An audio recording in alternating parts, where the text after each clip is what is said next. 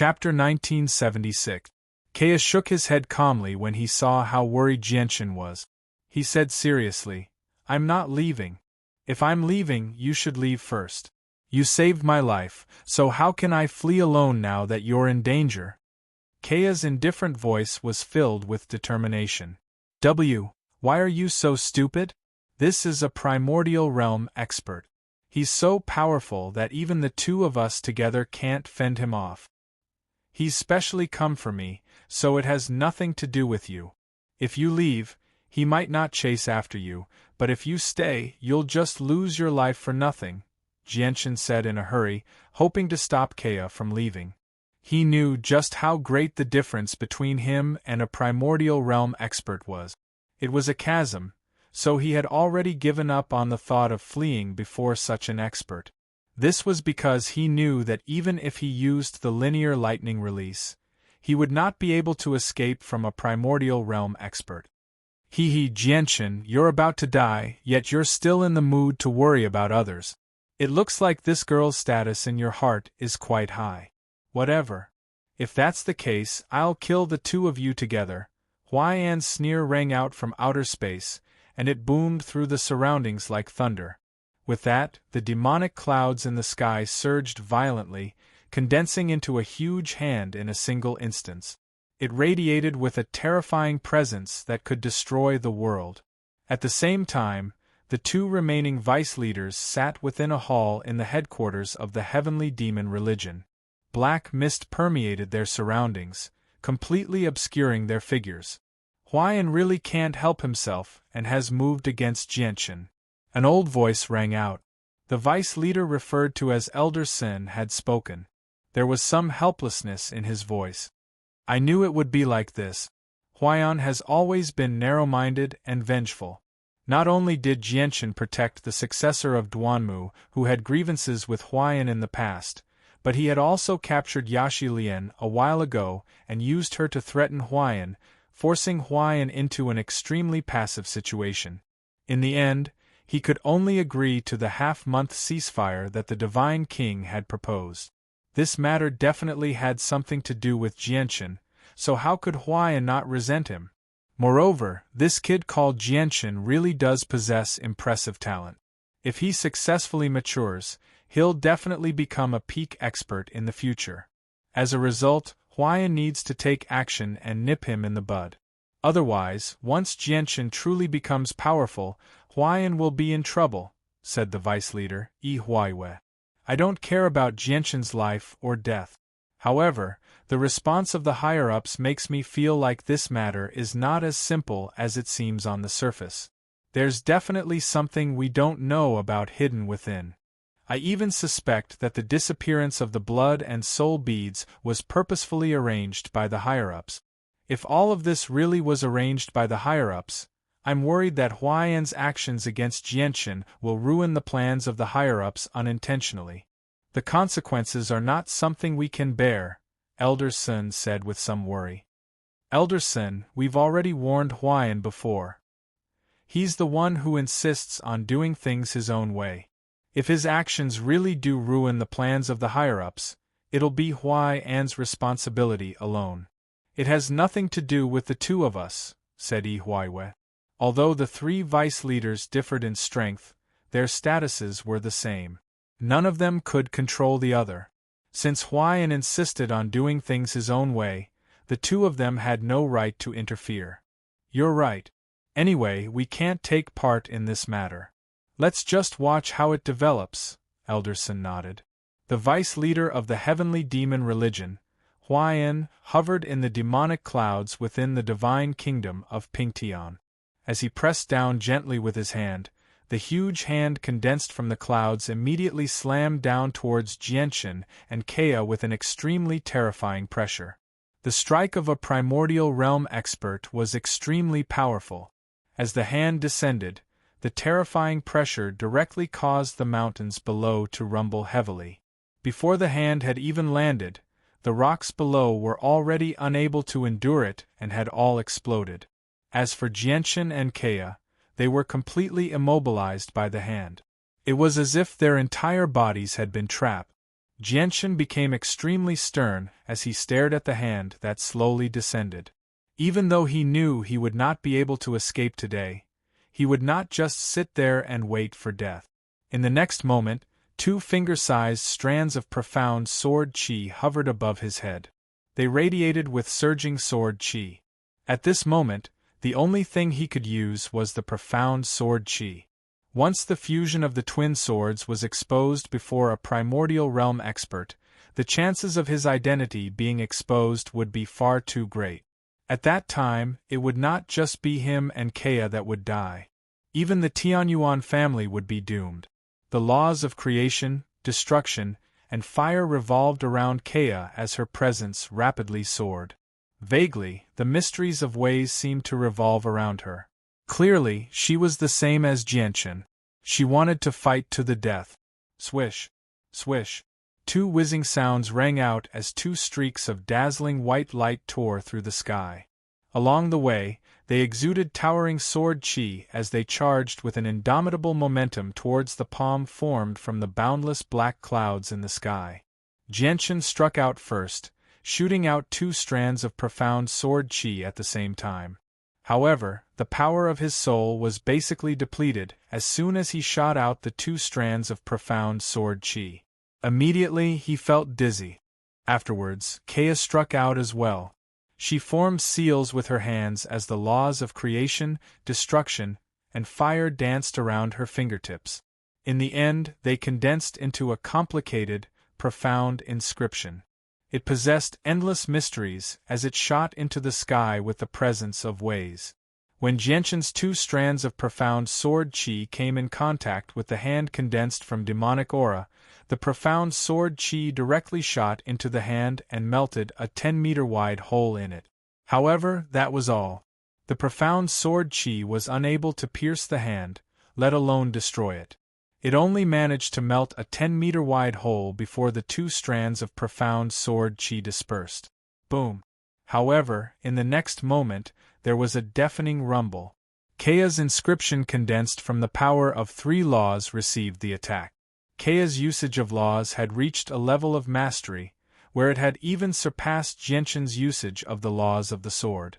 As a result, her attack with the power of 3 laws was naturally extraordinary. However, she was only an overgod after all. She was just too far away from the primordial realm. As a result, the inscriptions she condensed from the laws of creation, destruction, and fire were still unable to block a casual strike from Huayan. Kea's inscription collapsed with a boom, while the huge hand condensed from demonic aura did not slow down at all. It enveloped Jianchen and Kea with devastating power. Just when Jianchen and Kea were about to face death, a clear thrum of a sword suddenly rang out.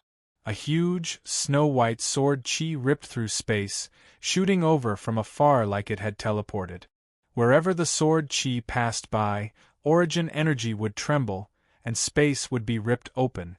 It left behind an extremely thin, black crack in space, like a line being drawn in the sky. The sword qi had actually directly ripped through space. This was the Saint's world. Space was extremely tough. Even when the Divine King fought, he could only make space ripple slightly. Chapter 1977. Boom! Amidst the deafening roar, the sword qi unleashed a terrifying might. It directly collided with the palm formed from endless demonic aura in the sky. A terrifying energy shockwave erupted, flattening the mountain range, causing the ground below to sink and crack. The ripples of energy were truly terrifying. Even with Jianchen and Kea's strength, they were unable to endure it.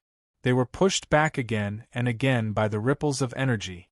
If it were not for the fact that the ripples of energy had only been created by a casual attack from a primordial realm expert, and if it were not for the fact that the sword qi had not dispersed after destroying the hand condensed from demonic aura, nullifying most of the storm of energy that shot towards Jianchen and Kea, the 2 of them probably would not have been able to remain unscathed before the terrifying storm of energy.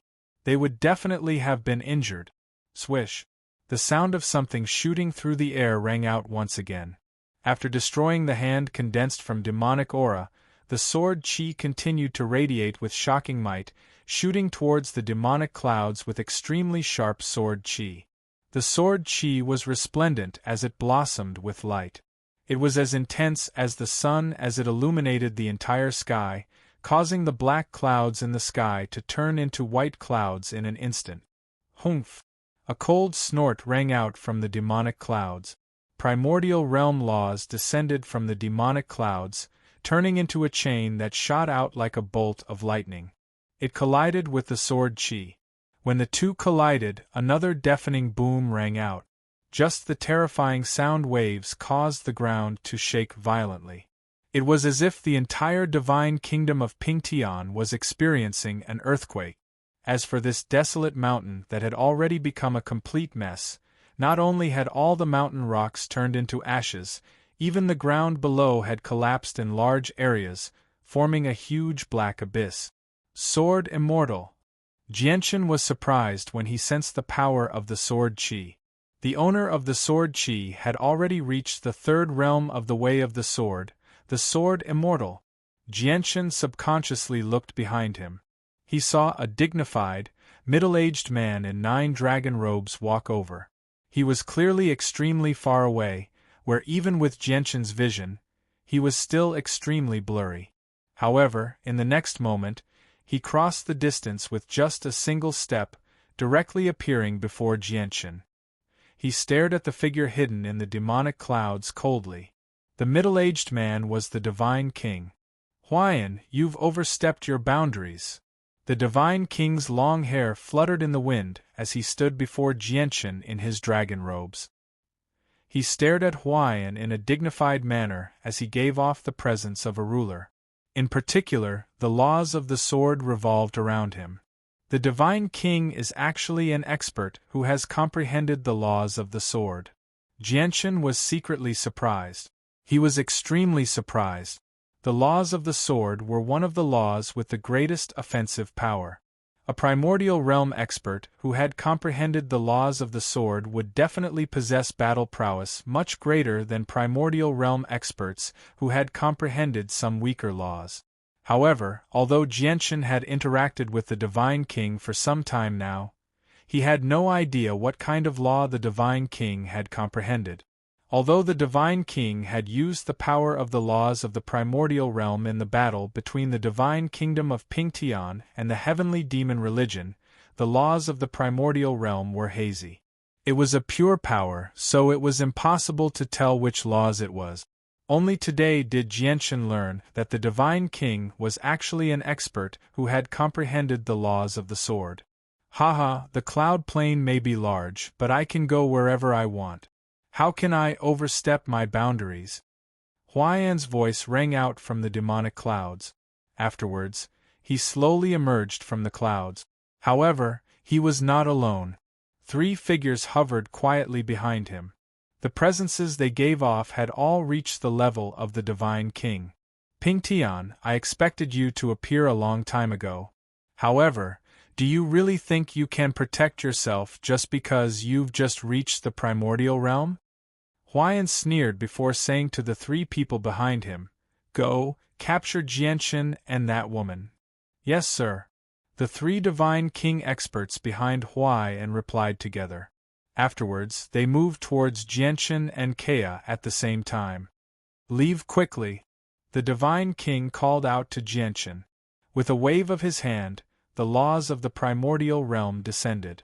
Dazzling sword chi turned into a huge streak of light, sweeping towards the 3 Divine King experts with devastating power. An attack from a primordial realm expert was terrifying. Even though the 3 Divine Kings were not weak, having reached the late Divine King level, they were not supreme Divine Kings like the Divine King after all. As a result, the 3 of them shivered when they faced a casual attack from the Divine King. The presence of death approached them as if the end of the world had arrived. Huayan appeared before the 3 of them like he had teleported.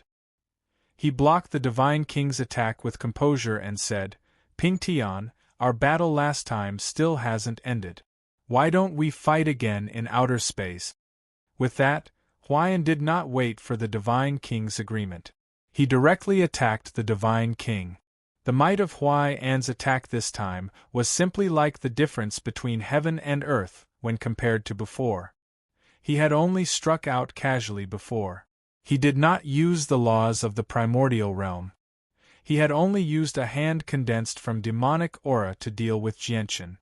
This was because he knew that the Divine King would definitely secretly protect Jianchen.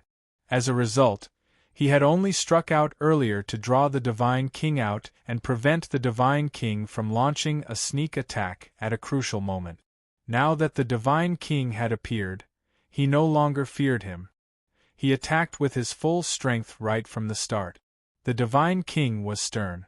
Huai An's attack was just too powerful. If he blocked it, the shock waves would be enough to cause great damage to the Divine Kingdom of Pingtian. With no other choice, he could only charge into the sky and fly towards outer space. Huai An looked at the Divine King's figure. A sinister smile appeared on his face. Afterwards, he shot into the sky as well, chasing after the Divine King. On the other side, Jianchen and Kea had already fled into the distance as quickly as they could. Behind them, the three Divine King pursued with lightning speed. As the two of them were late overgods, they were naturally slower than the three late god kings.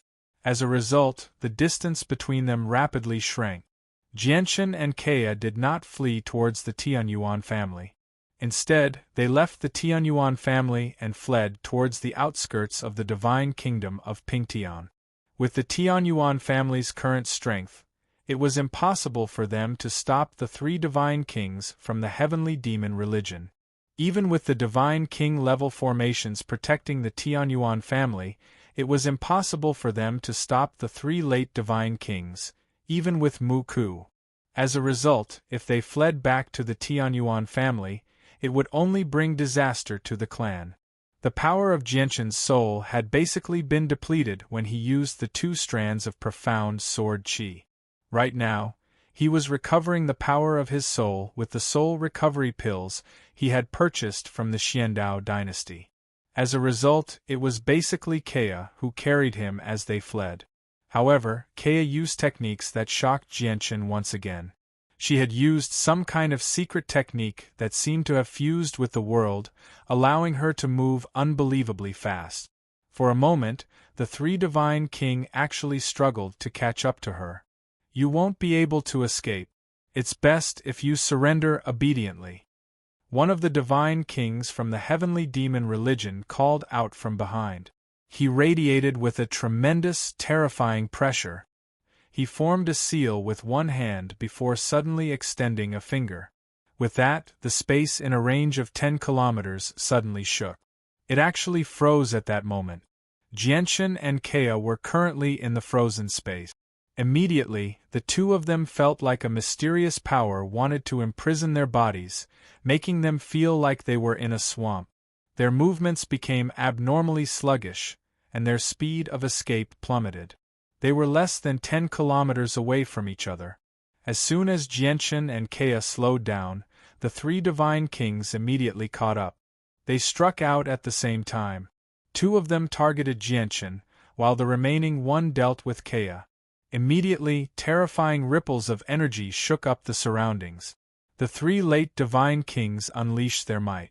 Even though it was not as spectacular as a primordial realm expert, it was still shocking. Jianchen bellowed out at the sky. He wielded the startling rainbow sword as battle intent surged from him. He equipped the damaged armor as well. He swung his sword and shot out 2 strands of golden sword qi. Even though the power of his soul had not recovered yet, preventing him from using the profound sword qi, he still possessed some battle prowess at the very least. On the other side, Kea struck out as well. She was extremely stern as the power of the laws of creation, destruction, and fire revolved around her. As she moved her hands, the power of the 3 laws condensed into 3 swords that suddenly shot out. The Divine King who had attacked Kea raised an eyebrow in surprise. He murmured, These laws are rather strange." The Divine King of the heavenly demon religion had also sensed that the laws Kea used seemed to be different from ordinary people's. However, before he could think too much about it, their attacks collided heavily with a boom. Spurt! Kea vomited a mouthful of blood as she was blown far away like a broken kite. Even though the laws she grasped were different from ordinary people, and she had used 3 laws at the same time, which was extremely shocking, she was only a late overgod in the end.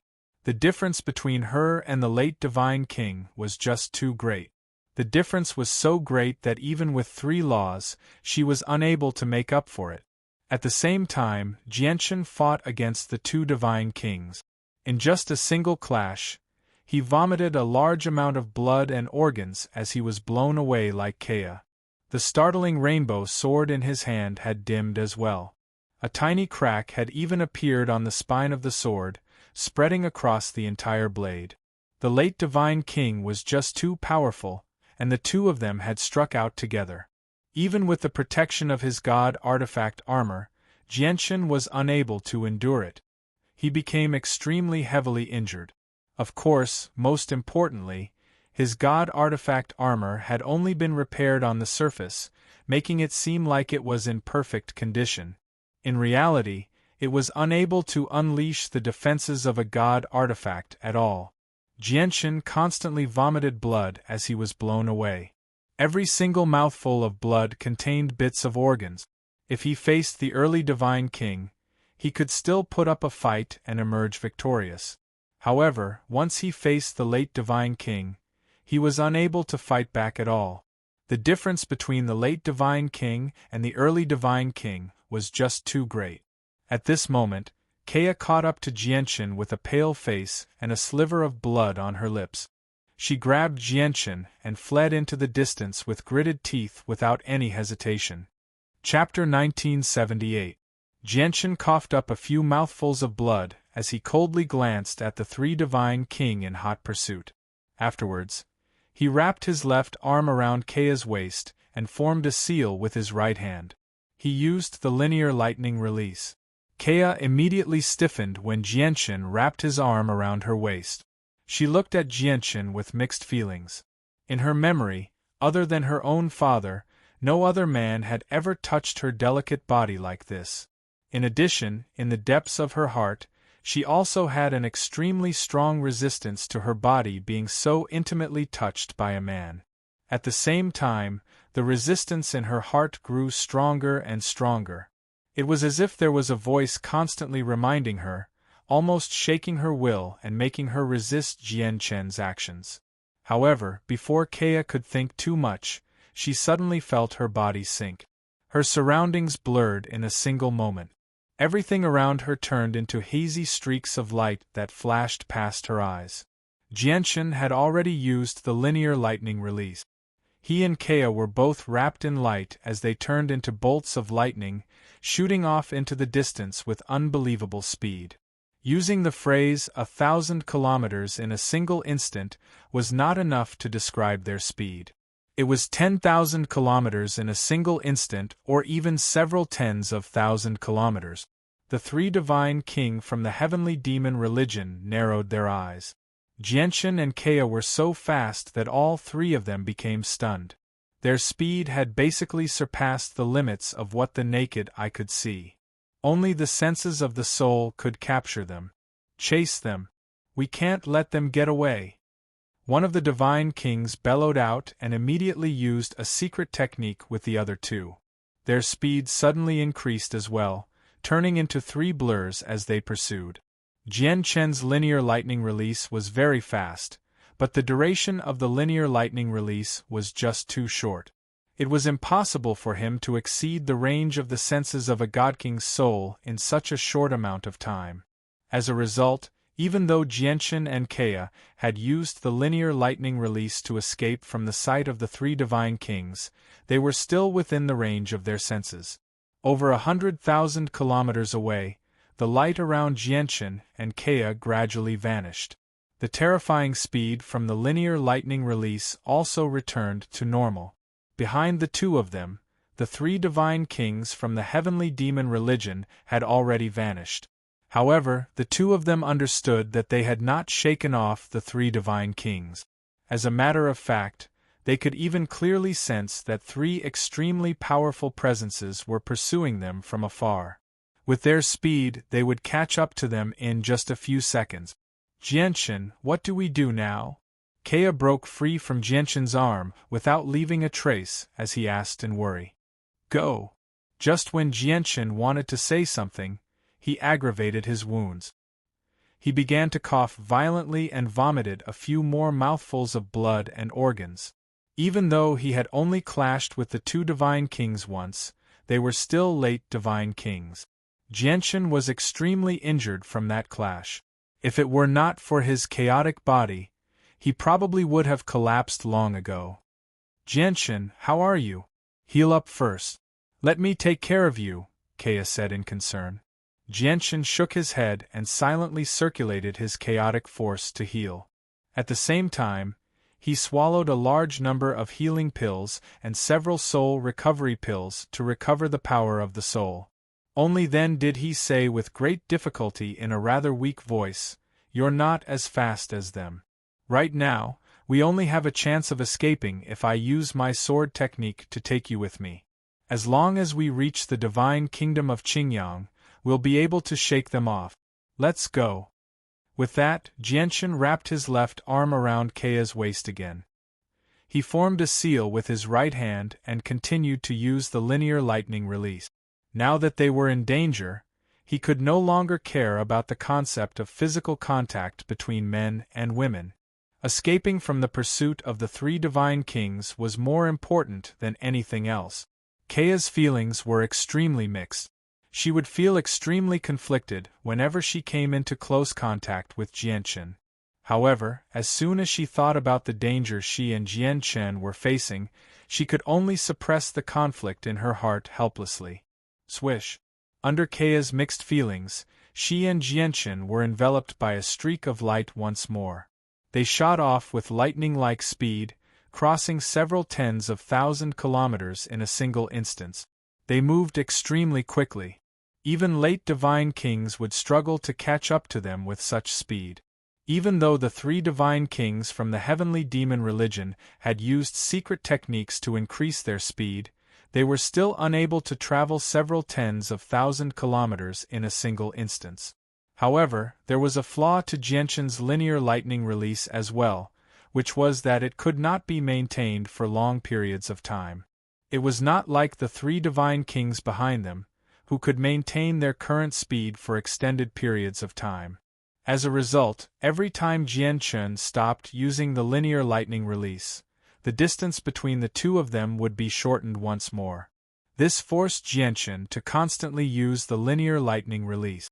Fortunately, the depletion of his chaotic force was extremely slow, and ever since he started cultivating the chaotic body, he had never run out of chaotic force due to prolonged battles.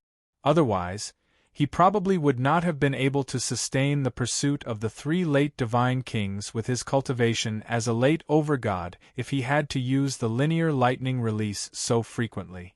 The land and endless mountains and rivers receded rapidly.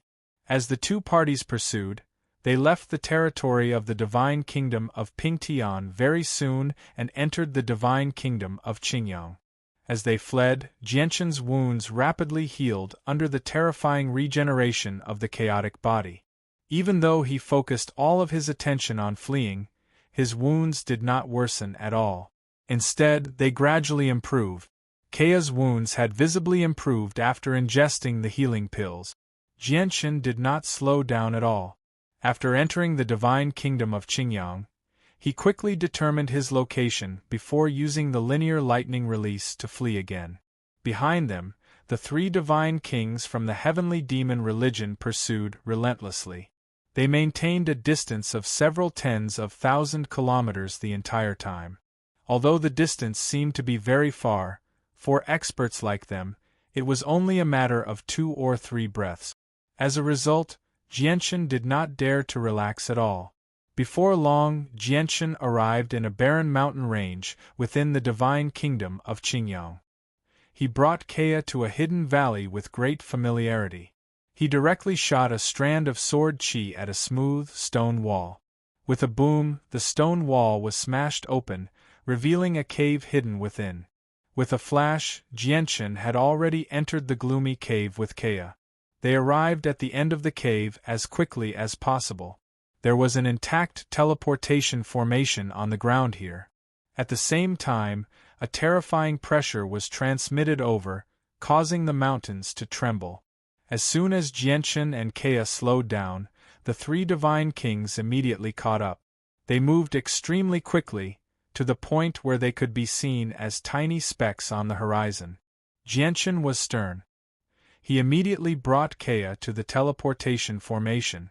With a wave of his hand, he tossed out several divine crystals to activate the formation. Under a powerful flash of white light, the two of them completely vanished. However, just when Jianchen was about to be teleported away, he suddenly tossed out a fist-sized, transparent crystal. Afterwards, when he and Kea completely vanished from the formation, the crystal produced a great sound and loudly exploded. Not only did it completely destroy the teleportation formation on the ground, but it also directly collapsed the entire cave. The three divine kings of the heavenly demon religion arrived in front of the collapsed cave as well. Their faces were extremely sunken. They've already fled through the teleportation formation. However, the level of the teleportation formation isn't very high, so they can't have traveled too far. They should still be within the range of our senses, one of the divine kings said with a deep voice as his demonic aura surged around him. Afterwards, the three of them immediately expanded the senses of their souls to search for Jianchen and Kea. At this moment, Jianchen and Kea had already appeared in an ancient mountain range within the divine kingdom of Datian. There was also a teleportation formation that had been set up there in perfect condition. Jianchen had personally set up these teleportation formations after killing the three overgods of the heavenly demon religion. It was a path of retreat for the Tianyuan family. However, he had never thought that the people of the Tianyuan family would not use the teleportation formations he had set up back then. Instead, they would save his life. I never thought that there would be a hidden teleportation formation in the divine kingdom of Qingyang. It's all thanks to this teleportation formation. Otherwise, it would have been very difficult for us to escape from the three divine kings. Kea patted his chest in the gloomy cave as he spoke with lingering fear. Afterwards, he looked at Jianchen and asked, "Jianchen, where are we right now? We should have escaped from the three divine kings by now, right?" Jianchen remained stern.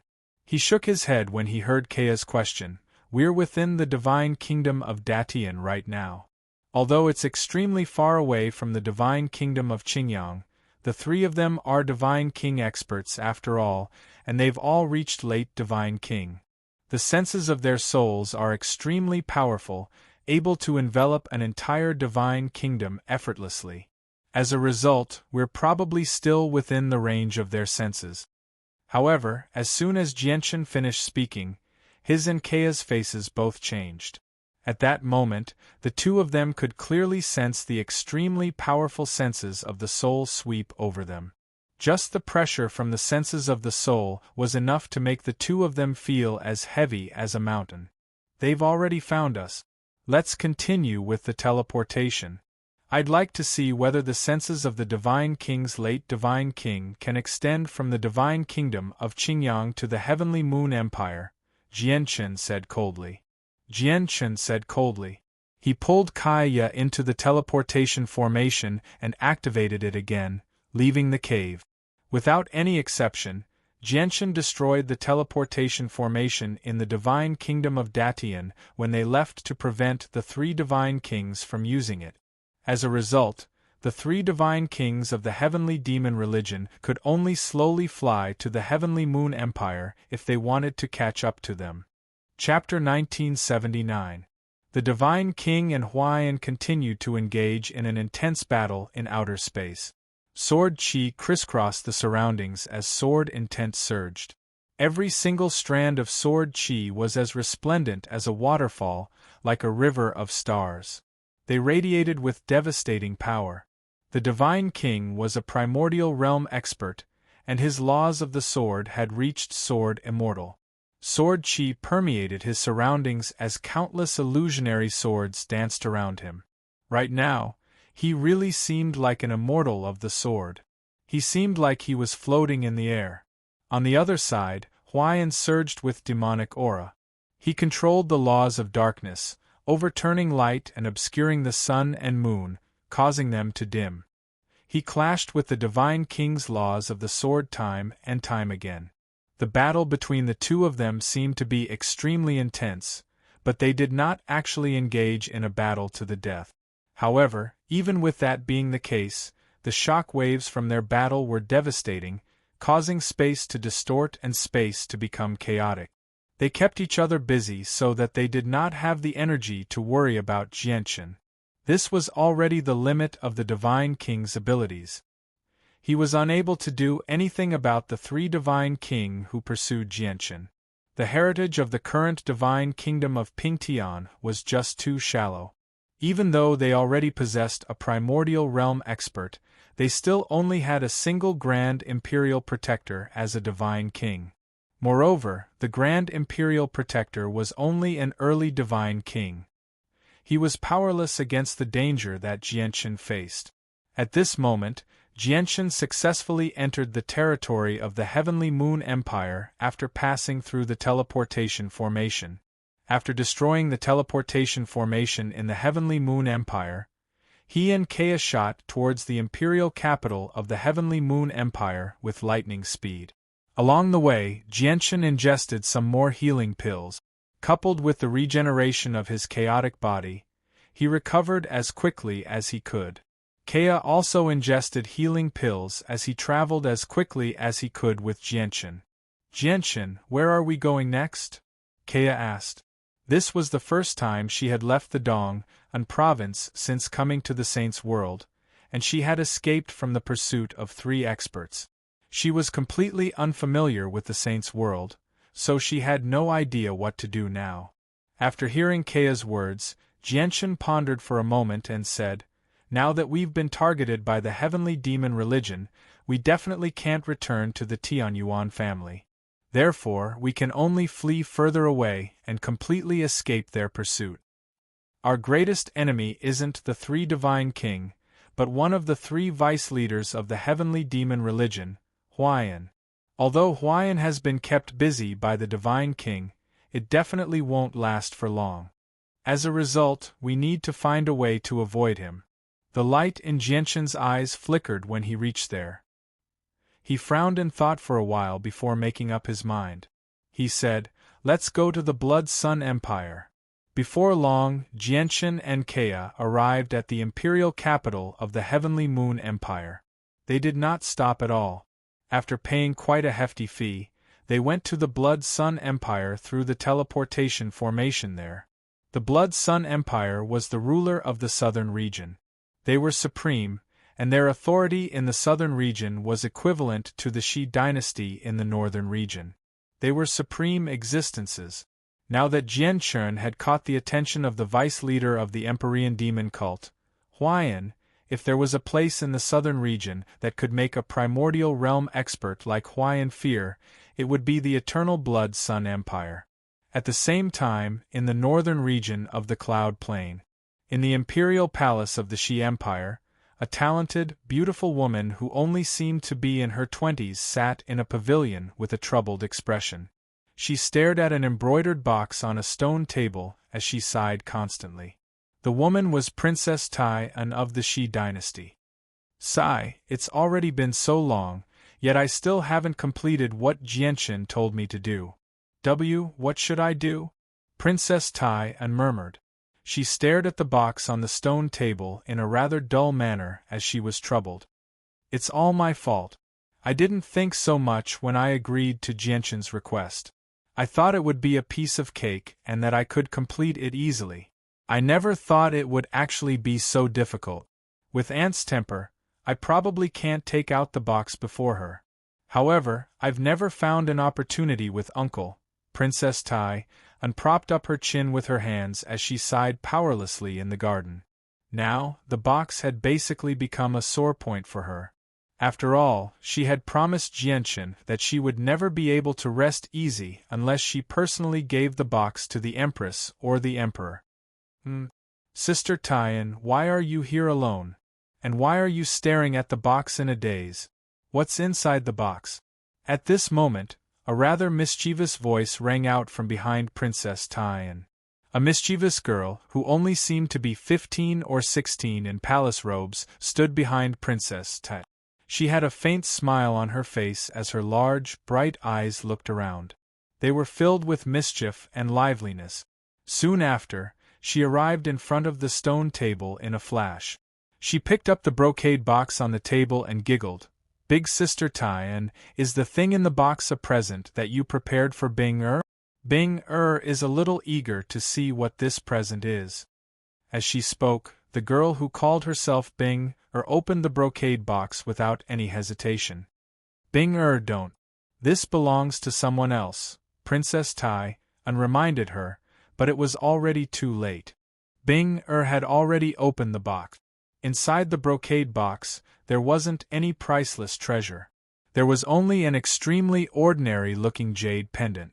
Looking at the item in the brocade box, Bing-er's expression froze. Her originally excited mood instantly turned into disappointment. She took the jade pendant in the brocade box and looked at it casually. Pursing her lips, she said, "What is this? It's just an ordinary jade pendant. Why would it need to be stored in such an expensive box? I thought it was something good." "Bing-er, how can you be so rude?" Princess Tian frowned as she complained to Bing-er with great dissatisfaction. However, even though she was stern right now, there was a sliver of love for Bing-er in her eyes. As she said that, Princess Tian snatched the jade pendant from Bing-er and could not help but study it. In reality, she had always been extremely curious about the item in the box. After all, this was a gift that Jianchen had ordered her to personally give to the Empress or the Emperor. Without even thinking about it, she knew that the item inside was extremely important. However, when Princess Tian looked at the jade pendant in her hand, she felt extremely doubtful and perplexed. She could tell with a single glance that the jade pendant was nothing valuable. It was made of extremely ordinary material. It was something that no one would take an extra glance at in the imperial palace of the Shi dynasty. The only thing that was worth looking at was that the patterns on the jade pendant were extremely exquisite. However, Princess Tian was rather confused by the two words Shiyu carved on it. "Is this the item that Jianchen wanted me to personally give to aunt and uncle?" Princess Tian became covered in cold sweat. At that moment, she felt extremely fortunate that Bing-er had opened the box and let her know what was inside beforehand. Otherwise, if she really did give such an ordinary jade pendant to her aunt and uncle, it would truly be embarrassing. Even if her aunt and uncle did not blame her, she would still be too ashamed to show her face. "Xian." At this moment, a rather dignified voice rang out.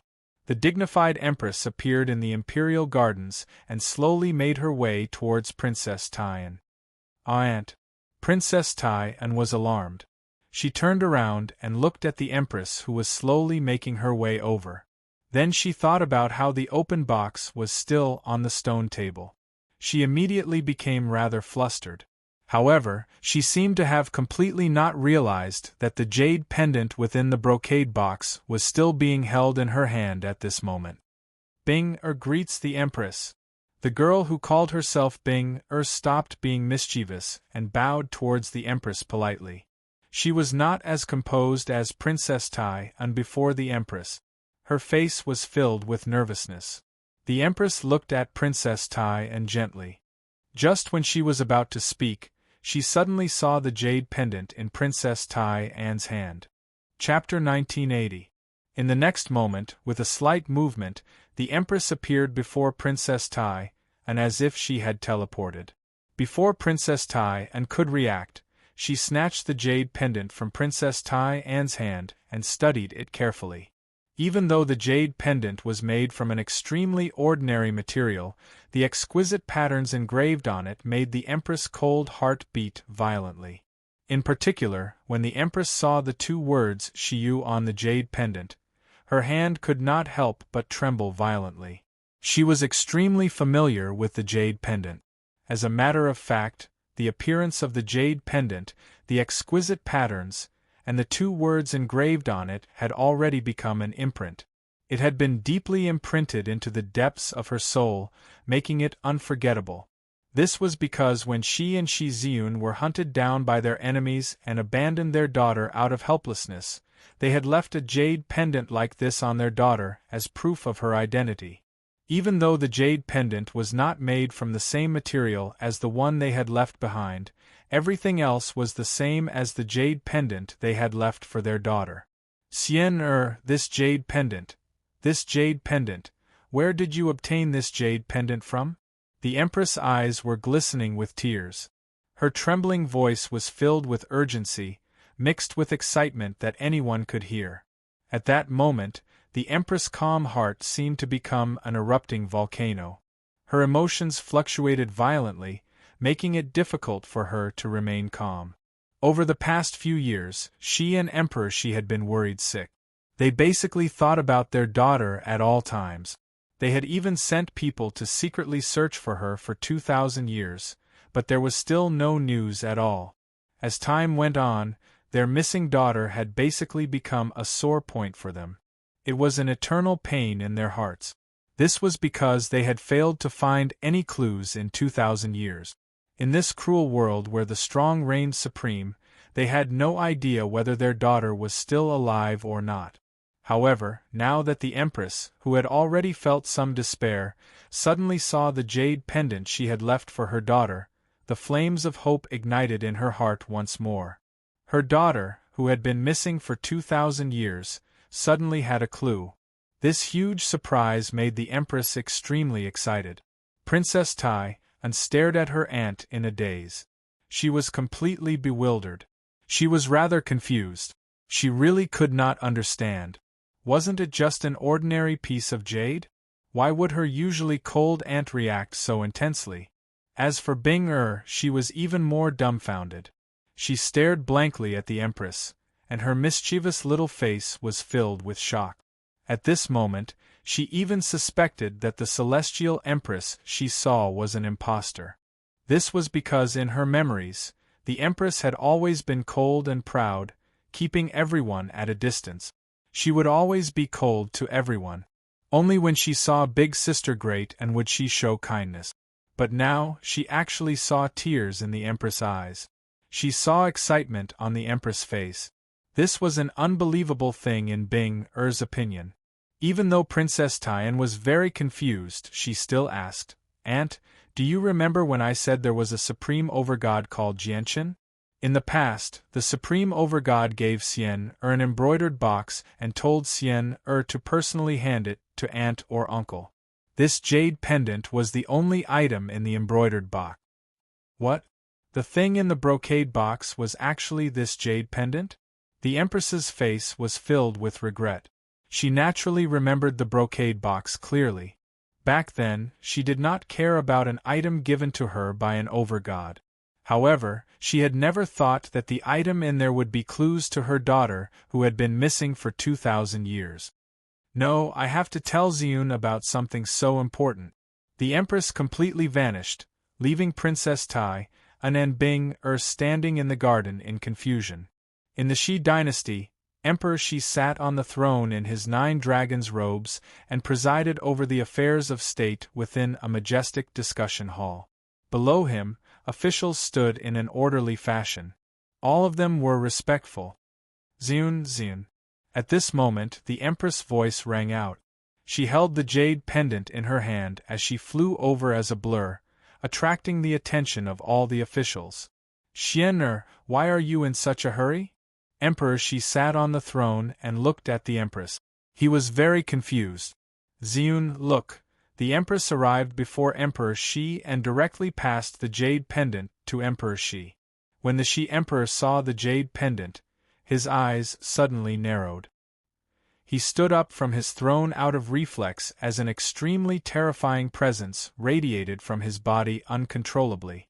Like a surging wave, It wreaked havoc in the entire discussion hall, forcing all the officials back. Where did this jade pendant come from, Emperor? She asked. His voice trembled with excitement. As the mighty emperor of the Shi Empire, he struggled to control his emotions at this moment. The empress explained the origins of the jade pendant in a few words. Let's go see Xian. After learning the origins of the jade pendant, Emperor Shi was even more anxious than the empress. He did not even bother with the affairs of state. He directly vanished from the discussion hall with the empress, leaving behind all the officials looking at each other. Princess Tai and Bing remained where they were in the imperial garden. Clearly, the two of them had yet to recover from their shock. At this moment, there was a flash, and the dignified Emperor Shi and the Empress appeared beside Princess Tai, unlike they had teleported. Xian, where is Jianchen, who left behind this jade pendant right now? Emperor Shi directly asked. His voice was filled with urgency. Ah, uncle. Only now did Princess Tai return to her senses. She was stunned when she saw Emperor Shi suddenly appear before her, but she returned to her senses very quickly. She said, Uncle, when Jianchen gave this jade pendant to Xian, he was still in the Xiandao dynasty. Xian cannot be certain whether he's still there or not. Let's go to the Xiandao dynasty. Emperor Shi was a decisive person. He immediately left the Shi dynasty with Princess Tai and Anne the Empress, directly making his way to the Xiandao dynasty. Since Emperor Shi was traveling, he naturally would not be too shabby. As a result, two subjects of the imperial family who were also at the primordial realm accompanied him. After learning about his daughter's whereabouts, the Shi emperor was clearly in a panic. He went as far as to personally take action, using his supreme cultivation as a chaotic prime to take everyone on the journey. A world with a single thought, and an illusion with a single step.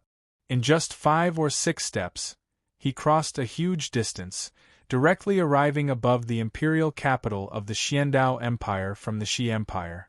Emperor Shi's personal arrival shook up the entire Xiandao dynasty. All the primordial realm experts in the Xiandao dynasty emerged from seclusion and welcomed him politely. Aside from Tian Shuang, there were 2 other ruddy old men among the primordial realm experts of the Xiandao dynasty. They bowed towards Emperor Shi as they felt uneasy inside. In the past few years, Emperor Shi had made a name for himself through slaughter. As a result, the 3 primordial realm experts of the Xiandao dynasty were rather uneasy with Emperor Shi's arrival. They all thought back to whether they had participated in the hunt for Emperor Shi in the past. Is Jianchen in your Xiandao dynasty? However, to the surprise of the 3 primordial realm experts, Emperor Shi asked about a person called Jianchen as soon as he arrived. The 2 ruddy old men among the 3 primordial realm experts of the Xiandao Empire became doubtful when they heard that name. A gleam of light flashed through Tian Shuang's eyes. She said after some thought, Emperor Shi, Jianchen has already left our Xiandao dynasty. If I've guessed correctly, he should be in a place called the Divine Kingdom of Pingtian in the southern region. The southern region, the Divine Kingdom of Pingtian. Emperor Shi murmured before clasping his hands at Tian Shuang to express his gratitude. He immediately hurried off to the southern region with everyone. Emperor Shi did not take a planar teleportation formation. With his cultivation as a chaotic prime, he moved even faster than teleportation formations on the cloud plane. A few figures flew through the air with lightning speed in the Dong, a province of the Divine Kingdom of Pingtian. They directly entered the province and stopped above the Tianyuan family in the end. The person at the front seemed to be in his 40s. He wore purplish-golden robes and possessed a rather dignified bearing. He looked down at the Tianyuan family coldly from above. The middle-aged man was the 9th prince of the Eternal Blood Sun Empire. He directly found the Tianyuan family through the information provided by the ancestor of the Earth Spirit sect. 9th Prince, the Tianyuan family is only a small clan. Is the theft of the Flower of Ways really related to them? A divine king behind the ninth prince asked carefully. The ninth prince hovered in the air as he stared at the Tianyuan family below emotionlessly. He said, "The person from the Earth Spirit sect told me through an anonymous jade slip that several decades ago, Jianshan assisted the soul of a primordial realm expert in the divine king Duanmu's dwelling. She obtained some items left behind by Duanmu and used them to recover her body. At that time, the primordial realm expert who had just recovered her body was only an overgod. However, recently, Jianshan was targeted by the commander of the Ninth Army of the Heavenly Demon Religion, Yashi Lian. In the end, he was saved by a primordial realm expert, and even Yashi Lian was captured. It's extremely likely that this primordial realm expert was the one who obtained some items from the divine King Duanmu and recovered her body with Jianshan's assistance." The ninth prince stood with his arms behind his back and said slowly, "Even if she was a primordial realm expert when she was still alive, it's impossible for her to recover so quickly unless she possesses extremely precious heavenly resources. The Flower of Ways just happens to be one of those extremely precious heavenly resources. As a result, I'm basically certain that the person who stole the Flower of Ways is the primordial realm expert behind Jianshan." As he spoke, the ninth prince's face darkened. His eyes were filled with killing intent. He had already realized that the Flower of Ways had probably been devoured already, but he had to avenge it. Without the Flower of Ways, the time it would take for him to reach the primordial realm would be extended indefinitely. Even with his extraordinary talent, breaking through the bottleneck between godhood and the primordial realm would be anything but easy. The more the ninth prince thought about it, the more furious he became. In the end, it turned into surging killing intent, and he directly threw a punch at the Tianyuan family below. Boom! With a great sound that shook up the entire province, the Divine King-level formation that protected the Tianyuan family directly collapsed from the ninth prince's punch. Chapter 1981.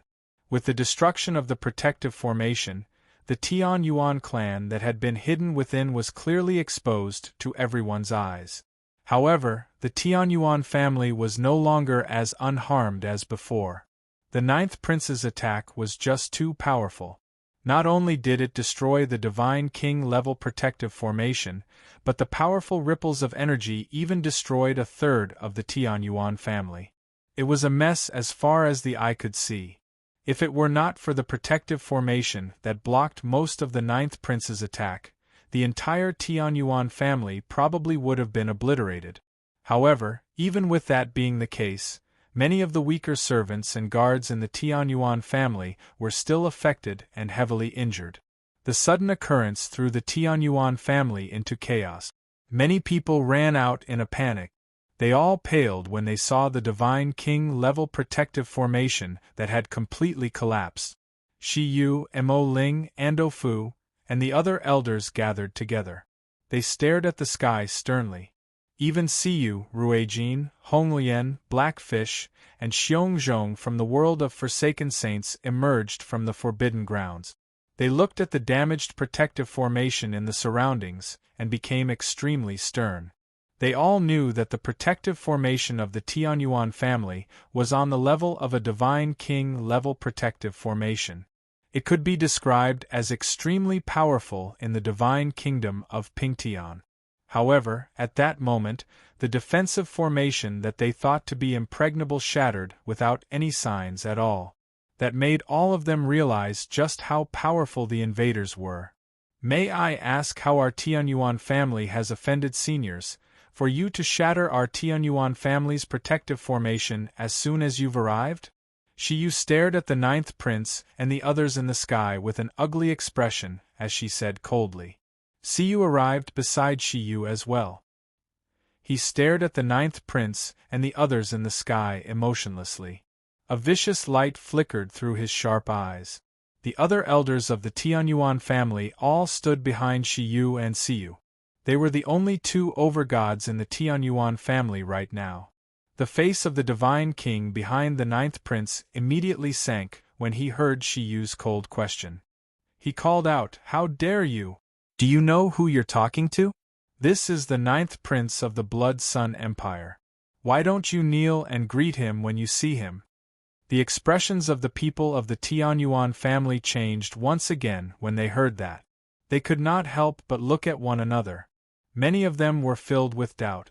They had no idea when the Tianyuan family had offended the 9th Prince of the Blood Sun Empire. As for Shiyu, her heart suddenly sank. The 9th Prince had come with ill intentions. She sensed that the situation was bad. The consequences of offending the Blood Sun Empire were even more severe than offending the heavenly demon religion. The Blood Sun Empire was the ruler of the southern region. They possessed supreme status in the southern region. Before them, even ancient empires with deep heritage like the Heavenly Moon Empire would have to lower their heads, let alone the Tianyuan family. Which one of you is the patriarch of the Tianyuan clan, Jianchen? The 9th Prince asked. His face was sunken, and his voice was bone-chillingly cold. Your Highness, unfortunately, the patriarch is not in the clan right now. Shiyu clasped her fist and said emotionlessly. He's not here. A gleam of light flashed through the 9th Prince's eyes. Just when he wanted to say something, his face suddenly changed. His eyes were immediately filled with heavy, cold, killing intent. With a raise of his hand, terrifying energy gathered, condensing into a huge hand that reached towards the forbidden grounds of the Tianyuan family. Boom! With a muffled sound, the entire ground shook violently. The 9th Prince had used his palm of energy to directly pull out a secret room deep underground in the forbidden grounds. The tough metal that held the room together shattered in the 9th Prince's hand. The secret room was where newbies cultivated. With the destruction of the room, newbies naturally fell out as well. Along with him was a 3,000-meter-long golden-striped silver snake that was only as thick as a wrist. The golden-striped silver snake had already lost all signs of life. It had lost a large amount of vitality, causing its body to wither slightly. The expressions of the Divine King, who had come with the 9th Prince, all changed when they saw the corpse of the golden-striped silver snake. Surging killing intent radiated from their bodies uncontrollably. No wonder we didn't find the golden python's corpse in the Een Mountains of Seven's Despair. You've actually brought it here. So your Tianyuan family really is involved with the Flower of Ways being stolen. The Tianyuan family sure is bold. You even dare to covet what belongs to the 9th Prince. Even wiping out your entire clan for such a heavy crime wouldn't be going too far. The Divine King behind the 9th Prince all said coldly. Killing intent surged from all of them. They were tempted to wipe out the entire Tianyuan family with a single wave of their hand. As for the 9th Prince, he stared at the corpse of the golden-striped silver snake. His face was extremely sunken. At that moment, his chest was already brimming with fury, and surging killing intent was brewing within him. If he had only been slightly suspicious of Jianchen before, then he was extremely certain of his suspicions after seeing the corpse of the golden-striped silver snake. Newbies stood up from the ground in a rather wretched manner. His eyes were filled with confusion at first, but soon after, the furious roars of the Divine King reached Newbie's ears, allowing him to understand what had happened. His face immediately became ugly. Suddenly, a terrifying pressure appeared. One of the Divine Kings behind the 9th Prince immediately appeared before Newbies. He grabbed Newbies' neck firmly as his gaze was vicious. Killing intent surged as he said coldly, "How bold of you to absorb Jean Mang's essence. Jean Mang is a subordinate of the 9th Prince, yet you've treated his corpse like this. I will make you suffer a fate worse than death." With that, the Divine King tightened his grip, and with a clear crack, Newbies' neck was crushed to pieces. Even though Newbies' cultivation had increased from god to early overgod after absorbing a portion of Jean Mang's essence, he was still extremely puny before a Divine King. He was unable to fight back at all. Afterwards, the Divine King reached towards Newbies' head in an attempt to forcefully extract Newbies' soul from his body. Newbies' eyes narrowed to the size of needles. He stared fixedly at the divine king's hand as it approached him. His eyes were filled with reluctance, and he wanted to resist with everything he had. However, the difference in strength was just too great. Even if he used everything he had, it would be useless. Am I, the great newbies, going to die like this? No, I refuse to accept this. I refuse to accept this. I've only just come to the saints' world. I haven't seen all of its beauty yet. I haven't reached the limits of cultivation yet. Newbies roared out furiously inside. Faced with such great danger, his survival instincts allowed him to unleash all of his potential. At this moment, the blood in his body was surging thousands of times faster than usual. On his face, on his arms, and in every part of his body, the blood vessels hidden under his skin were bulging, with a faint golden brilliance flowing through them. At that moment, Newbies could clearly sense that the power of his bloodline was rapidly strengthening. He felt like his entire body was surging with power. However, this was still unable to change the outcome. Even if the power of his bloodline was strengthening and his battle prowess was increasing, it was still not enough for him to escape from the Divine King. After all, he was only an early overgod right now. Chapter 1982. Extremely powerful killing intent condensed on Siyu as the force of slaughter condensed on him. His wings had already risen high into the air, and they fused together like a blade. They slashed out with Siyu's killing intent. Sacred Feather had already used his full strength against a God King. He unleashed all of his strength without holding back at all. His presence was overwhelming as he pressed forward with an indomitable will. Even though he was only an early overgod, the power of his bloodline was extremely powerful as he was Siyu the Tiger Emperor. Coupled with the fact that he had comprehended the way of slaughter, his attack was extremely powerful. As a result, his attack was extremely powerful, exceeding the battle prowess he should have possessed at his current level of cultivation. The Divine King who grabbed Newbies by the neck and planned on plucking out Newbies' soul cruelly sneered disdainfully when he sensed Siyu's attack. He sneered, "How dare an ant take on a tiger? You're looking to die." With that, the Divine King's hand that originally extended towards Newbies suddenly reached towards Siyu's blade-like wings. Siyu's wings had already gathered all his power. The power of the laws of the way of slaughter had also condensed on them. However, when his full-powered attack came in contact with the Divine King's hand, the Divine King managed to grab it. The great power within the wings was unable to harm his opponent at all. It's actually the way of slaughter. Not bad. The laws you've comprehended are very powerful, but it's a pity that your personal cultivation is just too weak, the Divine King said coldly. The God King said coldly. His gaze towards Sacred Feather was filled with iciness. Afterwards, his hand suddenly shook, and terrifying energy that was enough to devastate overgods erupted, striking Sacred Feather mercilessly. Sacred Feather opened his mouth and spat out a mouthful of blood. His body flew backward powerlessly. The sound of bones breaking could be heard from the wings on his back. White feathers fluttered in the air. Sacred Feather's pair of divine wings drooped powerlessly. Not only were they dyed red with blood, but even his body had turned blood red. He was bathed in blood. The Divine King's attack was extremely powerful. Although Siyu's bloodline was powerful, it was unable to make up for the tremendous difference in cultivation between an overgod and a Divine King. He was heavily injured from a single strike. Siyu, Ruijin, Honglian, and Blackfish all cried out. They arrived before Siyu with a single step. Their faces were filled with worry, and they immediately fished out pills to feed Siyu. "Humph, have you gotten the 9th Prince's permission to save him?" The Divine King behind the 9th Prince said coldly. He clenched his hand gently, and the space around Ruijin, Honglian, and Heiyu froze immediately. The Divine King comprehended the laws of space, so he could turn an entire region of space into a prison with a single thought. Ruijin, Honglian, and Blackfish were completely immobilized. They could not even move a finger or blink before a divine king who had comprehended the laws of space. A painful grunt rang out. The divine king who had snapped Newbie's neck had already pressed his right hand against Newbie's head.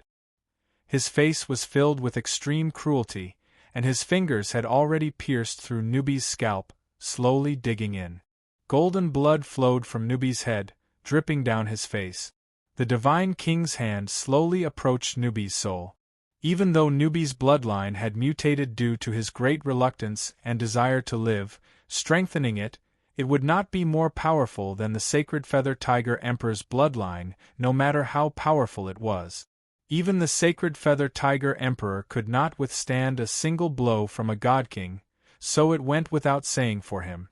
Even though the Tianyuan family was furious after witnessing Newbie's fate, they really could not summon any power to resist the divine king. At that moment, a deep sense of powerlessness filled everyone's chests. Shiyu's eyes almost popped out of their sockets when she saw what was happening. Her heart was filled with rage. When she saw that the divine king's hand was about to touch Newbie's soul, determination suddenly filled her eyes. She no longer cared about her own life and struck out fearlessly. Jianshan had given her the grace of creation. Now that the Tianyuan family was in danger and Jianshan's friend, Newbie's, was in danger as well, she could not just watch this tragedy unfold without doing anything. Shiyu wielded her sword and unleashed a resplendent streak of light. She fused with her sword and slashed at the divine king's arm. Humph, there really are quite a few people in the Tianyuan family who overestimate themselves. The divine king who had captured Newbie sneered. He turned to look at Shiyu and blew out a breath. Swoosh. With that, the surroundings immediately began to howl. A terrifying storm of energy erupted from the divine king's mouth, striking Shiyu as a terrifying shockwave. Shiyu came to a halt. That was not all. She could not help but retreat again and again before the storm of energy. Speak. Where is Jianshan, or I'll kill the four of you first. The divine king who grasped the laws of space said coldly. As he slowly clenched his hand, the space around Ruijin and the others immediately began to crack. Under the divine king's control, the space there began to shrink at a visible rate. Ruijin and the others who were trapped in the space rapidly shrank as the space around them rapidly compressed. Their clothes had already become tightly stuck to their bodies. The tremendous pressure from all directions caused their bodies to shrink at a visible rate. Blood leaked out from their pores under the pressure, dyeing their clothes red in an instant. If this continued, they would only explode in the end. In the face of such a situation, they had no way to resist at all. No, it's not just the four of them. There's also these people. The divine king who grasped the laws of space said indifferently. He gently extended a finger towards the upper echelon of the Tianyuan family behind Shiyu. At that moment, the space behind Shiyu froze as well. All the upper echelon of the Tianyuan family were trapped in there. These people included the ancestor of the Mo clan, Mo Ling, and Shiyu's foster father. Even Mo Yin was there. The entire Tianyuan family shivered in fear. The arrival of the ninth prince and the others had cast a shadow of death over the Tianyuan family. Arg! Shiyu's entire body trembled when she saw this. Suddenly, she bellowed out at the sky, and faint flames radiated from her body. The flames did not possess any heat, but with the appearance of the flames, Shiyu's presence actually skyrocketed. Very soon, she broke through the limits of early overgod and reached an even higher level. However, even though Shiyu's presence was increasing and her strength was increasing, her presence of life was weakening at a visible rate. Her long, black hair rapidly changed color. It became gray-white, and in the end, snow-white. The fate of the Tianyuan family had deeply stimulated Shiyu. She burned her life force and soul regardless of the consequences in exchange for battle prowess that exceeded her current level of cultivation. Chapter 1983. Shiyu looked at the ninth prince. Her eyes were filled with undisguised fury and resentment. The disaster that the Tianyuan family faced today was all because of the ninth prince. Ninth prince, I'll kill you! Shiyu roared out furiously. She fused with her sword and stabbed towards the ninth prince with all the power she had gained from burning her life force. The sword shone resplendently, illuminating the entire provincial city. The strike was like a comet, shooting through the sky with extremely resplendent light. It possessed the color of burning life force, an unstoppable presence, and she used determination to die. The experts from the Divine King who had come with the ninth prince were all slightly stunned when they saw Shiyu attack the ninth prince. Afterwards, they smiled strangely. Their smiles were filled with deep disdain and mockery. The ninth prince was not like the wastrel young masters of large organizations who only knew how to use their status to throw their weight around. He was weak himself, the type who only put on a brave front. In reality, the ninth prince was the most powerful and terrifying person among them. His cultivation had reached the limits of the Divine King, and he was already preparing to break through to the primordial realm. Let alone overgods burning their vitality and souls, even some god-kings burning their vitality and souls would not be able to harm the ninth prince at all before an expert like that. The ninth prince stared at Shiyu calmly. His eyes were cold, as if he was a high and mighty king looking at an ant. He did not do anything unnecessary in the face of Shiyu's attack that she had sacrificed her life for. All he did was gently wave his hand. He was calm and composed. Immediately, the sky changed color and the sun and moon lost their luster. The seemingly casual action of the ninth prince actually had the power to overturn the world. At this moment, he was like the ruler of the world. With a raise of his hand, he could destroy an entire region of the universe. Before Shiyu could even approach the ninth prince, she sensed an irresistible power assault her. Before this power, she felt like she was a lone boat in the vast ocean. She was so insignificant that she could not even take a single blow. Kacha! Shiyu's sword directly shattered when it came in contact with the ninth prince's power. It shattered into countless pieces with a crisp sound. The terrifying power passed through her arm and struck her body heavily with overwhelming force. Spurt! Shiyu vomited a mouthful of blood mixed with bits of organs. It turned into a bloody mist that drifted through the air, dyeing it red. As for Shiyu, she was sent flying like a kite with its string cut. As she flew backwards, her sword-wielding right hand had turned into a bloody mess. Even the bones in her hand had been reduced to dust. Following that, the flesh on her entire right arm rapidly disintegrated in midair. Her entire right arm was disappearing bit by bit. In a single moment, Shiyu's right arm had vanished, leaving behind only a puddle of blood on the ground. Shiyu flew very far away until she collided with the spatial barrier that trapped the upper echelons of the Tianyuan family. Only then did she fall heavily to the ground, constantly vomiting blood. Her presence plummeted in a single moment. She had completely withered away. She was on the brink of death. Behind her, Shiyu's foster father, Emo Xingfeng, stared at the white-haired Shiyu as she lay on the ground. His eyes were bloodshot and filled with grief. Although Shiyu was not his daughter by blood, he had raised her single-handedly after all. His feelings for her were so deep that he had already treated her like his own child. However, his body was trapped there by the spatial force of the God King who grasped the power of laws. He couldn't move at all.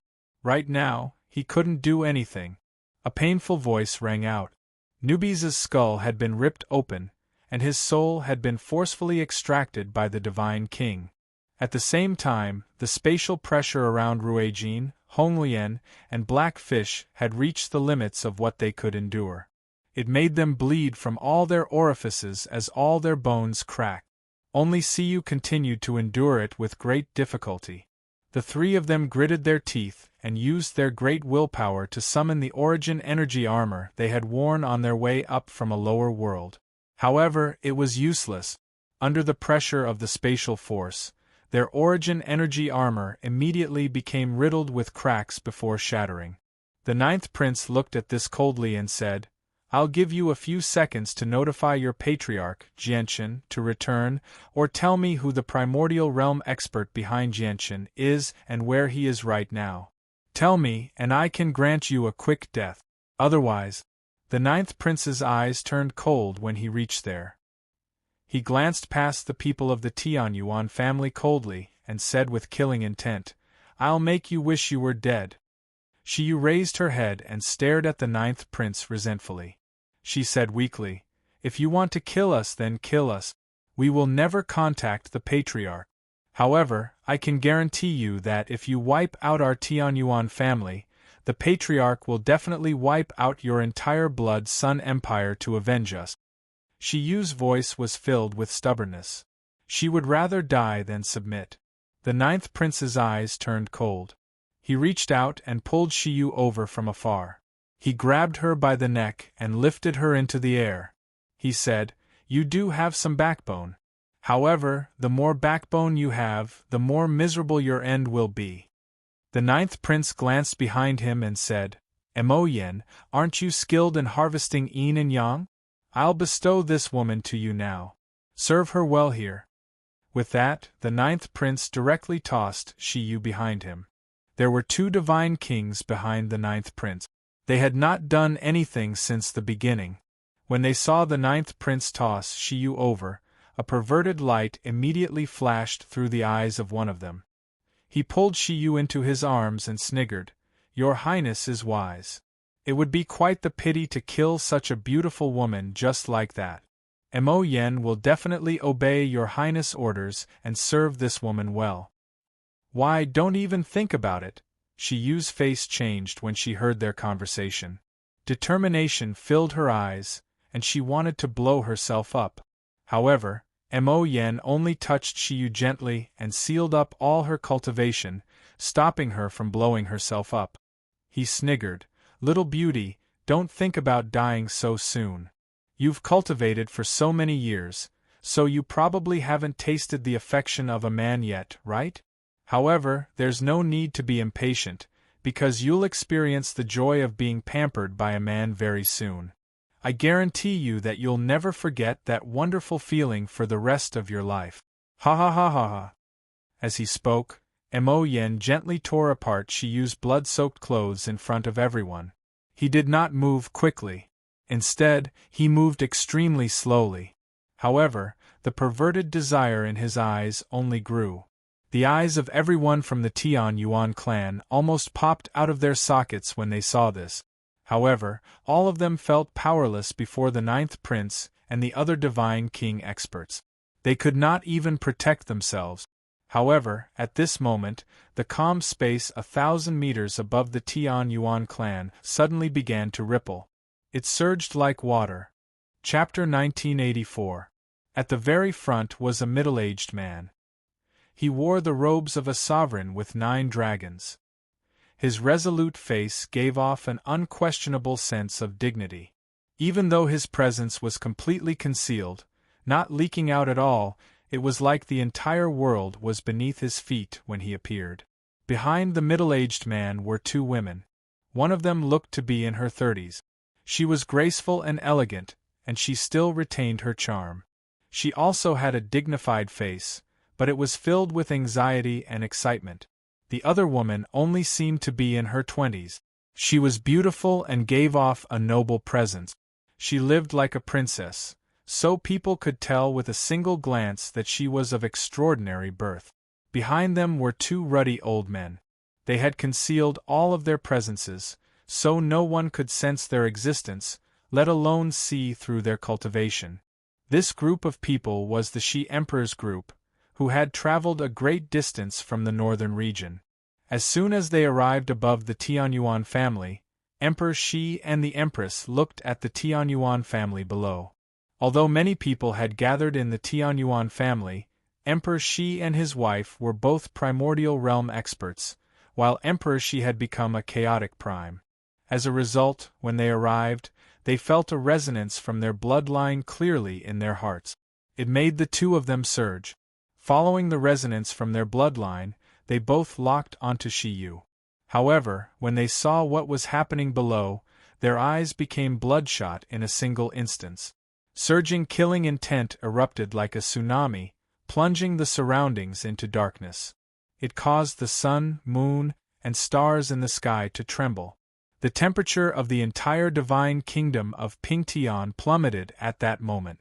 The divine king and the vice leader of the heavenly demon religion engaged in an extremely intense battle in outer space. However, at this moment, a terrifying killing intent that even shocked them appeared. It shocked them to the point where they could not help but stop their battle and look in the direction of the Dong and province. A chaotic prime. The divine king and vice leader Huayan both cried out. They became stern. A chaotic prime had appeared in the southern region, and this chaotic prime was in the Dong and province of the divine kingdom of Pingtian. The divine king was no longer able to remain calm. He no longer bothered with keeping Huayan busy. He directly returned to the divine kingdom of Pingtian as quickly as he could. In the Earth Spirit sect of the Heavenly Moon Empire, the ancestor of the Earth Spirit sect, Sang Tu, suddenly opened his eyes. Surprise filled his face as he looked in the direction of the divine kingdom of Pingtian cautiously. What a powerful killing intent! This killing intent comes from a primordial chaos expert. Could it be that woman?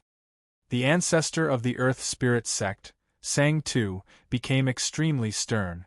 Now that a chaotic prime had suddenly appeared in the divine kingdom of Pingtian, he could not help but connect it to the woman in white who had snuck into his secret room silently. No, it's not her. Her presence doesn't seem like it. Then what expert has appeared in the divine kingdom of Pingtian and given off such powerful killing intent? Sang Tu could no longer sit still. He immediately stood up and hurried to the divine kingdom of Pingtian. At the same time, infinite primes from the imperial family of the Heavenly Moon Empire and the Taoist sect of Calm Clouds, which was as famous as the Earth Spirit sect, were alarmed as well. They all emerged from seclusion and hurried to the divine kingdom of Pingtian. A chaotic prime had appeared in the divine kingdom of Pingtian. This was no small matter. They had to go and investigate. The killing intent that had suddenly appeared in the Tianyuan family of the Dong and province caused the ninth prince's face to change drastically. He suddenly turned his head towards the sky as disbelief filled his face. In front of this murderous intent, he felt a shiver from his soul. The killing intent was so powerful that it was enough to obliterate the world. The ninth prince felt like his soul was about to freeze. Even the ninth prince, who had reached the peak of the divine king realm, was like this, so it went without saying for the divine kings who had come with the ninth prince. They all became frightened. Mo Yen stopped tearing at Shiyu's clothes as well. The flames of primitive desire within him seemed to have been doused with a bucket of cold water, completely extinguishing them. Emperor Shi and the Empress both cried out sorrowfully. Shiyu directly struck out with her hand, sending it towards Mo Yen with terrifying energy that caused the world to tremble. A chaotic prime's attack was just too great. It was earth-shaking. The Shi Emperor's furious palm strike directly destroyed space. A pitch-black spatial crack appeared in the sky, extending towards the demonic flames with lightning speed. Looking from afar, this black spatial fissure that extended towards the ground looked like a bolt of black lightning striking down. At that moment, the ninth prince of the Blood Sun Empire and the other god kings all felt like they were suffocating. Their hearts twitched heavily at that moment as all their hairs stood on end. Chills ran down their spines from head to toe. Chaotic Prime. The ninth prince lost his composure. His face changed drastically, and he immediately pressed his hand against his space ring. A jade talisman lay silently in a corner of his space ring. At that moment, the jade talisman had been reduced to dust silently. Demonic Flame's body silently turned into nothingness. He disappeared from the air, not even leaving behind a single speck of ash. Where he stood, there was only a broken space crack that was twisting and slowly mending itself. A mighty divine king had vanished before everyone just like that. who knew whether he had been reduced to the most primitive particles by Emperor Shi's strike, or he had been sucked into the spatial crack. However, what was certain was that even if Mo Yen was a divine king, it was impossible for him to survive a furious strike from a chaotic prime. Emperor Shi's control over his power was extremely great. His furious strike only targeted Mo Yen, so not a single strand of energy leaked out. As a result, his strike did not produce any ripples of energy, nor did it affect anyone in the surroundings. It did not even harm a single blade of grass. However, the supreme pressure and terrifying momentum contained in his strike had an extremely strong mental impact on everyone present. You Emperor Shi silently appeared before Shiyu. His burly figure began to tremble uncontrollably as tears filled his eyes. He called out emotionally, my daughter, I've finally found you. I've finally found you." The Empress ignored the blood on Shiyu and hugged her tightly. She began to sob uncontrollably. Her tears flowed uncontrollably like a fountain. She could not stop them. She had just found her beloved daughter who had been separated from for many years. This should have been a joyous matter, but when she saw her own flesh and blood in such a miserable state, her heart almost shattered. When she thought about how her daughter would have been doomed if she had come just a little later, the Empress felt lingering fear. Chapter 1985. Emperor Shi was filled with killing intent as well. His face was extremely sunken. He placed his hand on Shiyu's shoulder gently, and tremendous life force separated from his body. It was channeled into Shiyu's body in an extremely gentle manner. With the injection of life force, Shiyu, who had been on the brink of death, regained her vitality in a single instance. A sliver of color appeared in her dim eyes, and even her wounds healed rapidly. As a matter of fact, new flesh and blood even grew out of her severed right arm. Her severed arm was already recovering. After all, this was the tremendous life force of a chaotic prime. The life force might have been insignificant to chaotic primes, but to Shiyu, who was only an overgod, it was the power of creation, the power of regeneration, or even a second life. Princess Tai, and the two old men who had come with Emperor Shi landed in the Tianyuan family as well. At this moment, the three of them stared at Shiyu in shock. Princess Tai looked at the bloodied Shiyu in the Empress' arms. Her feelings were extremely mixed. If she had known earlier that the box Jianchen had given her would contain clues to her aunt's long-lost daughter, she would have forcefully handed the box to the Empress without any regard for anything else. Seriously, Jianchen, why didn't he directly tell me something so important? If he had told Aunt about my sister's whereabouts earlier, she wouldn't have ended up like this. Princess Tai was very displeased with Jianchen. As for the two old men who had come with Emperor Shi, they were shocked. They felt disbelief. In the Shi dynasty, everyone already knew that Emperor Shi did not have an heir. This was a publicly acknowledged fact. Yet now, Emperor Shi had suddenly gained a daughter, which left the two of them extremely surprised. At this moment, the divine king arrived in the Tianyuan family as well. He concealed all of his presence and kept an extremely low profile, such that only a few people sensed his arrival. However, after understanding the situation, the divine king did not say anything in an extremely sensible manner. Instead, he watched from one side. He stared at Emperor Shi, his wife, and the two old men sternly. His heart was in turmoil. He did not know the identities of these people. He only knew that the cultivation of any one of these four people far surpassed his own. The divine king beside the ninth prince had already become utterly frightened by the arrival of a chaotic prime. His face paled, so how could he be in the mood to care about the people of the Tianyuan family? He immediately removed the spatial shackles. The higher-ups of the Tianyuan family regained their freedom, including Ruijin, Honglian, and Blackfish. Everyone felt as if they had just escaped death. However, none of them said anything when they saw Shiyu in the Empress' arms. They were all filled with shock. The patriarch of the Emo clan, Emo Xingfeng, stared at Emperor Shi and the Empress with extremely mixed feelings. As for the 9th prince of the Blood Sun Empire, his face became even more uneasy. He studied Emperor Shi and the Empress seriously, but most of his attention was on Emperor Shi's 9 dragons' robes. He's wearing dragon robes and is a chaotic prime. Don't tell me. As a figure of authority in the Blood Sun Empire, the 9th prince was naturally knowledgeable. He was far more knowledgeable than the Divine King in this aspect. He guessed Emperor Shi's identity very quickly, which made his heart sink. Impossible.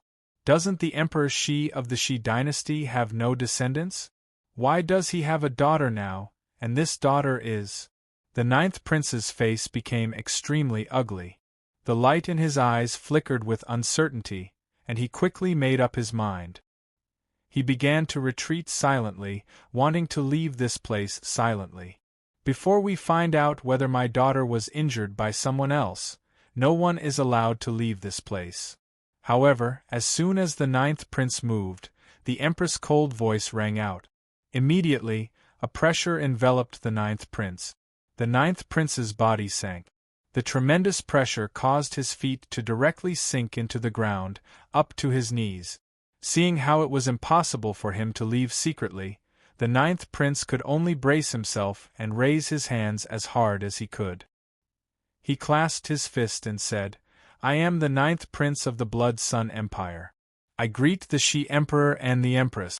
It is truly an honor for the southern region that the Shi Emperor and the Empress have come in person. If there's anything you need me for, I am willing to do my best. Emperor Shi? The Empress? The Divine King was greatly surprised. The 9th prince's identity as the 9th prince of the Blood Sun Empire had already surprised him. However, when the 9th prince mentioned the Shi Emperor and the Empress, the Divine King immediately connected them to the eternal empire of the Shi Empire in the northern region. Emperor Shi? Is this chaotic prime in dragon robes the current emperor of the eternal Shi Empire of the northern region? Even with the Divine King's composure, he struggled to maintain his composure at that moment. He looked at Shi Yu, who lay in the Empress' arms, and he was extremely shocked. However, Emperor Shi and the Empress remained indifferent after learning the 9th prince's identity. The Empress stared at the 9th prince coldly and said coldly, Are you involved with the people who injured my daughter? The Empress' voice was filled with killing intent. Without any doubt, she would even be bold enough to kill the 9th prince of the Eternal Blood Sun Empire. The 9th prince's expression did not change. He clasped his fist. You've misunderstood, Empress. The Emperor has personally dealt with the people who injured your daughter. I congratulate the Emperor and Empress on reuniting with your daughter. Nonsense. The person who injured Shi Yu and destroyed her arm was clearly you. As soon as the 9th prince finished speaking, Shi Yu's foster father, Emo Xingfeng, stood in the crowd and said furiously, Don't you dare slander me. Tianyuan family, if you dare to slander me again, wiping out your Tianyuan family is just a matter of a single word from me with my power. Even the divine kingdom of Pingtian won't be able to protect you. The 9th prince's eyes turned cold as he stared at Emo Xingfeng. His gaze was like a sharp sword that pierced through Emo Xingfeng's eyes and into his soul. Emo Xingfeng's body trembled violently as his complexion instantly turned pale. How awe-inspiring! The Empress snorted coldly. She held Shi Yu with one hand as she directly swung her other hand towards the 9th prince. The hand condensed from energy landed heavily on the 9th prince's face, sending him flying. The slap was extraordinarily powerful. Half of the 9th prince's face had been reduced to a bloody mess. His entire chin had been shattered, and his face was covered in blood. The 9th prince, a mighty divine king with his peak cultivation, was like an infant before the Empress. He was unable to fight back at all. This scene greatly impacted the hearts of the people from the Tianyuan family. They thought back to before. They had mobilized the entire power of their clan, yet they were unable to fight back at all before the 9th prince and the others. They could only watch as the end of the world descended. Yet now, the ninth prince and the others who were extremely powerful in their eyes and could easily wipe out the entire Tianyuan family were as weak as infants before the empress. The great contrast and dramatic change made all the people from the Tianyuan family feel like they were dreaming. The empress crouched on the ground with Shiyu in her arms. Shiyu's blood had already dyed her clothes red. She stared at the ninth prince who she had sent flying with killing intent and said coldly, "Is he telling the truth? Did you really cause Yu-Er's injuries? Yu-Er's arm really was destroyed by you."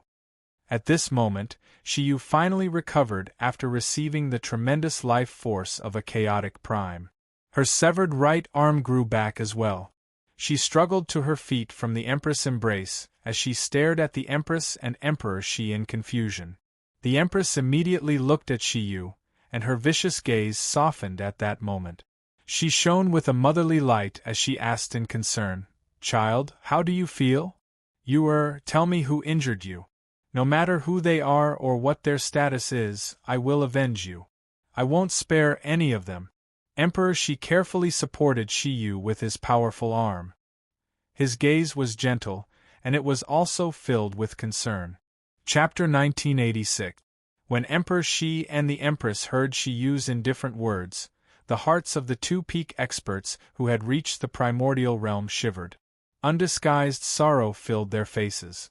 Emperor Shi, the vicious person who had stirred up a storm of blood in the Shi dynasty, personally ending the lives of more than half of the primordial realm experts in the empire, the cold-blooded emperor who had even killed his own brother, showed indescribable bitterness on his face right now.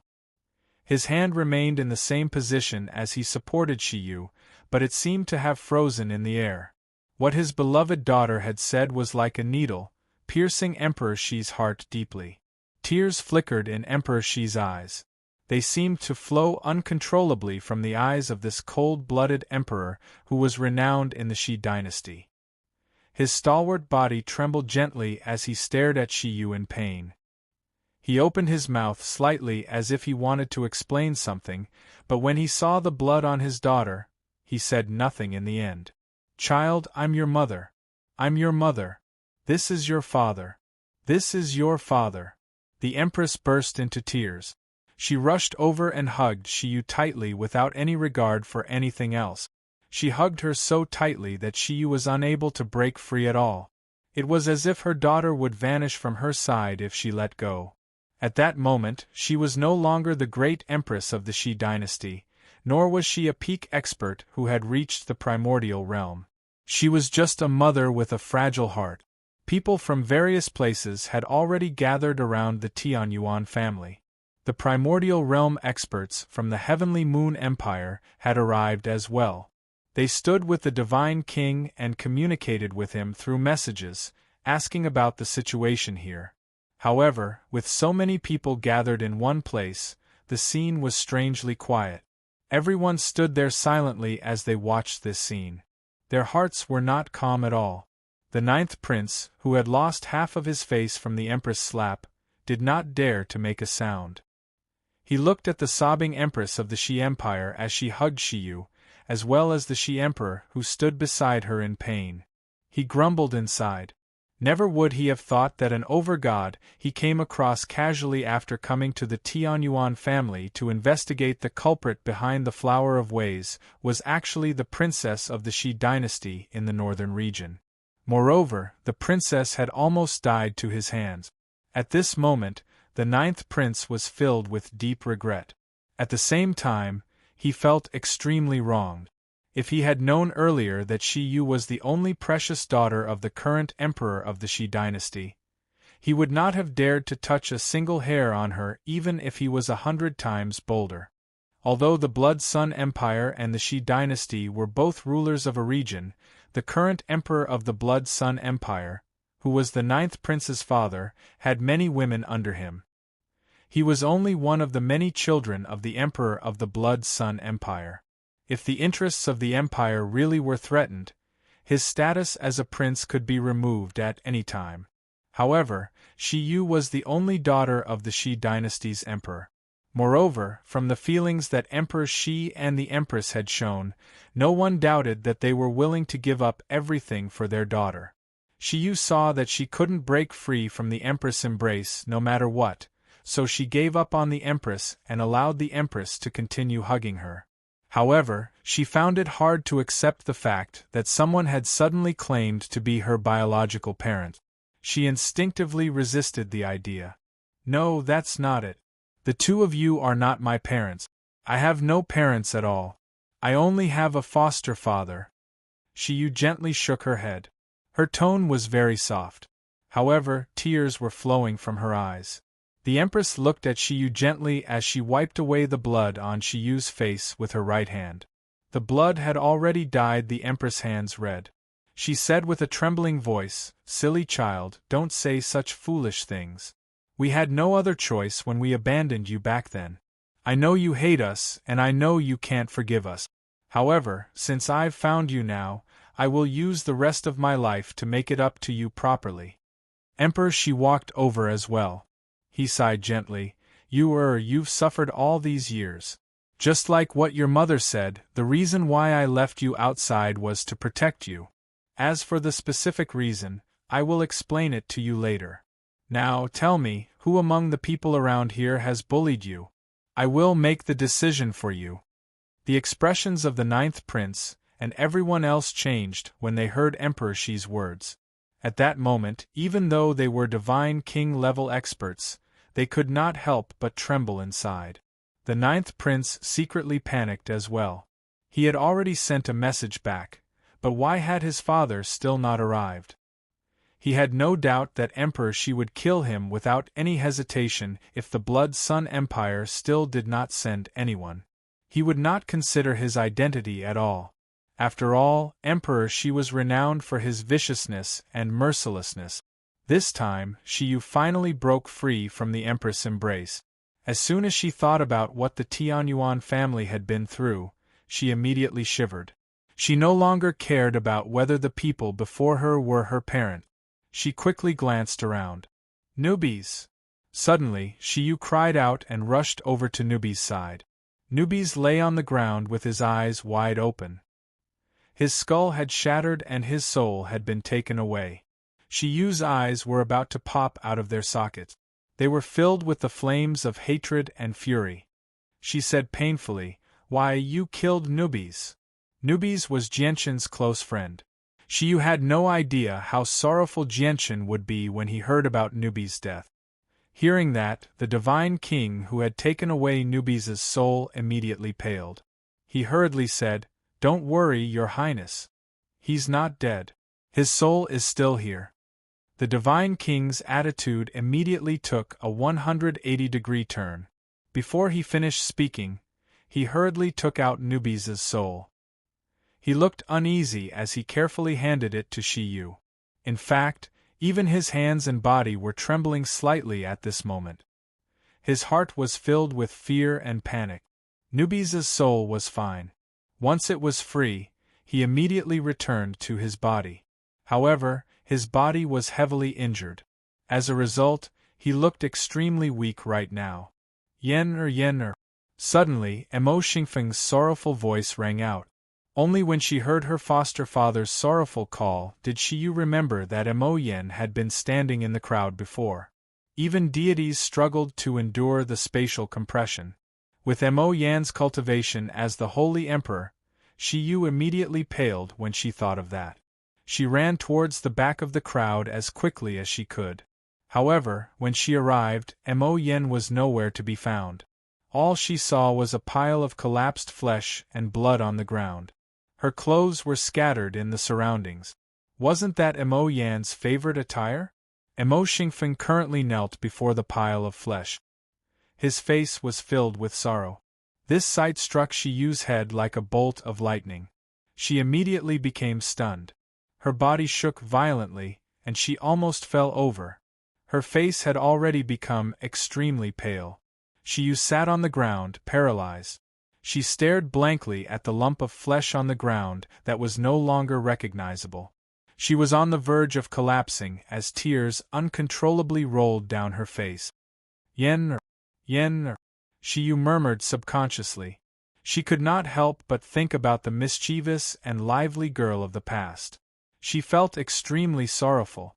Her feelings for Mo Yin were so deep that no one else could understand them. As a matter of fact, it could even be said that Mo Yin was the closest person to her in the world. Her feelings for Mo Yin even surpassed her foster father, Mo Xingfeng. Chapter 1987.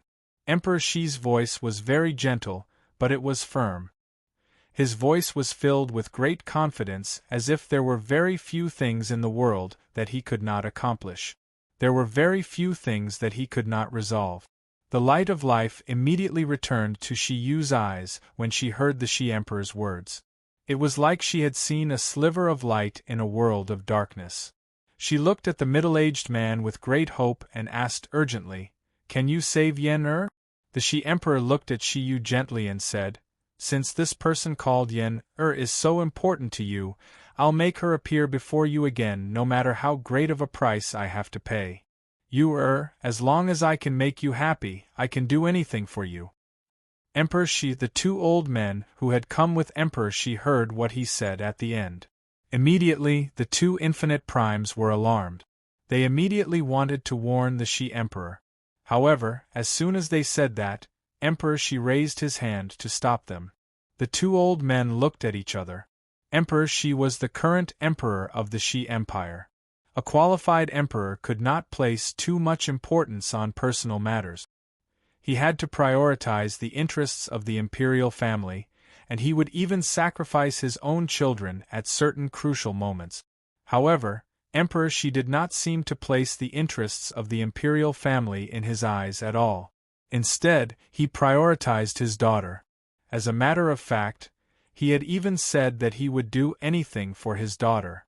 As the ruler of an eternal empire, he could never say something like that. As a matter of fact, he could not even think about it. The divine king who stood silently in the distance, as well as the primordial realm experts who had hurried over from the heavenly moon empire, felt very uneasy. A few of them looked at Shiyu and even showed a sliver of envy. If the emperor of an eternal empire, a peak expert who had reached chaotic prime, could make such a promise, just how many people on the cloud plane would be bold enough to provoke this woman called Shiyu in the future? "Senior, can you really save Yen-Er?" Mo Xingfeng stared at Emperor Shi excitedly as he asked with a trembling voice. Emperor Shi nodded. Although her soul has been destroyed, fortunately, her cultivation is not great, and her soul was not directly dispersed. Instead, it was crushed by the pressure of space, so there are still some fragments left in the world. She only needs a divine king who has condensed a 7-colored flower to save her. As for the radiant God King, the empire happens to have one. With that, the Shi Emperor formed a seal with his hand and sent an emperor's decree into the air. It flew towards the Shi Empire in the northern region. "Thank you, Senior, for saving my daughter. Thank you, Senior, for saving my daughter." Mo Xingfeng was overjoyed as he thanked Jian Chen repeatedly. Shiyu let out a sigh of relief as well. Afterwards, she looked at the 9th prince and the divine kings, and her eyes immediately burned with hatred. She gritted her teeth and said, "The disaster of the clan is all because of them. They all need to die." The Empress looked at Shiyu and nodded lovingly. Afterwards, she looked at the 9th prince and the others, and her eyes immediately turned cold. With a flash, the Empress had already appeared before a divine king who had come with the 9th prince. She directly extended a finger towards the divine king, sealing up all of his cultivation in a single instance. Afterwards, she tossed the divine king before Shiyu like a dead dog. From the beginning to the end, the God King did nothing at all. This was because the difference in strength was just too great. Before the Empress, a divine king like him was like an ant. I never thought that the Empress' strength would be unfathomable as well.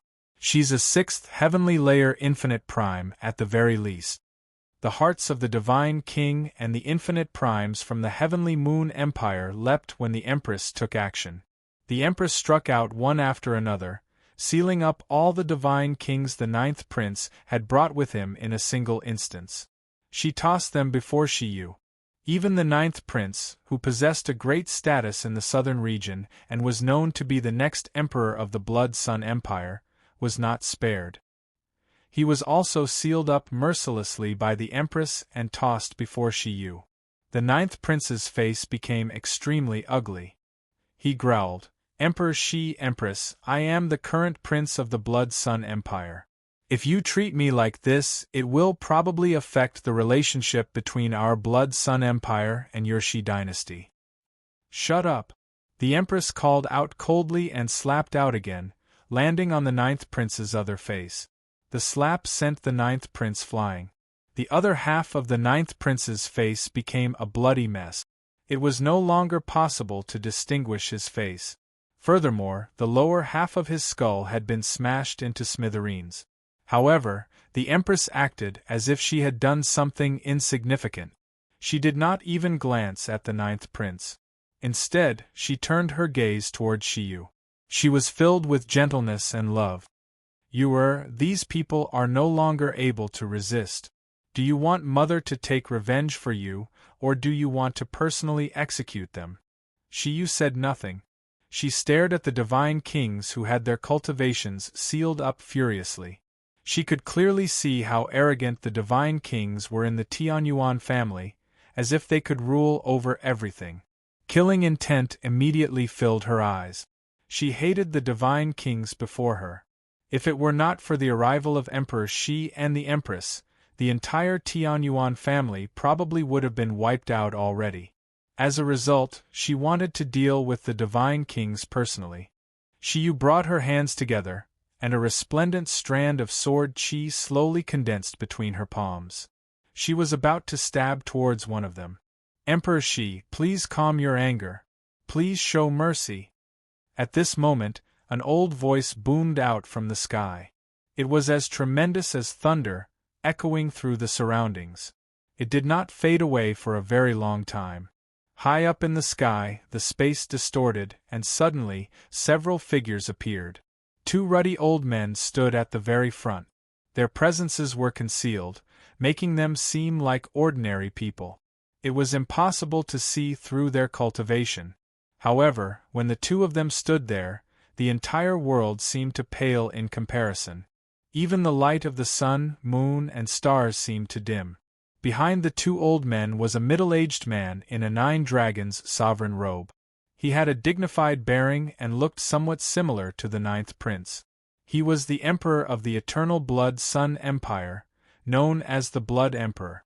Behind Blood Emperor, there were a few experts from the royal family.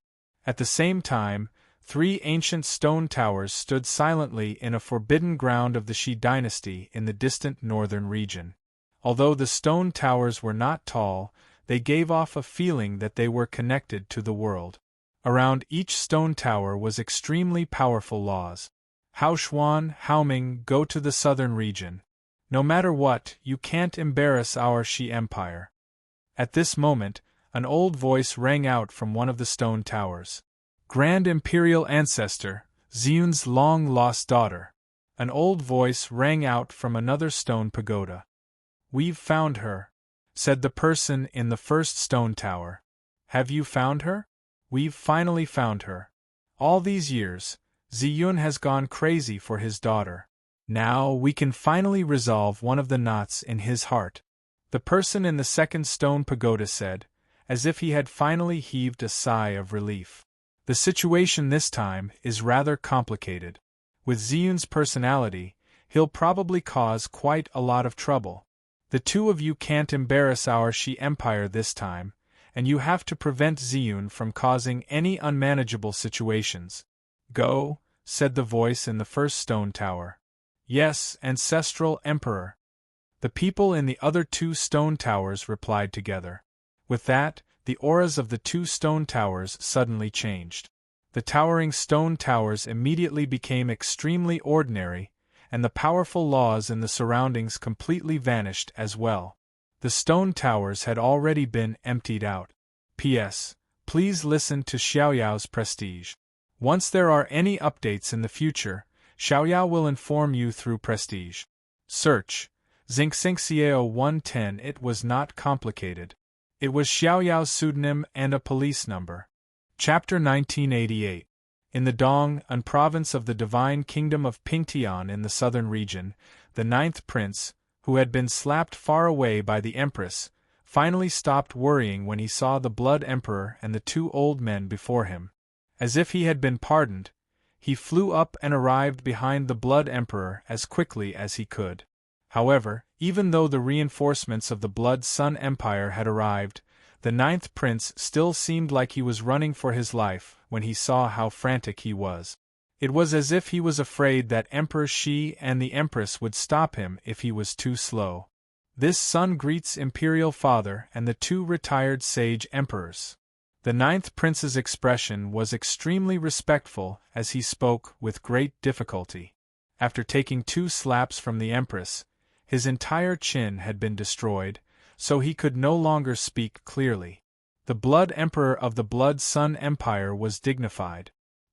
He stared at the ninth prince emotionlessly, but there was no pity in his eyes at all. Instead, he said sternly, "Go to the back and stay there." He was straightforward and decisive. "Yes, father," the ninth prince replied politely. He felt very pained. He knew that his status in his father's heart was no longer the same as before after this matter. This filled him with bitterness. He only wanted to find the primordial realm expert who had stolen the Flower of Ways, but he had never thought that he would cause such a great matter. Even the great holy emperor of the empire had been alarmed. Emperor Shi stared at the two great holy emperor of the Blood Sun Empire emotionlessly within the Tianyuan family. His eyes were cold as he said, "You've finally come. It saves the emperor the trouble of paying a personal visit to the imperial capital of your Blood Sun Empire. However, who do you want the emperor to show mercy to when you talk about showing mercy? Show mercy to the divine kings? Or show mercy to the prince who almost killed the emperor's daughter? Or perhaps you want the emperor to show mercy to your Blood Sun Empire?" Emperor Shi's tone was cold and filled with dense killing intent. Even though the two holy emperor of the Blood Sun Empire were here, he was still extremely domineering. Faced with Emperor Shi's forceful attitude, the two holy emperor of the Blood Sun Empire remained calm. One of them said, "Emperor Shi, please calm down. We have a rough idea of what happened. It is indeed our fault, but fortunately, it has not turned into a grave mistake. Our Blood Sun Empire will compensate Emperor Shi's beloved daughter for the harm she has suffered. I hope Lord Emperor Shi will be magnanimous and not lower yourself to our level." Emperor Shi's face suddenly sank, and his eyes burst out with monstrous killing intent. He shouted coldly, "When the Emperor came here, you had already lost an arm and suffered a very serious injury. There was not much life left in her body. Moreover, the people of your Blood Sun Empire actually dared to defile my daughter when she was so heavily injured. Isn't that a grave mistake? Or do you think that only Yu's death is a grave mistake?" Emperor Shi became angrier and angrier as he spoke. At that moment, he seemed like an enraged tiger, filled with bloodlust. The expressions of the two holy emperor of the Blood Sun Empire did not change at all. They looked at Emperor Shi calmly.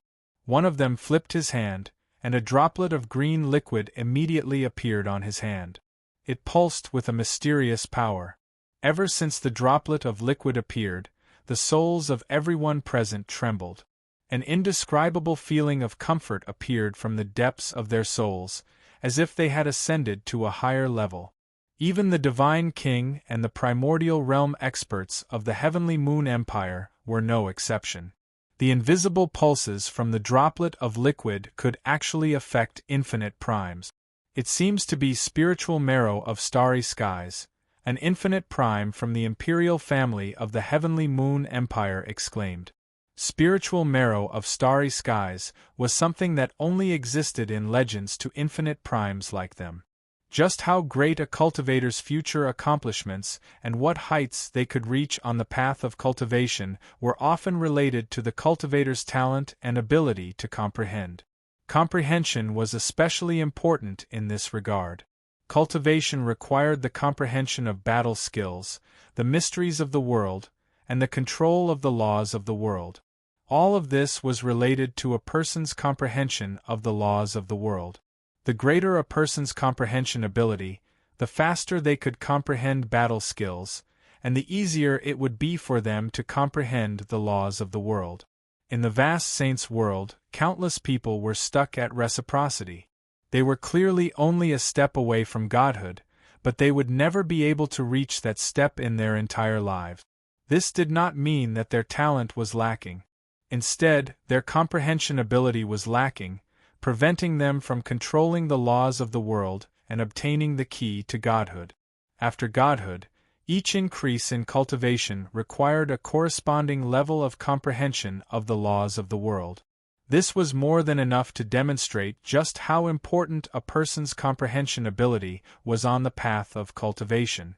The spiritual marrow of starry skies just happened to be a supreme treasure that could increase a person's comprehension ability. Even to infinite primes, it was fatally tempting. This was because the increase in comprehension ability from the spiritual marrow of starry skies was not temporary. Like the comprehension tea tree, it was only effective for a certain amount of time. Instead, it was a permanent increase.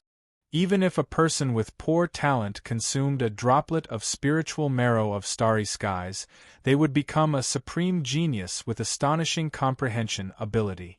Emperor Shi, you must know the value of this droplet of spiritual marrow of starry skies. I wonder if this droplet of spiritual marrow of starry skies can resolve your hatred, said the Holy Emperor of the Blood Sun Empire. However, Emperor Shi did not waver at all. He said coldly, "Nothing can make up for the harm you has suffered. A debt of blood must be repaid with blood." Emperor Shi was straightforward and decisive. He did not hesitate at all. Afterwards, he looked at Shi Yu and said, "You do it. Kill these divine kings. I'd like to see just who dares to stop you." Towards the end, a powerful presence radiated from Emperor Shi, crushing towards the two holy emperors of the Blood Sun Empire in an overwhelming manner. The two grand saint emperors, who had displayed a carefree expression from the start, finally had a slight change in expression at this moment. Both of them frowned slightly. Behind them, the Blood Emperor glanced back slightly at the ninth prince. A sliver of coldness appeared in his dignified eyes, and he sighed inside. He thought, "My ninth son has really gone too far this time." Of all the people he could offend, he just had to offend the Emperor Shi of the Shi dynasty. Shi Yu hesitated slightly before striking out decisively. She killed off the divine kings mercilessly. The divine kings had their cultivations sealed up by the Empress, so they were unable to dodge Shi Yu's attacks at all. They could only watch as death descended upon them. The two holy emperors of the Blood Sun Empire watched on. They did not choose to interfere. They understood Emperor Shi's personality to a certain degree. He was definitely a vicious person who did not care about the big picture and would do anything crazy for his daughter. He had massacred all the primordial realm experts of the Shi dynasty, personally killing all his brothers. That was the best evidence. Even the authoritative Grand Imperial Protector of the Shi Empire had not been able to avoid it. If they intervened to save the divine kings before such a vicious person, a battle between chaotic primes would definitely erupt. Very soon, all the divine kings who had come with the ninth prince were executed by Shi Yu. Sword Qi pierced their foreheads, dispersing their souls, wiping out their souls. They did not possess a powerful chaotic body like Jianshan, which allowed them to endure the attacks of overgods without being injured at all. Once their cultivation was sealed, even deities or origin realm cultivators would be able to harm them, let alone overgods. "Emperor Shi, are you satisfied now?" one of the holy emperors asked after all the divine kings were dead. "Hand over the ninth prince," Emperor Shi said emotionlessly. He spoke firmly, leaving no room for negotiation. This time, the two great elders of the Blood Sun Empire struggled to maintain their composure. Their faces changed slightly.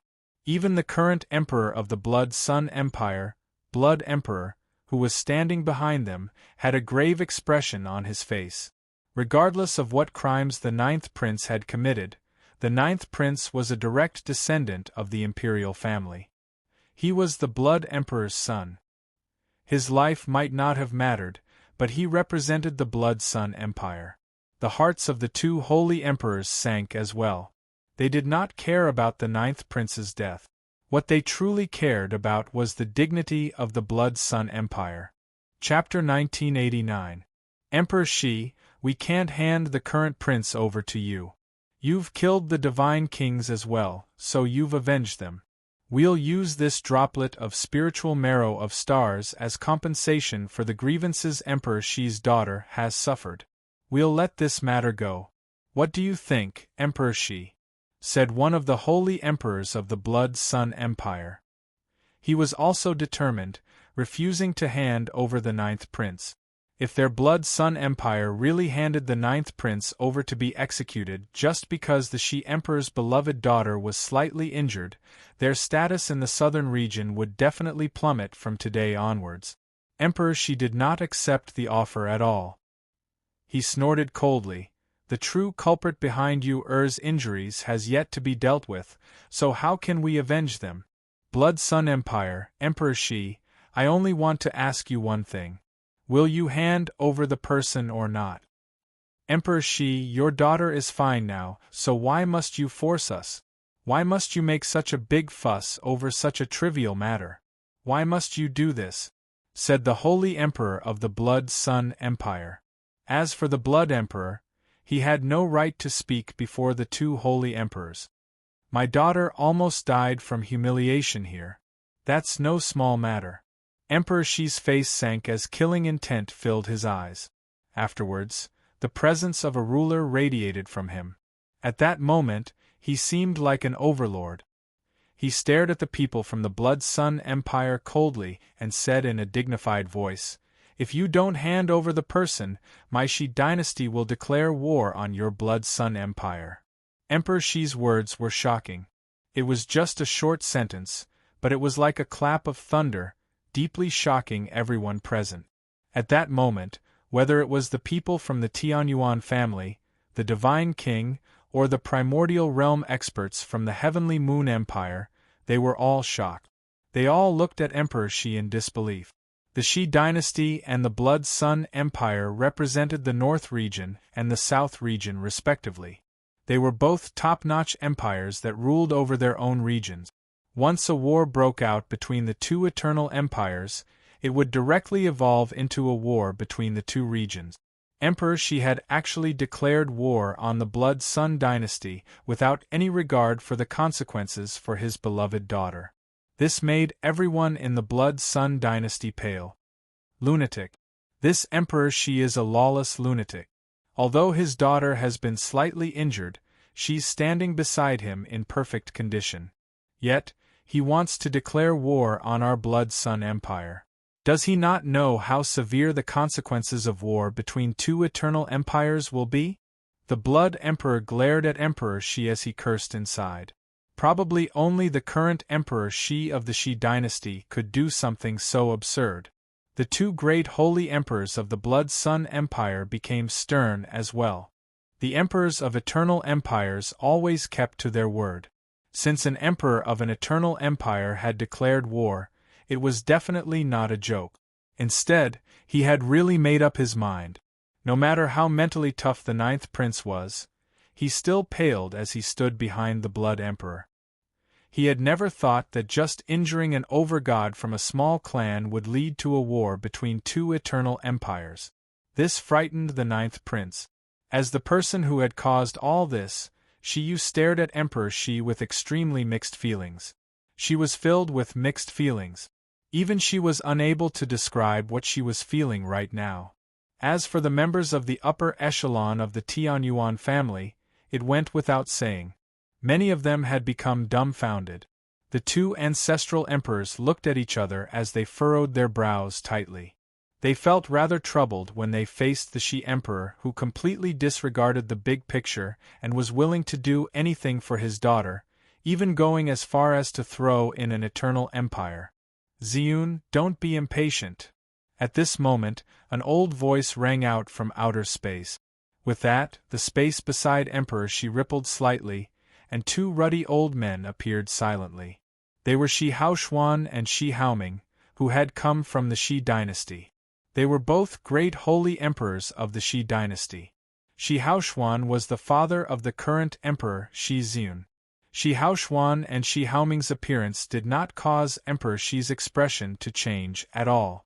Instead, the empress immediately became respectful. She pulled Shiyu over and bowed toward Shi Haoshuan and Shi Haoming first before looking at Shiyu. She said gently, This is your grandfather and great-grandfather. Why don't you greet them? No, He's not worthy to be your grandfather.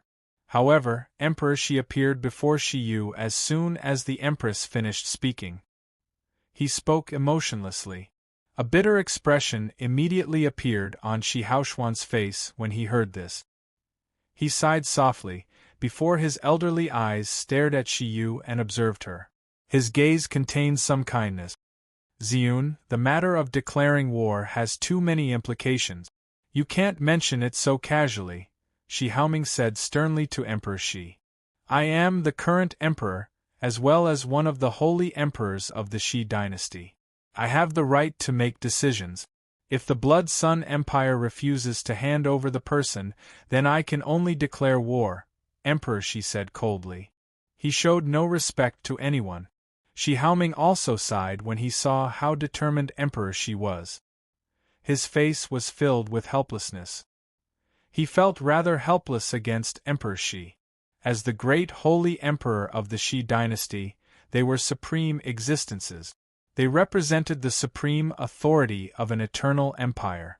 If an emperor dared to disobey them, they could even remove him from his position with a single word. However, Shi Ziyun was rather special. He was so special that even Shi Haoming and Shi Haoshuan, his two seniors, were forced to accommodate him most of the time.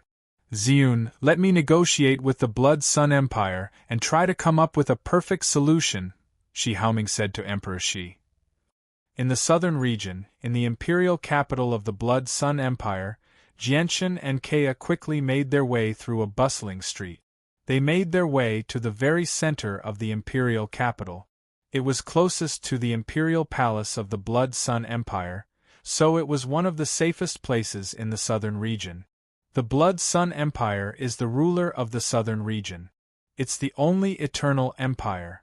The imperial capital is of utmost importance to the Blood Sun Empire, so it's naturally forbidden to fight. I hope Huaiyan will fear this place, Jianshan thought. He had become the target of a vice-leader of the heavenly demon religion. He felt a great sense of danger at all times. Chapter 1990. After arriving in the imperial capital of the Blood Sun Empire, Jianshan considered his next step. Although the imperial capital of the Blood Sun Empire was the safest place in the southern region right now, it was not a place where he could stay for long. After all, what happened in the Een Mountains of Seven's Despair had already caused him to fall out with the 9th prince of the Blood Sun Empire. Coming here meant that he was even closer to the 9th prince. Apart from that, although Huaiyan feared the imperial capital of the Blood Sun Empire, it was only fear. However, if Huaiyan truly dared to act recklessly, the Blood Sun Empire would not be able to do anything to him. After all, the heavenly demon religion behind Huaiyan was supported by an extremely terrifying Great Elder. Let alone the eternal Blood Sun Empire, even the peak clans on the Cloud Plain did not dare to provoke the Great Elder so easily. Apart from the central region, the other 4 regions probably aren't completely safe on the Cloud Plain right now.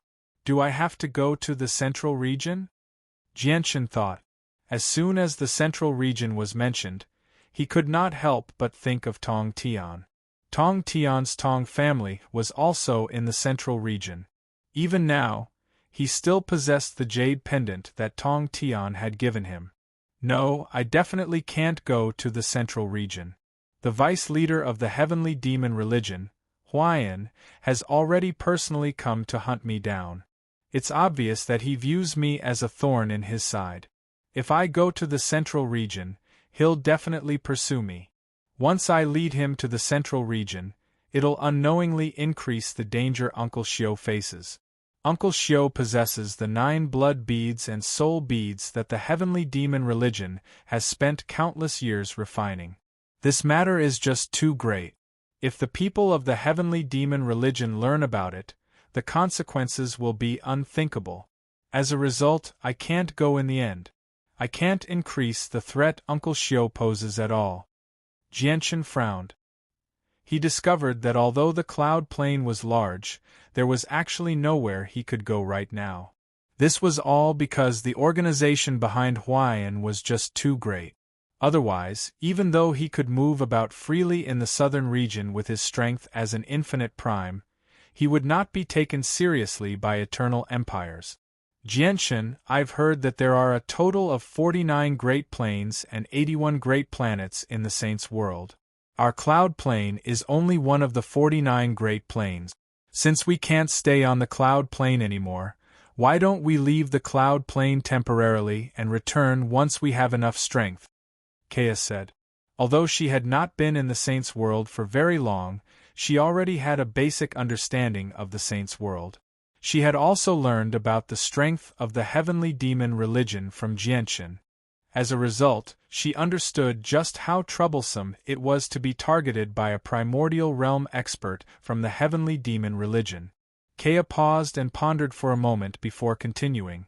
Moreover, with our cultivation speed, I believe that it won't be long before we possess a cultivation that allows us to not fear Huayan leave the cloud plane? A sliver of bitterness appeared on Jianchen's face. Leaving the cloud plane was easier said than done. He did not have 5 colored divine crystals to pay for teleportation formations across planes. Teleportation formations across planes were extremely expensive. In the past, Fairy Haoyue had only obtained enough 5-colored divine crystals to support her return home after killing an extremely powerful primordial realm expert in the Xiandao dynasty. Although Jianchen still had some supreme-grade divine crystals from Yaxilian, they were still not enough to take teleportation formations across planes after exchanging them for 5-colored divine crystals. At this moment, Jianchen and Kea's expressions both changed. They suddenly looked back and saw 3 strands of surging demonic aura at the end of the busy street. They rapidly approached Jianchen and Kea. What powerful demonic aura! It's people from the heavenly demon religion. It's the divine king realm experts of the heavenly demon religion. They've actually come to the imperial capital of the Blood Sun Empire. The heavenly demon religion is just too arrogant. They've come to the imperial capital of the Blood Sun Empire, yet they don't know how to behave themselves. They're basically looking down on the Blood Sun Empire. The arrival of the 3 late divine king realm experts of the heavenly demon religion immediately attracted the attention of many people in the imperial capital. However, even though many people looked at the 3 divine kings of the heavenly demon religion with displeasure, no one dared to stand forward. As if they were afraid that others would not know they were part of the heavenly demon religion, the 3 divine kings of the heavenly demon religion did not behave themselves even though they were in the imperial capital of the Blood Sun Empire. The late divine kings' presences radiated as demonic aura surged around them.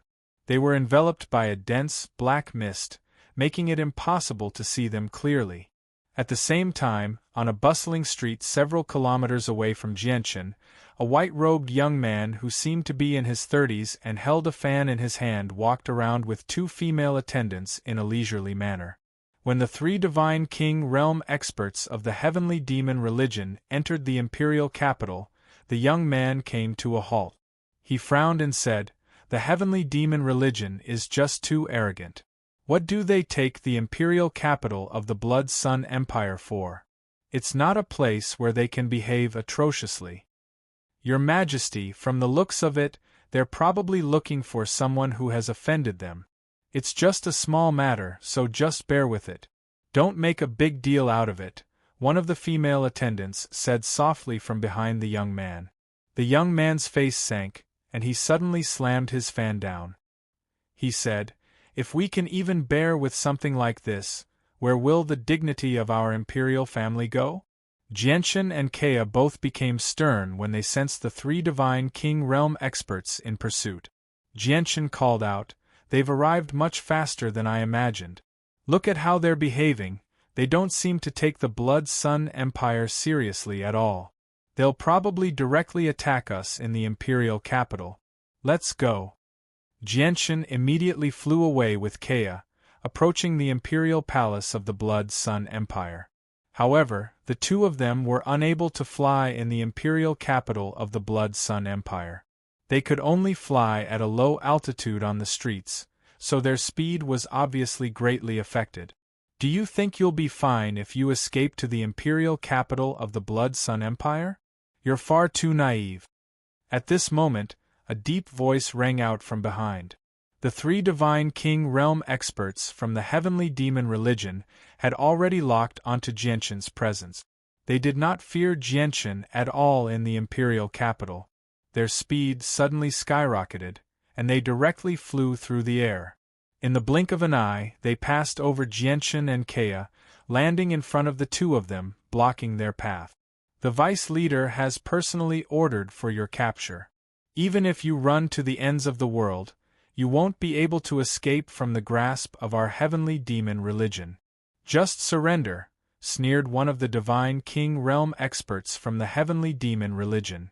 With that, he directly attacked Jianchen and Kea. Clearly, he did not want to waste too much time. After all, this was the imperial capital of the Blood Sun Empire. Although their statuses could deter others to a certain extent, it would still be very disadvantageous for them if they wasted too much time. Jianchen and Kea became extremely stern. Jianchen equipped his god artifact as soon as possible and circulated his chaotic force, pushing the defenses of his chaotic body to the limit. Even the cracked, startling rainbow sword appeared in his hand. Heavenly demon religion, you really are getting bolder and bolder. At this moment, a cold snort rang out. With a flash, a white-robed young man with a fan suddenly appeared before Jianchen and Kea. The young man's face did not change at all when he faced the attacks of the three divine king realm experts from the heavenly demon religion. He directly swung his fan forward. Immediately, the wind and clouds in the surroundings surged. It was as if the world had been turned upside down by the young man's fan. The power of laws within the young man's fan seemed to affect the space there, causing it to become rather different. The attacks from the three divine king realm experts from the heavenly demon religion were all repelled without any prior signs when they came in contact with the space there. The attacks that originally targeted Jianchen and Kea were redirected towards them instead. The expressions of the three divine king realm experts changed slightly. However, they were battle-hardened after all. Even though it had happened suddenly, they still managed to react in the shortest amount of time possible. The laws of the divine king realm descended and struck out a second time, nullifying the attacks that had been repelled. Chapter 1991. The young man had nullified the attacks of the three late divine king from the heavenly demon religion all by himself. Moreover, he remained composed and did not seem to be at a disadvantage at all. Clearly, he was extremely powerful. As Jianchen encountered more and more divine kings and clashed with them several times, he had gained some understanding of the strength of a divine king. When the young man struck out, he could clearly sense that he was also a late divine king as he blocked the attacks of the three young men from the heavenly demon religion all by himself. Given that the young man was able to hold his ground against an enemy of the same level of cultivation, he had to be a supreme prodigy as well. The imperial capital of the Blood Sun Empire really is filled with crouching tigers and hidden dragons. Just a random person is so powerful, Jianchen was secretly surprised. Demonic aura surged from the three divine king from the heavenly demon religion. Dense, black mist obscured their figures. One of them growled, "Who are you? How dare you get in the way of our heavenly demon religion? Back off immediately, and we can let bygones be bygones. Otherwise, you'll be making an enemy of our heavenly demon religion." The heavenly demon religion had always been tyrannical on the Cloud Plain. Even when they came to the imperial capital of the Blood Sun Empire, they did not hold back at all. They were completely fearless. The young man with the folding fan opened it and slowly fanned himself nonchalantly. He sneered, "Aren't you looking down on the Blood Sun Empire a little too much? Why don't you take a look at where you are before saying that? How dare you threaten me in my territory? Let alone you three insignificant protectors, even the vice-patriarch of your heavenly demon religion would have to think twice before coming here." At this moment, a large group of guards from the imperial capital of the Blood Sun Empire hurried over from the surroundings. Several divine king had also flown out from the imperial palace, approaching with lightning speed. In just a few breaths of time, the three divine kings of the heavenly demon religion were completely surrounded. The several divine kings from the Blood Sun dynasty's imperial palace all had cold gazes as they trapped the three divine kings. Their powerful auras were slowly being released. Even though they were surrounded, the three protectors of the Empyrean demon cult remained composed. They did not panic at all. One of them said, "The vice leader has personally ordered the capture of these two people. Does your Blood Sun Empire want to protect them? I don't have the slightest interest in who your vice-sect leader is arresting. However, this is the imperial capital of the Blood Sun dynasty. It's not a place where you can do as you please. In the southern region, your heavenly demon religion can't cover the sky.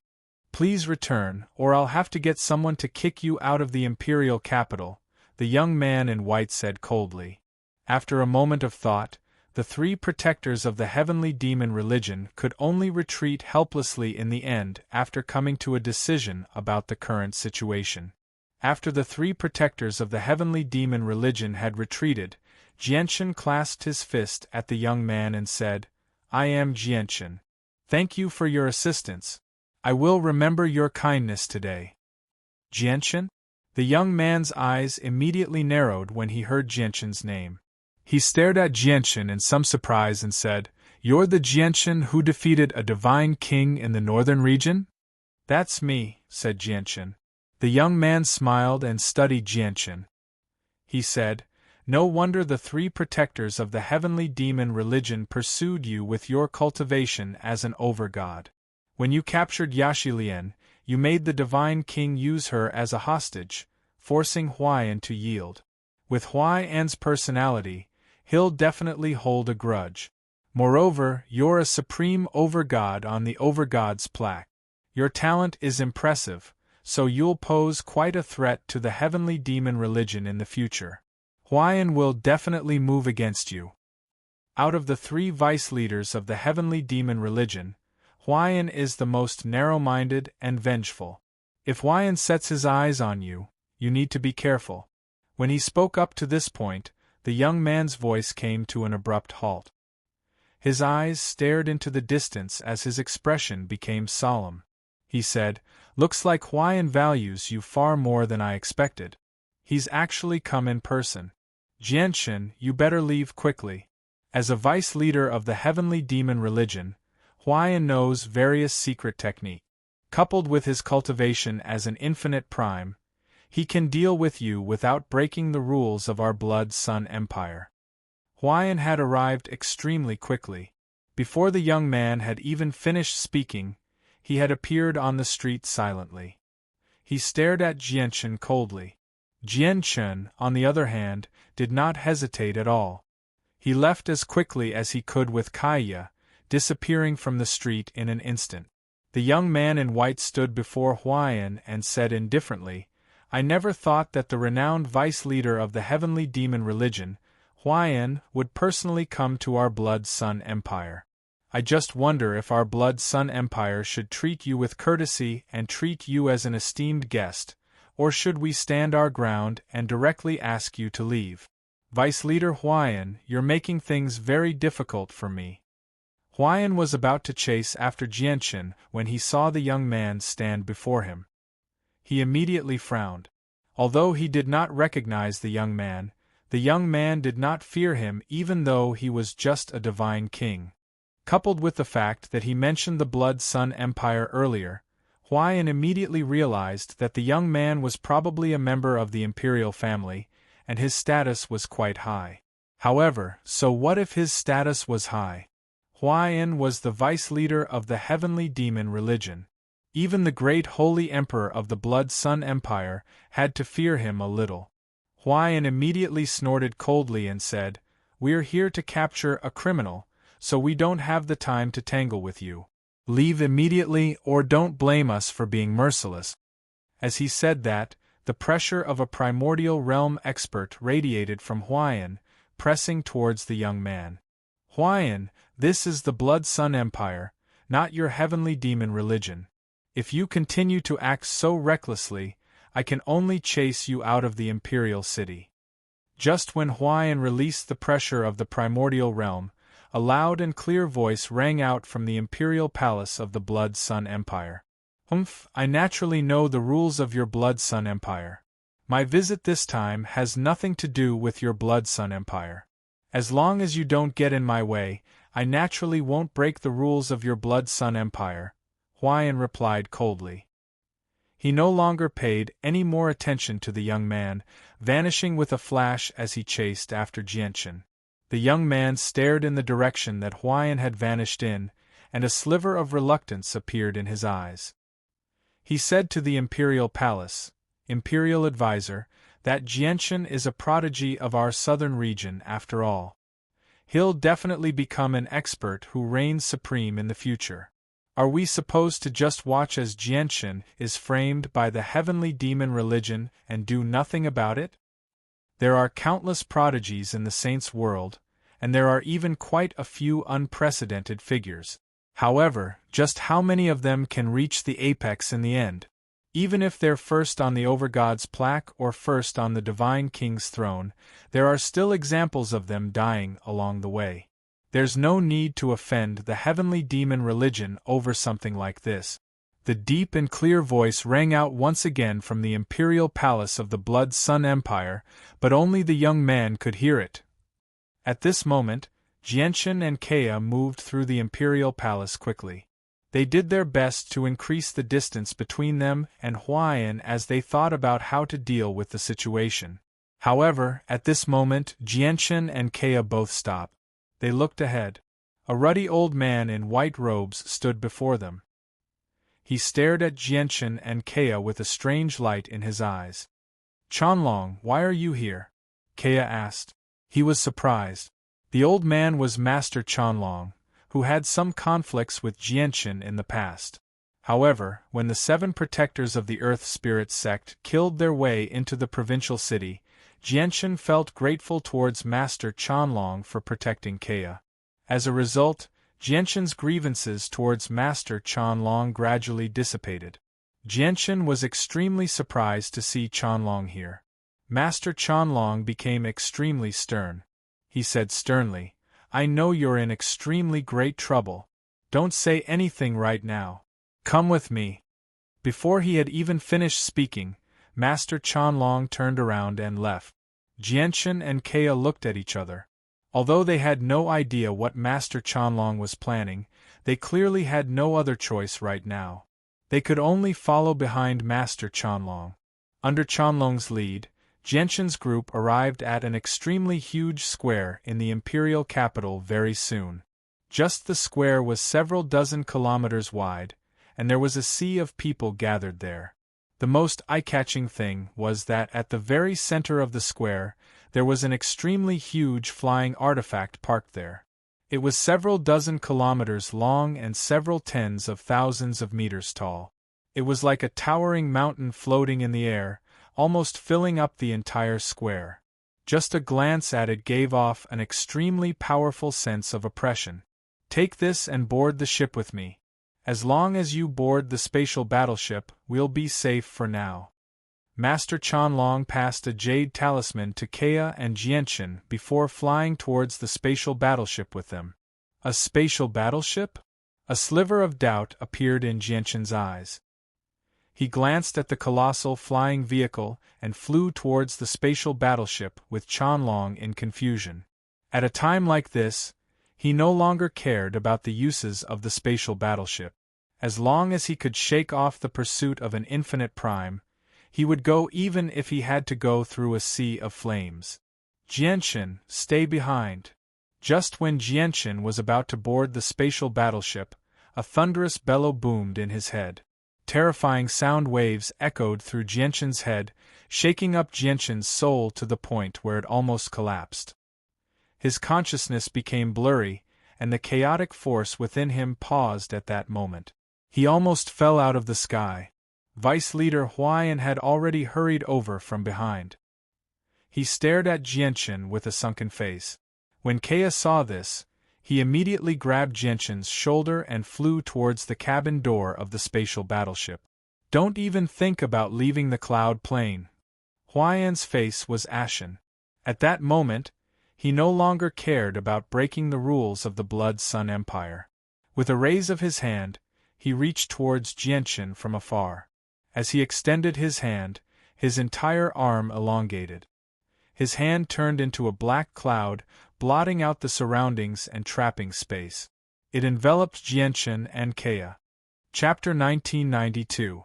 This was the second time Huaiyan had attacked Jianchen and Kea. The first time, he had only struck out casually. He did not actually want to injure Jianchen and Kea. Instead, he only wanted to draw out the hidden Divine King. As a result, Jianchen and Kea were still able to fight back then. Even though their attacks were as insignificant as ants to primordial realm experts, they could still fight back at the very least. However, this time, when Huaiyan saw Jianchen and Kea were about to enter the spatial battleship, he directly struck out furiously in a moment of panic after understanding how powerful the spatial battleship was. The strike was so powerful that it completely surpassed the first time he had attacked Jianchen and Kea. Just the tremendous pressure from the strike was enough to immobilize Kea and Jianchen. Master Chanlong's expression suddenly changed as well. He wanted to save Kea, but there was nothing he could do when a primordial realm expert personally took action. Huaiyan, you're looking down on the Blood Sun Empire far too much. It looks like it's time for your heavenly demon religion's arrogance to be quelled. At this moment, an old voice rang out. A red-robed old man appeared silently above the spatial battleship. Even though the old man had concealed his presence, making it impossible to see through his cultivation or detect his existence, when he appeared in the sky, it was as if he had become one with the sky. The old man stared at Huaiyan coldly. He raised his right hand calmly and extended a finger towards the huge hand that reached towards Jianchen and Kea. The finger seemed very simple. It did not give off any ripples of energy, nor did it give off any pressure. However, the space before the old man suddenly shrank as he extended his finger. A spatial ripple spread out at an unbelievable speed. Huaiyan's huge hand suddenly came to a halt when it was only 10 meters away from Jianchen and Kea. The surrounding space seemed to freeze at that moment. However, the power of the old man's finger clearly did not stop there. In the next moment, the space there shattered loudly with a violent pulse. A huge spatial crack appeared, and countless spatial blades and violent spatial storms surged out in all directions, enveloping Huaiyan's hand. The spatial blades and spatial storms were extremely terrifying. They possessed terrifying offensive power, and Huaiyan's hand was reduced to a bloody mess in the blink of an eye. Huaiyan's eyes were icy cold as he stared at the old man without any expression. His right hand had been trapped by the old man, enduring the attacks of the spatial blades and spatial storms. No matter how hard he tried, he was unable to free his hand from the space that had been trapped. However, he ignored his right hand soon after. He looked at Jianchen, and his killing intent immediately skyrocketed. With a thought, A sword immediately appeared above his head. It was completely red, as if it had been drenched in blood. As soon as it appeared, it gave off an extremely heavy smell of blood. Vaguely, it seemed to be able to hear the roars of countless vengeful spirits and the struggles of countless vengeful spirits. Clearly, the sword had been stained with an unknown amount of blood. It had completely transformed into a demonic armament. Swish! As soon as the red sword appeared, it turned into a red bolt of lightning. It directly tore through space and shot toward Jianchen with unbelievable speed. Huaiyan's killing intent towards Jianchen had reached a limit. Now that Jianchen was about to step onto a spatial battleship and leave the cloud plane, how could he let him go? As a result, he basically wanted to kill Jianchen at all costs, even if it meant offending the Eternal Blood Sun Empire, even if it meant losing an arm. The red sword moved extremely quickly, so quickly that it seemed like space did not exist before it. In a flash, it appeared before Jianchen and shot toward Jianchen's head with a monstrous smell of blood. However, it was also at this moment that the space around Jianchen and Kea trembled slightly. On the line between life and death, Jianchen and Kea vanished, causing the blood-red sword to miss. Huaiyan glanced at the huge cabin door of the spatial battleship slightly. He saw that Jianchen and Kea had silently appeared outside and were about to enter. This person is a serious criminal of our heavenly demon religion. He is involved in a major matter that has happened recently. If you stop me, you will become an enemy of our heavenly demon religion. We will definitely report this matter. Once the Great Elder is alerted, your Blood Sun Empire will not be able to bear the consequences. Huaiyan roared out furiously. With a thought, the blood-red sword flashed and continued towards Jianchen. He was not afraid of actually killing Jianchen. His demonic armament possessed the ability to suck away souls. Anyone killed by the sword could choose whether to directly obliterate their souls through his will. As long as Jianchen was injured by the sword, even if it was just a scratch, his demonic armament could suck away Jianchen's soul in a single instance. The red-robed old man was unfazed by Huaiyan's threat. He said, "Do you think you can scare the old man by bringing up the Great Elder of your heavenly demon religion? What's even more laughable is that a mere over-god can alert the Great Elder who rarely shows himself. Huaiyan, don't you think your words are rather childish and laughable?" As he said that, the old man reached out with his hand. With that, the entire world seemed to be in his grasp. The blood-red sword that shot towards Jianchen silently appeared in the old man's hand as well. The old man gripped the sword with 2 fingers. No matter how the sword struggled, it was unable to break free from the old man's grasp. At this moment, Kea had already grabbed Jianchen by the shoulder and entered the cabin with Chanlong. They vanished from Huaiyan's sight. Huaiyan's face was terrifyingly sunken. He understood the power of the spatial battleship very well. Once Jianchen entered the spatial battleship, it would mean that he had lost the opportunity to kill Jianchen unless Jianchen came out of there. As the spatial battleship moved through the endless space, it would naturally encounter various dangers. It could even be attacked by extremely powerful space beasts. Chapter 1993. As for tailing the spatial battleship and waiting for Jianchen to disembark before killing him, that was even more impossible. This was because once the spatial battleship entered outer space, even 9th heavenly layer infinite primes would not be able to catch up to it. Probably only chaotic primes would be able to keep up with the spatial battleship.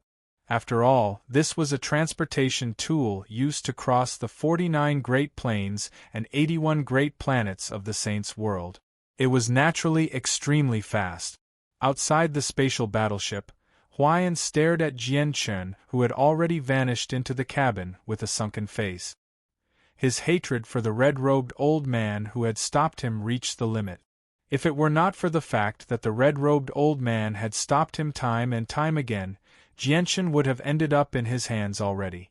Unfortunately, even though they were both infinite primes, he was nowhere near as powerful as the red-robed old man. As a result, He could only bury his hatred deep inside. "Huayan, leave the imperial capital immediately," said the red-robed old man. His indifferent voice was cold. The Empyrean demon cult was an existence that many organizations on the Cloud Plane detested. If it were not for the fact that they feared the mysterious and terrifying Great Elder of the Empyrean demon cult, it would have been impossible for the Empyrean demon cult to still exist after what they had done on the Cloud Plane. Only now did Huayan pull back his right hand. His entire right hand had vanished. However, he ignored the wound on his right arm. He glanced at the red-robed old man emotionlessly before snorting coldly. He directly left. He had already lost the chance to kill Jianchen. At this moment, Jianchen's soul that had been shaken up by Huayan's thunderous roar gradually recovered. Under Master Chanlong's lead, he moved through the spatial battleship before finally stopping in an extremely large cabin. This cabin was clearly located at the bottom of the spatial battleship. Several hundred stone platforms the size of cushions were placed in an orderly manner in the cabin. Currently, quite a few people were seated on the stone platforms. As for Jianchen and Kea, they were led by Master Chanlong to 3 of the stone platforms. "What is this place?" Jianchen looked around in confusion. Master Chanlong sat on the stone platform beside Jianchen.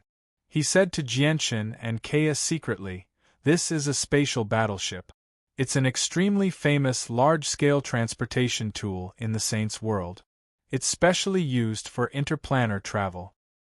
Although there are teleportation formations that can cross the distance between planes in the Saints' world, it's extremely expensive. Even some primordial realm experts can't afford it. On the other hand, spatial battleships are much cheaper than interplanar teleportation formations. Even some gods can afford it. The only downside is that it's much slower than using teleportation formations. If you use teleportation formations to cross planes, you can reach your destination in an extremely short amount of time, no matter how far apart the planes are. On the other hand, spatial battleships will take years, decades, or even centuries or millennia to reach their destination. Master Chanlong clearly had an extremely detailed understanding of spatial battleship. He explained to Jianchen and Kea from one side.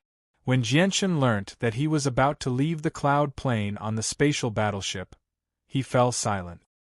His mind was heavy, and his face was filled with worry. Everything had happened too suddenly. He was still unprepared. In particular, the Tianyuan family filled him with worry. This was because Ruijin, Honglian, Blackfish, Newbies, Siyu, and the others who had come up with him from the Tianyuan continent were still with the Tianyuan family. "Now, I can only hope that the Divine King can protect the Tianyuan family," Jianchen thought as his heart filled with bitterness. He had never thought that Huayan, one of the vice leaders of the heavenly demon religion, a great primordial realm expert, would personally hunt down a mere overgod like him. He was indeed powerless against the pursuit of a primordial realm expert with his current strength. As a matter of fact, even fleeing was an extravagant hope. If it were not for the fact that Huayan was kept busy by the experts of the Blood Sun Empire, he would not even have been able to set foot on the spatial battleship. "I have no choice but to leave this time. Huayan, I will return." Jianchen clenched his fists as his gaze became extremely piercing. At the same time, not only was the central region of the Cloud Plane the center of the entire plane, but it was also the most prosperous place on the Cloud Plane. Most of the peak organizations that stood at the apex of the Cloud Plane resided in the central region. Moreover, the only everlasting empire on the Cloud Plane resided in the central region. At this moment, the red-robed Houston fled in horrible shape in a desolate region of the central region. He was covered in wounds, and every single one of them was vicious and terrifying. Blood constantly flowed from them as he faced the merciless pursuit of over a dozen Divine King. Behind him, the Divine King stared at Houston with burning desire. They pursued Houston as they fought against the Divine King beside them. All of them wanted to approach Houston first, but none of them wanted to be faster than the people beside them. Once they reached the very front, they would be mercilessly attacked by the people beside them or the people behind them. As a result, even though there were over a dozen divine king pursuing an overgod, none of them were able to catch up to Houston due to the people beside them. This god artifact is fated to be mine, all of you piss off. If anyone dares to stop me, I'll definitely visit them one by one once this is over. The divine king bellowed out furiously. The eyes of many of them had turned red. Houston's god artifact made their hearts beat faster. They were so excited that their blood began to boil. God artifacts were things that even many primordial realm experts did not possess. To the divine king, the temptation was fatal. Up ahead, Houston constantly coughed up blood. After coming to the central region, he originally wanted to find a secluded place to cultivate, but he had never thought that he would come across a powerful vicious beast in the wilderness, forcing him to use Amagami to deal with it. It was also at this moment that Amagami happened to be discovered by a divine king who passed by. He became greedy and exposed Houston's god artifact. Houston was not the divine king's opponent at all. If it were not for Amagami's assistance, he probably would not even be able to flee. As a result, he fled with Amagami's assistance. Faced with the pursuit of a divine king, he had to rely on Amagami's assistance, or he probably would have ended up in the divine king's hands long ago. Chapter 1994. A god artifact has actually appeared here? At this moment, a heavy voice rang out in the surroundings, reverberating through the surroundings. It was impossible to find the source of the voice. With that, an extremely tremendous pressure permeated the surroundings, filling the entire region. Just the pressure alone made Houston's entire body sink. A feeling of suffocation came over him. In front of this pressure, he actually found it hard to breathe. The pressure was just too terrifying to him. It was like a primordial beast, completely incomparable to the divine king pursuing him. The moment the pressure appeared, the faces of the god kings who were fighting for Houston's god artifact all froze. They could not help but stop. A middle-aged man appeared silently near Houston. He gave off a tremendous and terrifying presence, as if he could destroy the world with just a raise of his hand. At this moment, the middle-aged man was slightly excited. He also stared at the god artifact in Houston's hand with burning desire. He murmured, "Although it's only a demonic god artifact, it's still a god artifact after all, and it seems to be of quite high quality." The middle-aged man suddenly laughed aloud when he reached there. He could not hide his excitement at all. He said, "The heavens really are helping me. The heavens really are helping me. I've been in the primordial realm for so many years, but I've never been able to obtain a god artifact. I never thought I would come across one today in such a remote place. It looks like the heavens are treating me well. Looks like I'll have to disappoint you. You're destined to not obtain this god artifact." At this moment, another voice rang out. A black-clothed young man appeared near the middle-aged man. His face was cold, and his eyes were filled with a powerful baleful aura. No one dared to look him in the eye. Haha, god artifacts are things that even many infinite primes don't possess. Since I've come across one, how can this old man miss out on it? Moreover, it's a god artifact of quite a high quality. After the black-clothed young man, another old man appeared. His face was full of wrinkles, and his body was bent, giving people a feeling that he was too weak to stand up to the wind. The three of them hovered in the air in a triangular formation, surrounding Houston, who held the Amagami. The three of them did not even glance at the divine king who had pursued Houston earlier.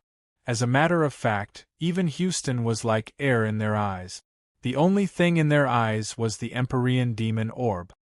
There's only one god artifact, but there are three of us. How do you think we should split this god artifact? The hunched old man who had appeared in the end chuckled. When he glanced at the Amagami, he did not hide his desire.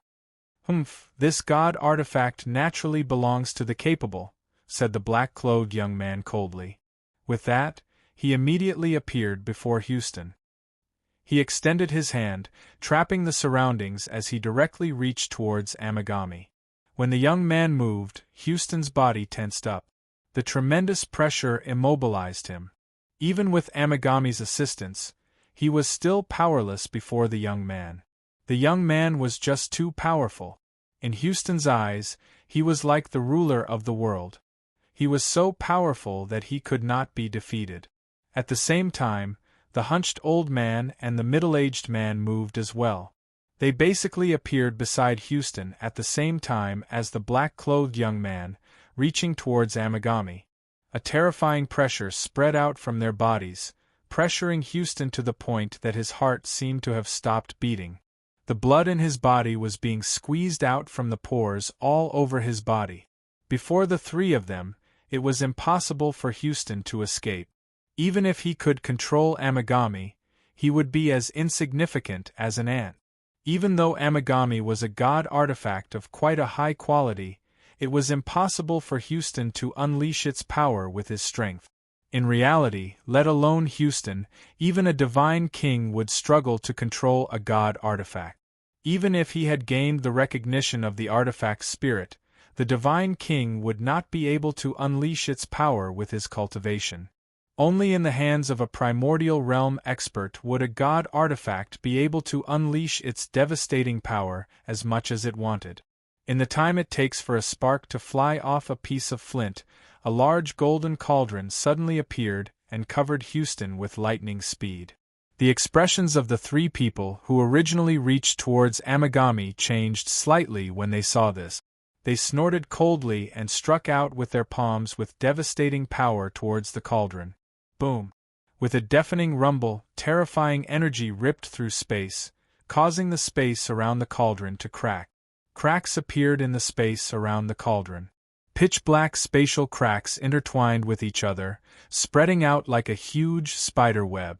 The terrifying shock waves of energy turned into a storm of destruction that wreaked havoc in all directions, causing the ground below to shake violently. Mountains 100 kilometers away collapsed. Even the nearby god kings were forced back time and time again by the powerful shock waves of energy. All of them were surrounded by laws as they did their best to block the shockwave. The golden cauldron shone brightly as well. It radiated with earth-shaking pulses of energy, causing the surroundings to pale. At the same time, the golden cauldron radiated with the unique presence of a god artifact. A god artifact! The black-robed young man's eyes narrowed. He stared at the golden cauldron that was completely unscathed after receiving attacks from the three of them. He was stern. "Sir, you already possess a god artifact. Are you still not satisfied with that? Do you want to compete with us for this one?" The hunchbacked old man growled. A white-robed young man hovered above the golden cauldron. He said emotionlessly, "I want to take this person away." With that, the young man waved his hand, and the cauldron around Houston immediately shrank to the size of a fist and flew into the young man's hand. The young man directly left with the cauldron. "Don't even think about leaving." Behind him, the three infinite primes chased after him, but they lost sight of the young man very soon. Houston had completely lost his sense of the outside world the moment the cauldron enveloped him. At the same time, he could not sense the flow of time. The surroundings were pitch black. There was no light at all. After who knew how long, Houston suddenly felt his surroundings brighten up. He discovered that he had actually arrived on a mountain peak. The origin energy in the surroundings was extremely abundant, having already turned into mist that permeated the surroundings. "The Peak Lord wants to see you. Come with me." At this moment, a voice rang out from Houston. The white-robed young man who had saved Houston studied Houston with a strange light in his eyes before speaking indifferently. Afterwards, he directly made his way to the top of the mountain. "Senior, where is this place?" Houston asked. He knew that the young man was powerful. If the young man really wanted to deal with him, he would not be able to escape no matter what. As a result, he followed the young man to the top of the mountain. At the same time, he took out a few healing pills and ingested them. Heaven's Link Peak. The white-robed young man was a man of few words. After saying the location, he did not say anything else. They remained silent for the rest of the journey. Houston directly made his way to the top of the mountain with the blood-soaked young man. He arrived at a stone pavilion on the edge of a cliff. A sagely old man with white hair and ruddy complexion sat on a stone bench there with his eyes closed. He did not move at all like a statue. The white-robed young man stood outside the stone pavilion.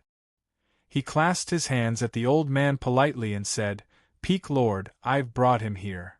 The old man slowly opened his eyes and glanced at Houston casually. It was also at this moment that his indifferent gaze seemed to change. Fragments of time seemed to fly through his eyes, the world seemed to reverse, and the origin of the universe seemed to evolve. He seemed to have seen Houston's past and future with a single glance. Afterwards, he looked at the Empyrean demon orb, and he finally became cautious. "Houston, there's no need to worry. You'll be very safe on Heaven's Link Peak. No one will be able to threaten you. Just cultivate in peace on Heaven's Link Peak for the next few days," the sagely old man said to Houston. He spoke very kindly. Houston clasped his hands at the old man and said, "Thank you for saving me, Senior. May I ask who you are and why you saved me?" Houston was very puzzled. The white-clothed young man's strength was already terrifying enough, but the white-clothed young man still had to bow to the old man. He really didn't dare imagine just how noble this mortal old man was. On the cloud plain, people refer to the old man as the Lord of Heaven's Link Peak. As for saving you, there's no need for you to thank the old man. The old man did not save you, but all the people in the world, said the Lord of Heaven's Link Peak. All the people in the world? Senior, what do you mean by that? Houston was completely baffled by what he heard, and was somewhat at a loss. The Lord of Heaven's Link Peak glanced at Amagami deeply and sighed gently. "There's no need for you to ask about this. You will understand in the future." Afterwards, the Lord of Heaven's Link Peak got a child to take Houston away. "Lord, I'm very confused. This person is only an overgod. He's pitifully weak. How can he be connected to all the people in the world?" The white-robed young man who had saved Houston asked politely after he had left. He was also filled with doubt. The Lord of Heaven's Link Peak sighed gently. He looked at the vast sky and his gaze deepened. The demonic god artifact in his possession is extremely important. Nothing can happen to the demonic god artifact at all, or when that person comes, there will definitely be a storm of blood on the cloud plain. The white-robed young man was shocked when he heard that. He asked, "Who is that person? Is he really that powerful? Moreover, not only is there Peak Lord, but there's also the Tian Empire and many other peak organizations on our cloud plain. Do we still have to fear that person?" The Lord of Heaven's Link Peak shook his head. He became very stern when that person was mentioned. That person is indeed very powerful. There's no one on the cloud plain that's his opponent yet. It's best if we don't provoke him. The young man paled in shock. Who was the Lord of Heaven's Link Peak? Even he feared that person to such an extent. Just who was that person? Chapter 1995. In the Tianyuan family of the Dong and province of the divine kingdom of Pingtian, the two holy emperors of the Shi dynasty, Shi Haoshuan and Shi Haoming, who had come from the northern region, were currently negotiating with the two holy emperors of the Blood Sun Empire. They communicated secretly, so aside from the four of them, no one else, including Emperor Shi and Shi Ziyun, knew about the details of the negotiation. However, Emperor Shi did not care about the negotiation at all. To him, there was no need for him to know about the process. All he needed to know was the outcome. If he was dissatisfied with the outcome of the negotiation, even if there were two holy emperors of the Shi dynasty present, even if his father was present, it would not be enough to stop him from doing whatever he wanted. In the past, when Shi Ziyun was still the crown prince, he was gentle, scholarly, and knowledgeable. He was both brave and resourceful. He was extremely outstanding in every aspect, so he was greatly favored by his father. However, Shi Ziyun just happened to be aloof from worldly affairs. He had no interest in the throne at all, nor did he have any interest in fighting for it. As a result, Shi Ziyun did not develop his strength like the other princes of the Shi dynasty. He had always been alone, remaining an extremely low-key prince. However, what happened afterwards made Shi Ziyun lose his daughter. It was also from that moment onwards that Shi Ziyun's personality changed drastically. He was no longer aloof from worldly affairs. For his daughter, he had basically lost his mind. He madly took revenge on the people who had hunted him down and caused him to lose his daughter. This was more than enough to demonstrate just how important his daughter was to him. In the eyes of other emperors, the interests of the empire were above everything else. For the sake of the empire, they were willing to lose their own children. Unfortunately, Ziyun was different. He was an emperor who was willing to sacrifice the empire for his daughter. Now that he had finally found his long-lost daughter, it was certain that Emperor Shi was willing to give up everything for his daughter. As the Shi dynasty negotiated with the Holy Emperor of the Blood Sun Empire, Emperor Shi and the Empress surrounded Shi Yu and asked about her well-being. At that moment they did not seem like an emperor and empress at all. However, under the care of the Shi Emperor and the Empress, Shi Yu said very little. She stared at the Shi Emperor and the Empress with extremely mixed feelings. Even she struggled to describe her feelings. All of this had happened so suddenly. Just when the Tianyuan family was about to be destroyed, her parents whom she had never seen before had actually appeared. They crushed the 9th prince in an extremely forceful manner and stood against the Holy Emperor of the Blood Sun Empire. Shi Yu felt like she was dreaming.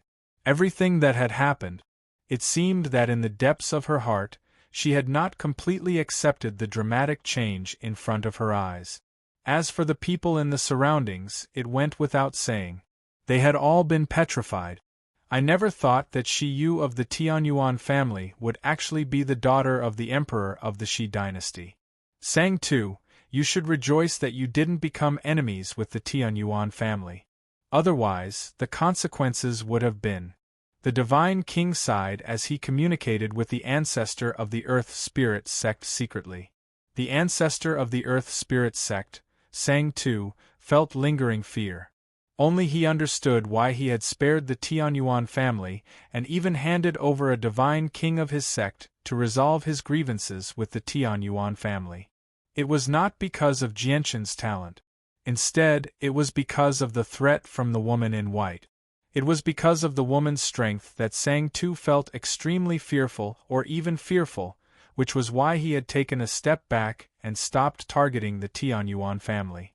If it were not for the woman in white, Sang Tu would never have let the matter rest.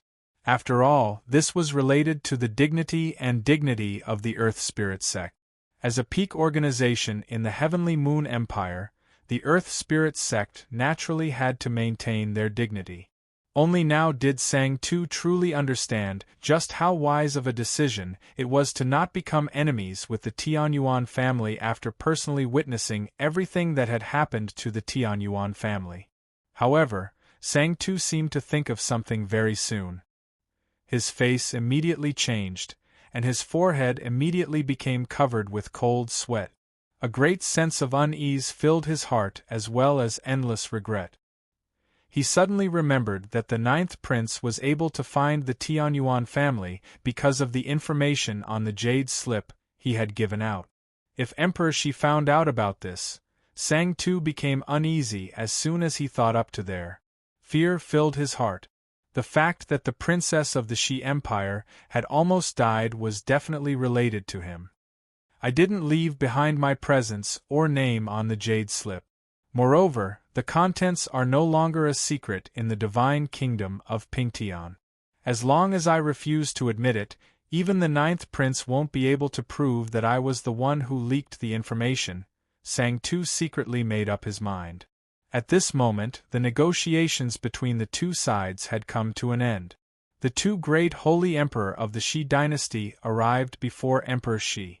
Emperor Shi's father, Shi Haoshuan, said, Ziyun, the Blood Sun Empire will compensate you with a droplet of spiritual essence of outer space and many heavenly resources.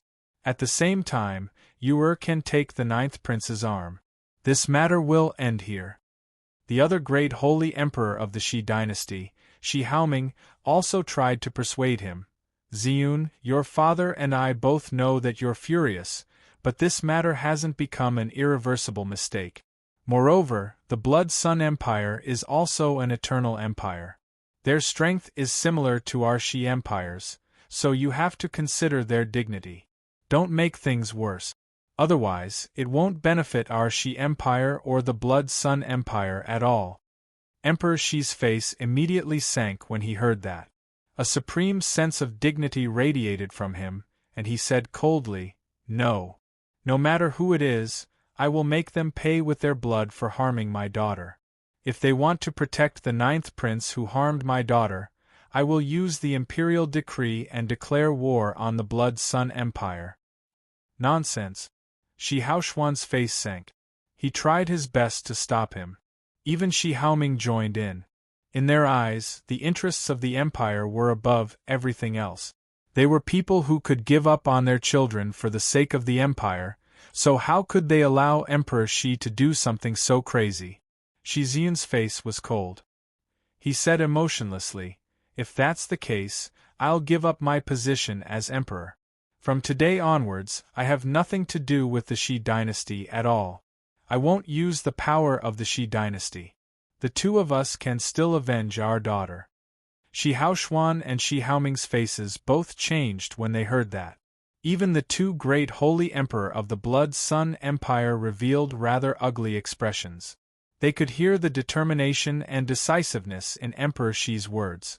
It was a determination that he would not give up until he reached his goal. Emperor Shi, how about this? Let's set a date of 10,000 years. With your princess talent and the nurturing of your Shi Empire, she'll definitely reach the level of a divine king in 10,000 years. When that time comes, we'll let the ninth prince of our Blood Sun Empire engage in a battle with your princess. We'll settle this grievance in the arena. What do you think, Emperor Shi? One of the great holy emperors of the Blood Sun Empire said. Chapter 1996. The Shi Emperor's eyes turned cold, and he said coldly, You sure have your wishful thinking. Let's not talk about how great the difference in cultivation between my Ur and your ninth prince is, but it was your ninth prince who injured my Ur first. Yet now, you want to propose a duel between my Ur and the ninth prince of your Blood Sun Empire. Don't tell me that in your eyes, the life of my daughter is nowhere near as precious as the ninth prince of your Blood Sun Empire? Emperor Shi's face was extremely sunken. He was furious.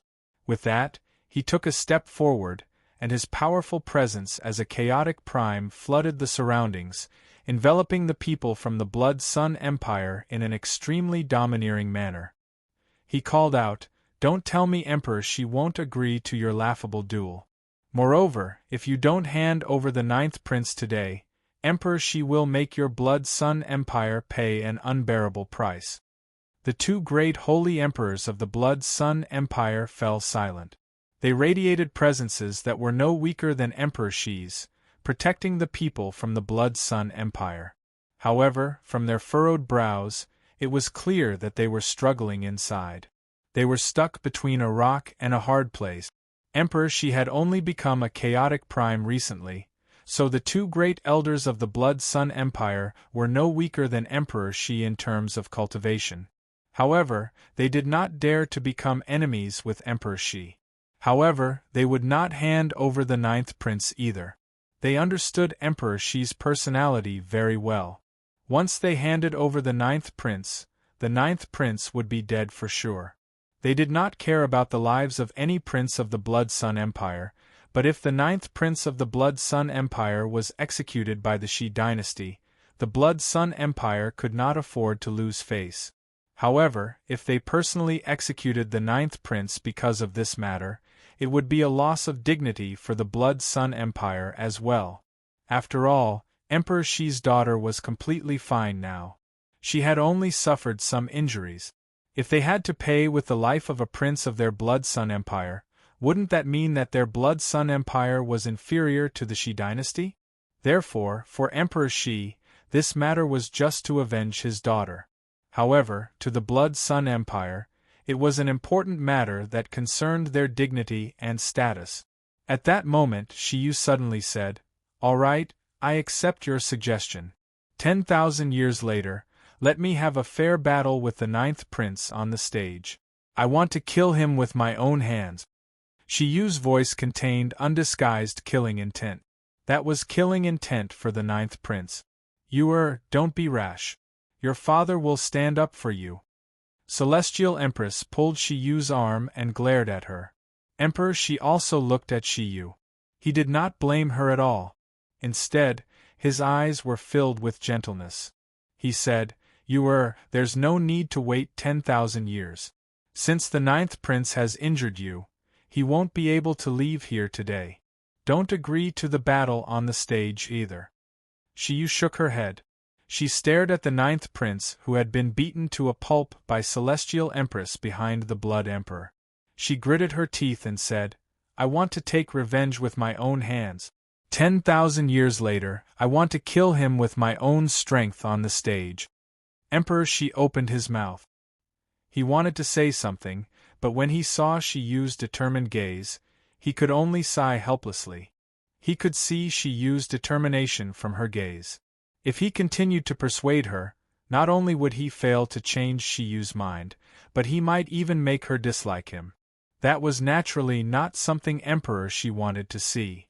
Just as the two great holy Emperor of the Blood Sun Empire were at a loss as to what to do, their eyes immediately lit up when they suddenly heard Shiyu agree to the battle on the stage.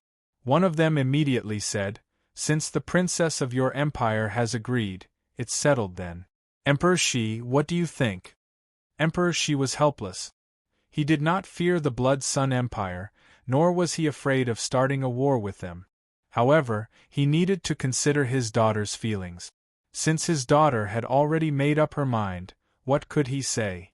"For Yu's sake, Emperor Shi will let your 9th prince live for 10,000 more years for now. However, while he can avoid the death penalty, he cannot escape punishment." Emperor Shi's gaze sharpened towards the end. He pointed at the 9th prince from afar and a terrifying pulse of energy shot out from his finger, directly shooting towards the 9th prince. Arg! The 9th prince let out a painful scream as he fell from the sky. Blood flowed out from between his eyebrows. His soul had already been heavily injured by Emperor Shi, and the power of primordial realm laws had taken over his soul. Not only was it difficult for his soul to recover, but it would also be difficult for him to reach the primordial realm again. "Let's go." The two great holy Emperor of the Blood Sun Empire were emotionless as they turned around to leave. "Leave behind the spiritual essence of starry skies," Emperor Shi said. The spiritual essence of starry skies was good stuff. It would be extremely helpful to Shiyu. Even with his current strength, it was extremely difficult for him to obtain a single droplet of it. The great holy Emperor of the Blood Sun Empire paused. He tossed out the jade bottle with the spiritual essence of starry skies before leaving. The great Emperor of the Blood Sun Empire grabbed the 9th prince with a sunken face. He said nothing, leaving with the infinite primes of the Empire. In the blink of an eye, everyone from the Blood Sun Empire had left. After they left, Shi Haoming and Shi Haoshuan did not stick around either. They left very soon. In the blink of an eye, the great holy Emperor of the Blood Sun Empire and the Shi dynasty had all left. Only Emperor Shi's group remained. Although the disturbance had settled down, the arrival of the supreme experts from both sides had left the Tianyuan family shocked. Even now, many of them had yet to return to their senses. You've suffered in the past few years. Come home with Mother. Mother will use the rest of her life to make it up to you." The Empress slowly gripped Shiyu's hands. Her face was filled with love. Emperor Shi stowed away the jade bottle with the spiritual essence of starry skies. He turned around and looked at his daughter affectionately. Although he said nothing, he felt warmth and happiness that he had never felt before. 2,000 years. 2,000 years. After searching for 2,000 years, he had finally reunited with his daughter today. This is my home. Shiyu pulled back her hand from the Empress's grasp. Shiyu pulled her hand back from the Empress' hand. She looked at the ruined Tian Yuan clan and spoke very softly. You are... The Empress sorrowfully cried out. Shiyu's coldness had shattered her heart. Tears flickered in her eyes, almost rolling out again. No matter what, I still have to thank you. Thank you for saving my Tianyuan family. Shiyu slowly took a few steps back and bowed deeply towards the Empress and Emperor Shi. The Empress finally could not help but sob again when she saw Shiyu like that. Emperor Shi sighed inside as well. He knew that his daughter was still unwilling to forgive him. However, since he had already found his daughter, he believed that he could use time to make her change.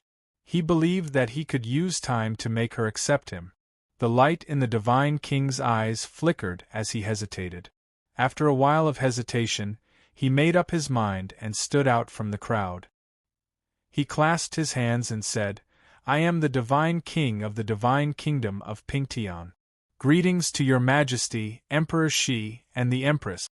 After bowing to Emperor Shi and the Empress, the Divine King looked at Shiyu.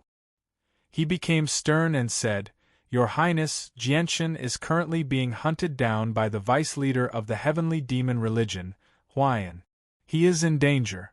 His life could be in danger at any time. Shiyu's face immediately changed drastically when she heard that Jianshan was being hunted down. At that moment, she completely forgot about her parents and the Shi dynasty. All she could think about was what the Divine King had said. Your Highness, what did you say? The Patriarch is being hunted down by the vice-leader of the heavenly demon religion? Shiyu arrived before the Divine King with a flash and asked in disbelief. The Divine King nodded. Earlier, Huayan brought 3 late Divine King protectors to deal with Jianshan. Although I've kept Huayan busy, the 3 late Divine King protectors have gone to hunt down Jianshan. Jianshan is a supreme overgod, but it's impossible for him to be the opponent of 3 late Divine King protectors. He won't be able to last very long against the pursuit of 3 late Divine King protectors. And now that Huayan is no longer being kept busy by me, he's gone in the direction Jianshan has fled in. With his speed, he's probably caught up to Jianshan already. Jianshan has no chance of escaping. If nothing unexpected happens, he's dead for sure. Chapter 1997. The expressions of Siyu, Ruijin, Honglian, Blackfish, and the others from the Tian Yuan continent all changed. It was obvious what the outcome would be if an overgod was hunted down by a primordial realm expert. Emperor Shi's eyes lit up when he heard that. He said, Do you have Jianshan's portrait and items with his presence? Yes. There should be traces of the Patriarch's presence in his secret room and room, said Mo Ling before taking Emperor Shi directly into Jianshan's room. Emperor Shi was a chaotic prime, so he managed to capture the lingering presence in Jianshan's room without any effort. Afterwards, he immediately expanded the senses of his soul, blanketing the surroundings. Shiyu stood to one side as she stared at Emperor Shi nervously. Even though she was still unable to accept the sudden appearance of her parents, only they could save Jianshan right now. Very soon, Emperor Shi withdrew the senses of his soul. He looked at Shiyu's nervous gaze and said, I discovered Huayan outside the imperial capital of the Blood Sun Empire, but he's already injured. He was injured by the people of the Blood Sun Empire. There are traces of Jianshan's presence in the imperial capital, but I can't find him. However, a spatial battleship took off recently. Jianshan's presence vanished from where the spatial battleship was parked. If I've guessed correctly, he should have boarded the spatial battleship and left the cloud plain. Shiyu and the people of the Tianyuan family immediately let out a sigh of relief when they heard that Jianshan was fine. Emperor Shi, on the other hand, felt rather regretful. Originally, He wanted to use saving Jianchen to deepen their relationship and reduce his daughter's resistance towards him, but he failed to find Jianchen in the end. Jia Yun greets the great emperor, empress, and princess. Not long after, a middle-aged man dressed in a white robe arrived at the Tianyuan family. He respectfully saluted Emperor Shi and the other two. Jia Yun was the divine king of light who had hurried over from the Shi dynasty as quickly as he could through a regional teleportation formation after receiving Emperor Shi's decree. As soon as he joined the Tianyuan family, he learnt about Shi Yu's identity from a primordial realm expert who accompanied Emperor Shi. After learning that Jia Yun was the divine king of light, Shi Yu immediately brought Jia Yun to where Mo Yen had died eagerly. She asked urgently, "Senior, do you really have the power to save Sister Mo Yen?" Jia Yun closed his eyes and sensed. He smiled confidently and clasped his fist at Shi Yu. He said, "Although her body has been destroyed, her soul has not dispersed. She's still alive, so don't worry, Your Highness. Saving this person won't be difficult." "Then please save Sister Mo Yen, Senior Jia Yun." Shi Yu was overjoyed as she became excited. "Yes, Your Highness." Jia Yun clasped his hands politely. Shi Yu was Emperor Shi's only daughter, so her status was naturally different from before. Even though Jia Yun was the divine king of light and possessed a status far greater than the other divine kings in the Blood Sun Empire, he still had to act politely before Emperor Shi's only daughter. However, just when Jia Yun was about to save Mo Yen, he suddenly paused, but he recovered very quickly. He said to Shi Yu, "Your Highness, if you want to save this person, you must do it in the Shi dynasty where I cultivate in seclusion. I've engraved formations there, and the radiant saint force is extremely dense. Only in an environment like that can you guarantee 100% success rate. Moreover, there's a very high chance that she'll lose her memories when the soul fragment is condensed. She won't be able to remember her past. Therefore, in order to ensure that Your Highness's younger sister retains her complete memories after she is resurrected, Your Highness will have to constantly call out her name by her side. Furthermore, Your Highness's aura will be used as a guide so that the reformed soul will not lose its memories." Jia Yun's expression was rather unnatural. This was the first time he had told such a long lie ever since he started cultivating. However, he was extremely helpless as Emperor Shi had given him an absolute order. He had to trick the princess into the Shi dynasty no matter what he did. As a result, he could only make up a lie like this. In reality, there was no need for him to go through so much trouble with his abilities as a radiant god king if he wanted to revive Mo Yen, who only had her soul shattered and had not been completely destroyed. "All right, I'll go with you immediately." Shi Yu agreed without any hesitation. She did not understand just how powerful the divine king was, so she naturally did not know that Jia Yun did not need to go to the Shi dynasty to save Mo Yen with his cultivation. However, Jia Yun was Mo Yan's only hope. As long as Mo Yen could be saved, let alone the Shi dynasty, she would not hesitate even if she had to climb a mountain of blades or plunge into a sea of flames. "There's no time to lose. Let's return right now. Don't worry about the Tianyuan family. I'll get Guest He to stay here temporarily." Emperor Shi beamed and gave Jia Yun a look of praise. He immediately left the Tianyuan family with Shi Yu, heading to the Shi dynasty. However, one of the two old men remained with the Tianyuan family. After Emperor Shi's departure, the primordial realm experts of the Heavenly Moon Empire, who had arrived a long time ago, finally found an opportunity to speak. Whether it was the primordial realm experts of the Imperial family or the ancestors of the Taoist sect of Calm Clouds or the Earth Spirit sect, they all put down their pride as primordial realm experts and expressed their goodwill to the Tianyuan family. They were all extremely polite, leaving behind various resources before leaving. The vice leader of the heavenly demon religion, Huayan, and the three divine king flew steadily in the sky outside the imperial capital of the Blood Sun Empire.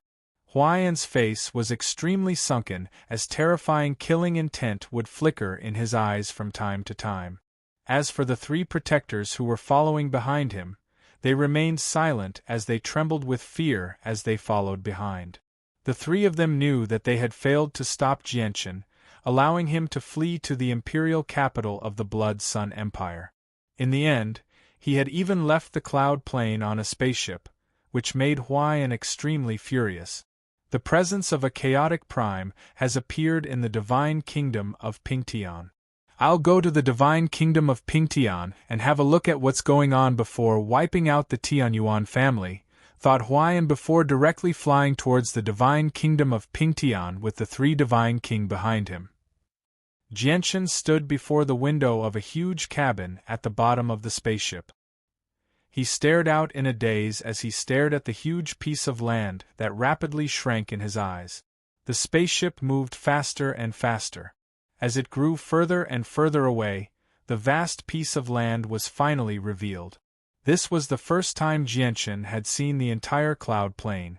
The cloud plain was not a sphere. Instead, it was a huge piece of land that floated in outer space. The land was split into 5 parts by the sea, forming the 5 regions. Jianchen looked at the southern region as if he wanted to find the Tianyuan family's location. Unfortunately, the Tianyuan family was just far too small compared to the entire southern region. Let alone the Tianyuan family, he could not even find the entire divine kingdom of Pingtian. Chapter 1998.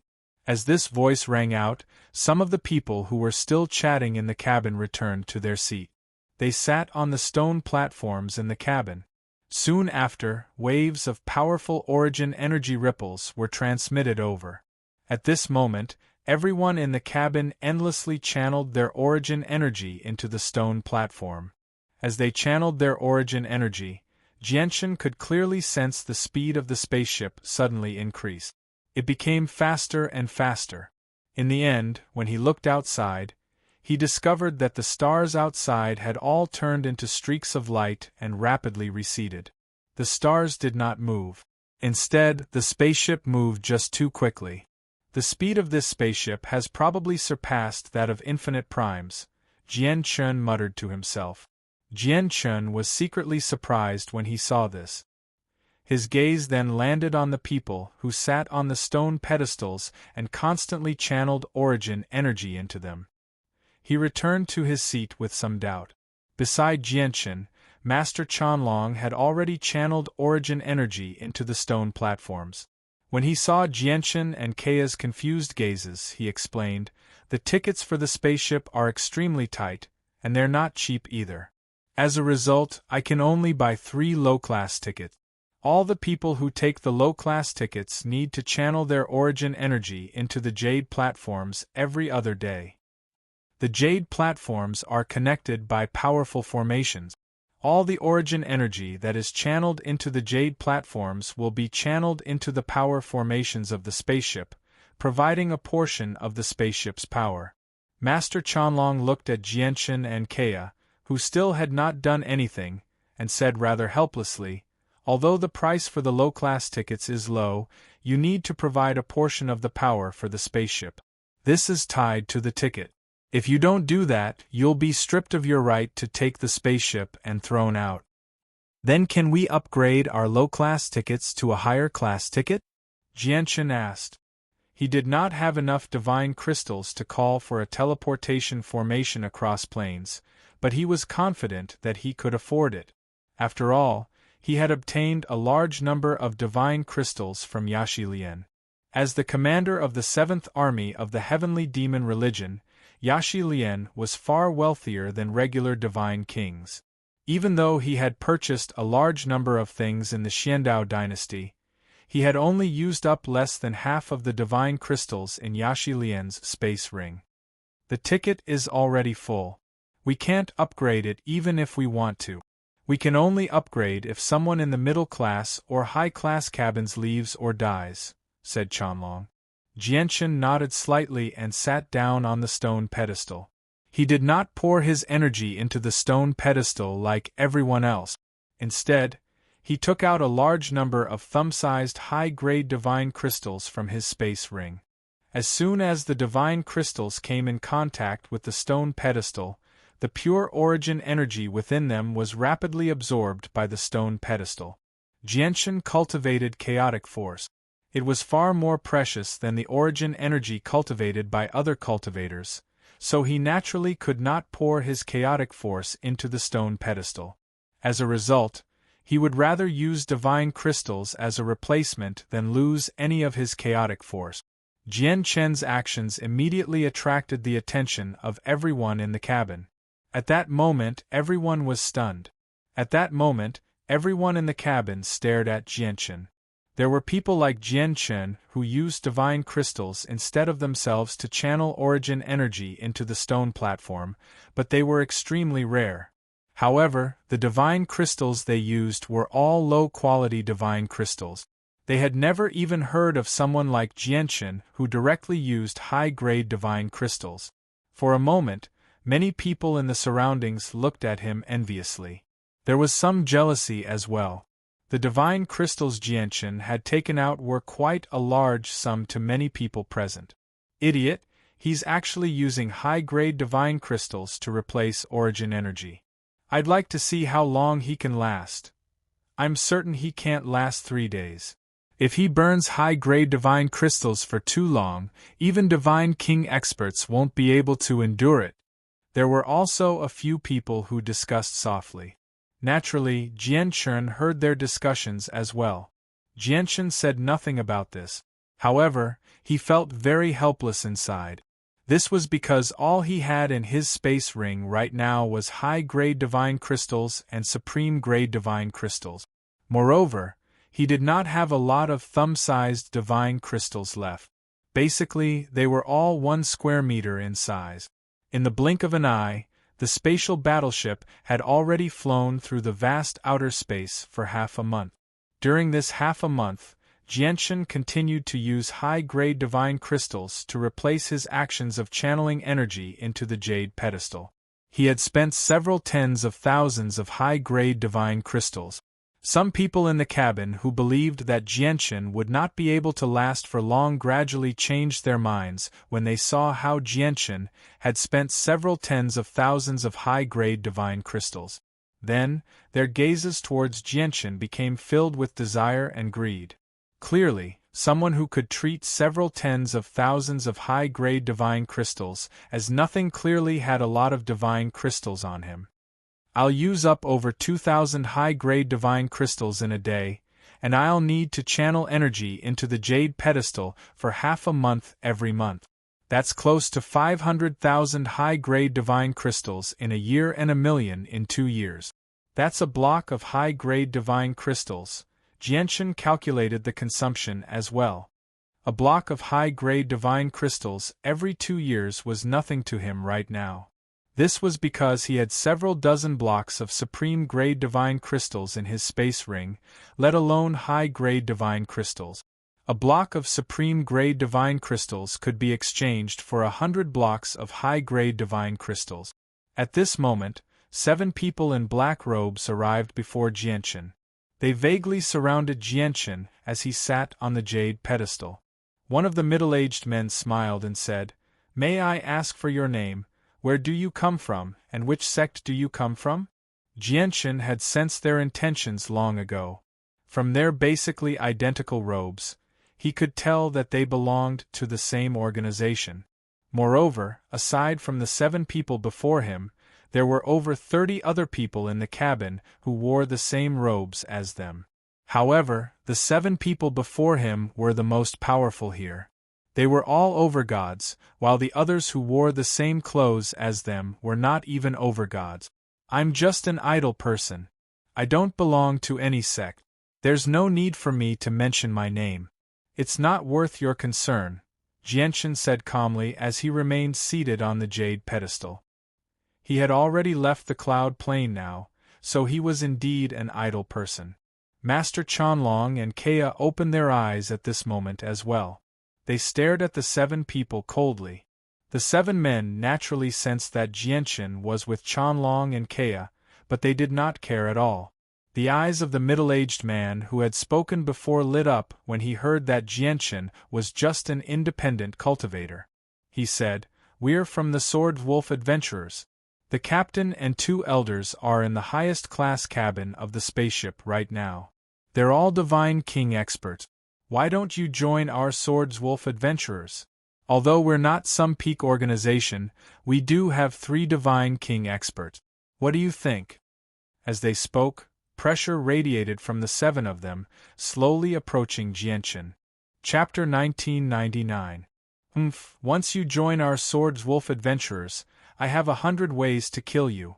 At that time, no matter how many divine crystals you have on you, they'll all be mine, the middle-aged man sneered. Naturally, he had come for Jianchen's divine crystals. When he saw how Jianchen treated the high-grade divine crystals like nothing, he knew that Jianchen was an extremely wealthy person. He had probably obtained some fortuitous encounters from somewhere.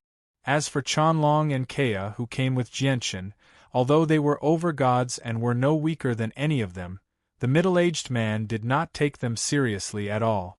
This was because they were from the Swords Wolf Adventurers. Even if they did not mention the fact that the Swords Wolf Adventurers possessed 3 Divine King, just the people who had stepped forward right now were not to be trifled with. They all knew how to use combination attack.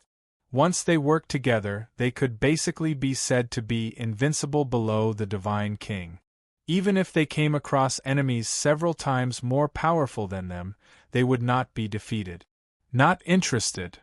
Jianchen spoke extremely indifferently. Even though he knew that the Swords Wolf Adventurers possessed 3 Divine King, he did not take them seriously at all. As long as he did not come across late Divine King experts, they would not pose much of a threat to him. However, late Divine King experts were not that easy to come across. Moreover, he had already learnt from Chanlong that fighting was forbidden on the spatial battleship. As a result, so what if the Sword Wolf Adventurers possessed a late Divine King expert? It was only because of the rules on the spatial battleship that they could not fight as they pleased. The middle-aged man seemed to have expected Jianchen to turn him down. His expression did not change as he said, "Our Swords Wolf Adventurers is a rather powerful adventurers group after all. Sir, are you looking down on us by turning down our invitation? Nothing good will come to anyone who looks down on our Swords Wolf Adventurers. Brother, you better consider it carefully." A gloomy young man who seemed to be in his 30s behind Jianchen growled. He radiated with faint killing intent. "Aren't you being a little too overbearing? If I don't join your Swords Wolf Adventurers, I'll be looking down on you. Does your Swords Wolf Adventurers have to join just because you want them to?" Kaya stood up and said furiously. "Haha, that's right. Is our Swords Wolf Adventurers that unreasonable?" The gloomy young man sneered. He stared at Kea and mocked, "But you don't have to worry, miss. Our Swords Wolf Adventurers isn't a group that just anyone can join. Your cultivation is barely passable, but as for your looks..." The young man shook his head and sighed when he reached there. Sigh, after spending some time in the imperial capital of the Blood Sun Empire in the southern region of the Cloud Plain, I've gotten used to seeing alluring beauties, so my standards have improved all of a sudden. Now that I've seen your looks, I really can't let you join our Swords Wolf Adventurers because the girls we've played with in the brothels of the imperial capital are thousands of times prettier than you. If we take you out in the future, our Swords Wolf Adventurers will probably lose all face because of you. Ha ha ha. That's right. Our Swords Wolf Adventurer team is a somewhat famous adventurer team. We can't just accept ugly women. Otherwise we won't have the face to show our faces in the future, Swords Wolf said, chuckling. "Miss, stop glaring at us. No matter how much you glare at us, you won't be able to get us to invite you to join our Swords Wolf Adventurers because your face just makes things very difficult for us." The people from the Swords Wolf Adventurers laughed aloud. The topic gradually shifted to Kea, mocking and humiliating her recklessly. "You!" Kea's face paled from anger. Although she was an overgod, she was still a girl after all. There were no girls who did not care about their looks. She became extremely furious when the people from the Swords Wolf Adventurers said such horrible things about her. Kea was indeed not alluring. Let alone Fairy Haoyue, Shangguanmur and so on, even Princesses Xing and Lan from the Xiandao dynasty were much more beautiful than Kea. However, she was still a natural beauty. She was definitely not as bad as the people from the Swords Wolf Adventurers had made her out to be.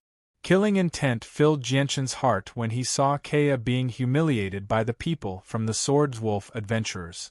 He looked at Qianlong emotionlessly and said, "Master Qianlong, is there any way to kill them?" Qianlong's face was ugly as well.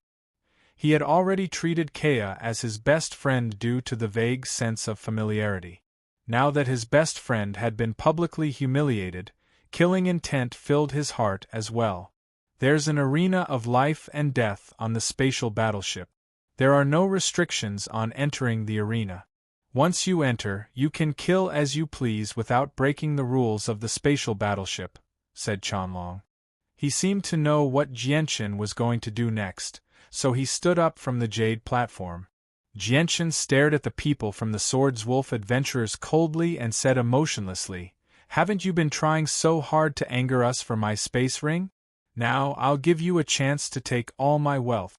If you can kill me in the arena of life and death, then." Jianshan directly took out a block of supreme grey divine crystal from his space ring and tossed it on the ground. He said, "Then all the wealth in my space ring will be yours. This block of supreme grey divine crystal is only a portion of it. I just don't know if you have the courage to take it all." The block of supreme grey divine crystal was placed beside Jianshan. It was translucent and gave off a dense light.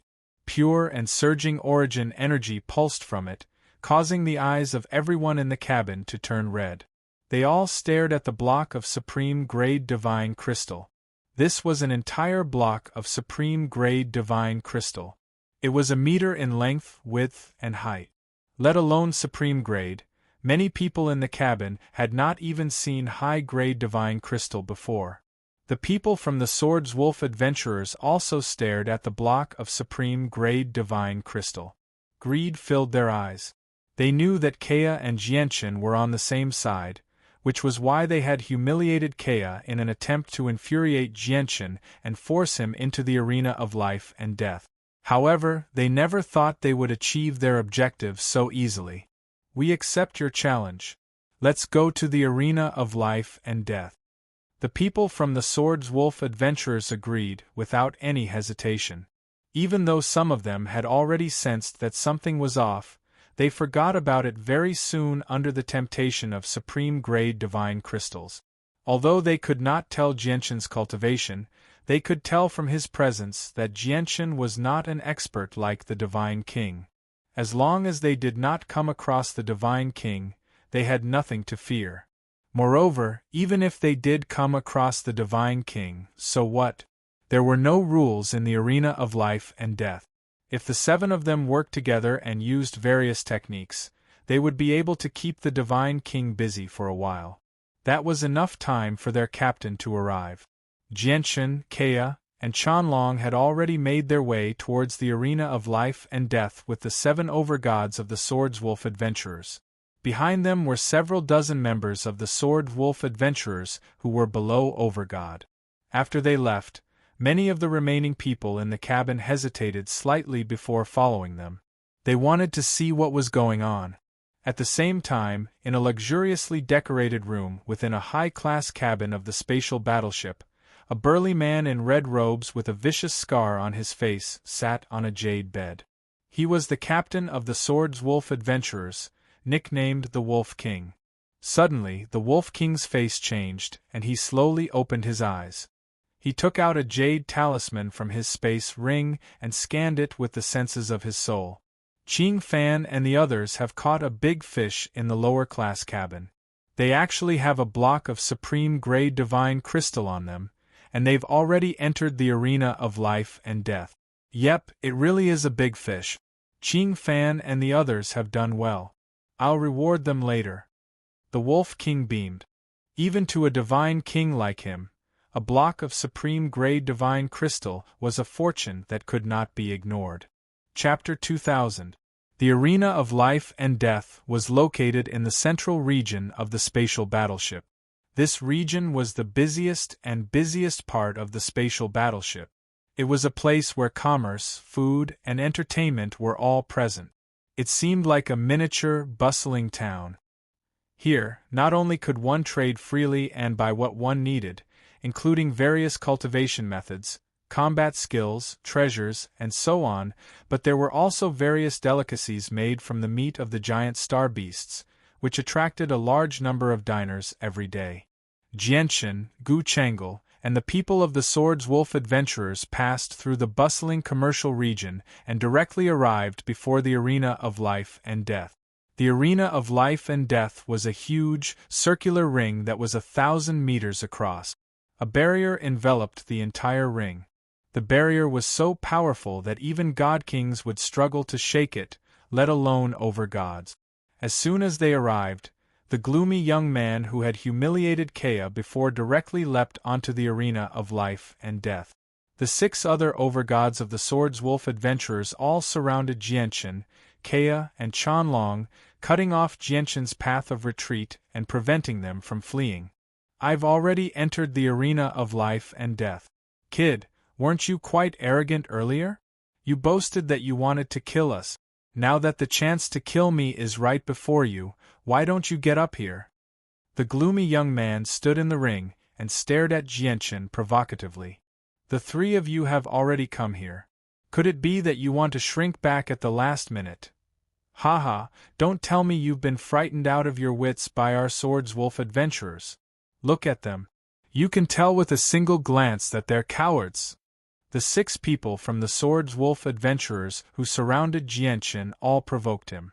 They were nervous as if they were afraid that Jianshan would actually run away. They no longer paid any attention to Kea and Qianlong. Their main target was Jianshan. A cold light flickered through Jianshan's eyes as he listened to the various mocking words. A sliver of killing intent flashed through his eyes, and he leapt up gently. He passed through the barrier around the Arena of Life and Death without any obstructions, arriving in the Arena of Life and Death. The Arena of Life and Death on the spatial battleship did not restrict the challengers at all. Regardless of whether there were people fighting in the Arena of Life and Death or not, the people outside could enter the arena at any time. Once the battle of life and death began, it would not end until one side was dead. Only the victor could leave the arena alive. Defeat was equivalent to death. The eyes of the Swords Wolf adventurers lit up when they saw Jianshan actually enter the arena of life and death. They all became excited. As long as one entered the arena of life and death, it meant that the battle of life and death had already begun. Unless one obtained victory, one would not be able to leave the arena. "Haha, you really are bold." The people from the Swords Wolf adventurers laughed aloud. Afterwards, the 6 overgods below the arena all leapt into the arena at that moment. They had never considered fighting Jianshan one-on-one. They had already planned on forcing Jianshan into the arena of life and death so that they could all attack together and kill Jianshan. Once Jianshan died in the arena of life and death, all of Jianshan's wealth would become theirs. "Jianshan, leave that person to me. I want to teach him a lesson personally." Kea's voice rang out. She and Master Qianlong leapt into the arena of life and death at the same time. She glared at the young man who had humiliated her before as killing intent surged. At this very moment, there were already people gathering around the life and death arena. They were all pointing at the few people on the arena as they discussed in low voices. Many people did not have high hopes for Jianshan's group since it was 3 against 7. The Swords Wolf adventurers were rather renowned here. Many people knew that they possessed a combination technique that could allow them to defeat stronger opponents. Moreover, the Swords Wolf adventurers' strength did not just stop there. They had the support of the 3 Divine King experts. Although an organization like that was nowhere close to the peak, it was quite powerful on the spatial battleship. Fusion of form and soul. It was also at this moment that the people of the Swords Wolf adventurers began to move. With a bellow, the 7 overgods of the Swords Wolf adventurers stood in a certain pattern as quickly as they could, preparing to launch a combined attack. Once the combination technique is complete, the 3 of them will definitely die. Even if we're unlucky and come across a Supreme Overgod on the Overgod's plaque, we'll be able to match them. All we need to do is keep them busy until the captain arrives. Then, even Supreme Overgods will be dead. That block of Supreme Grade Divine Crystals belongs to our Swords Wolf adventurers. And from what the kid said, he seems to have more than a single block of Supreme Grade Divine Crystals. Ha ha ha, we've struck it rich this time. The 7 overgods of the Swords Wolf adventurers were all overjoyed. It was as if all of Jianchen's wealth was already theirs. Just as the people of the Swords Wolf adventurers were fantasizing about how many Supreme Grade Divine Crystals they could obtain, a terrifying presence of destruction suddenly appeared. Kea extended her right hand and grabbed at the space there. A sword completely condensed from the laws of destruction condensed in a single instance. It radiated with a terrifying presence before turning into a black streak of light, shooting towards the young man who had insulted her with lightning speed. Although Kea had not grasped the power of laws for very long, her usage of the laws had already reached perfection. It had even surpassed Jianchen's usage of the laws of the sword. No one could rival her. As a result, not only was Kea's usage of the laws of destruction easy and natural, but it was also extremely simple. Whether it was the laws of fire or the laws of destruction, the power of the laws she used was extremely pure, without any impurities at all. They were so powerful that they completely surpassed any cultivator of the same level. The laws of destruction moved extremely quickly. In the narrow space of the arena of life and death, there was no such thing as distance. In a flash, the laws of destruction had already approached the young man. Bang! With a heavy sound, the laws of destruction had already pierced the young man's head before he could even react. Afterwards, it exploded loudly, blasting the young man's head to pieces. Red and white matter splattered everywhere. Before the Swords Wolf adventurer team could use their combined attack, one of their members had already died. This unforeseen event had clearly caught them off guard, causing them to pause slightly.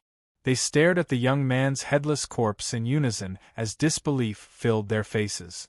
Just a single strike had killed one of them on the spot. What kind of strength was this?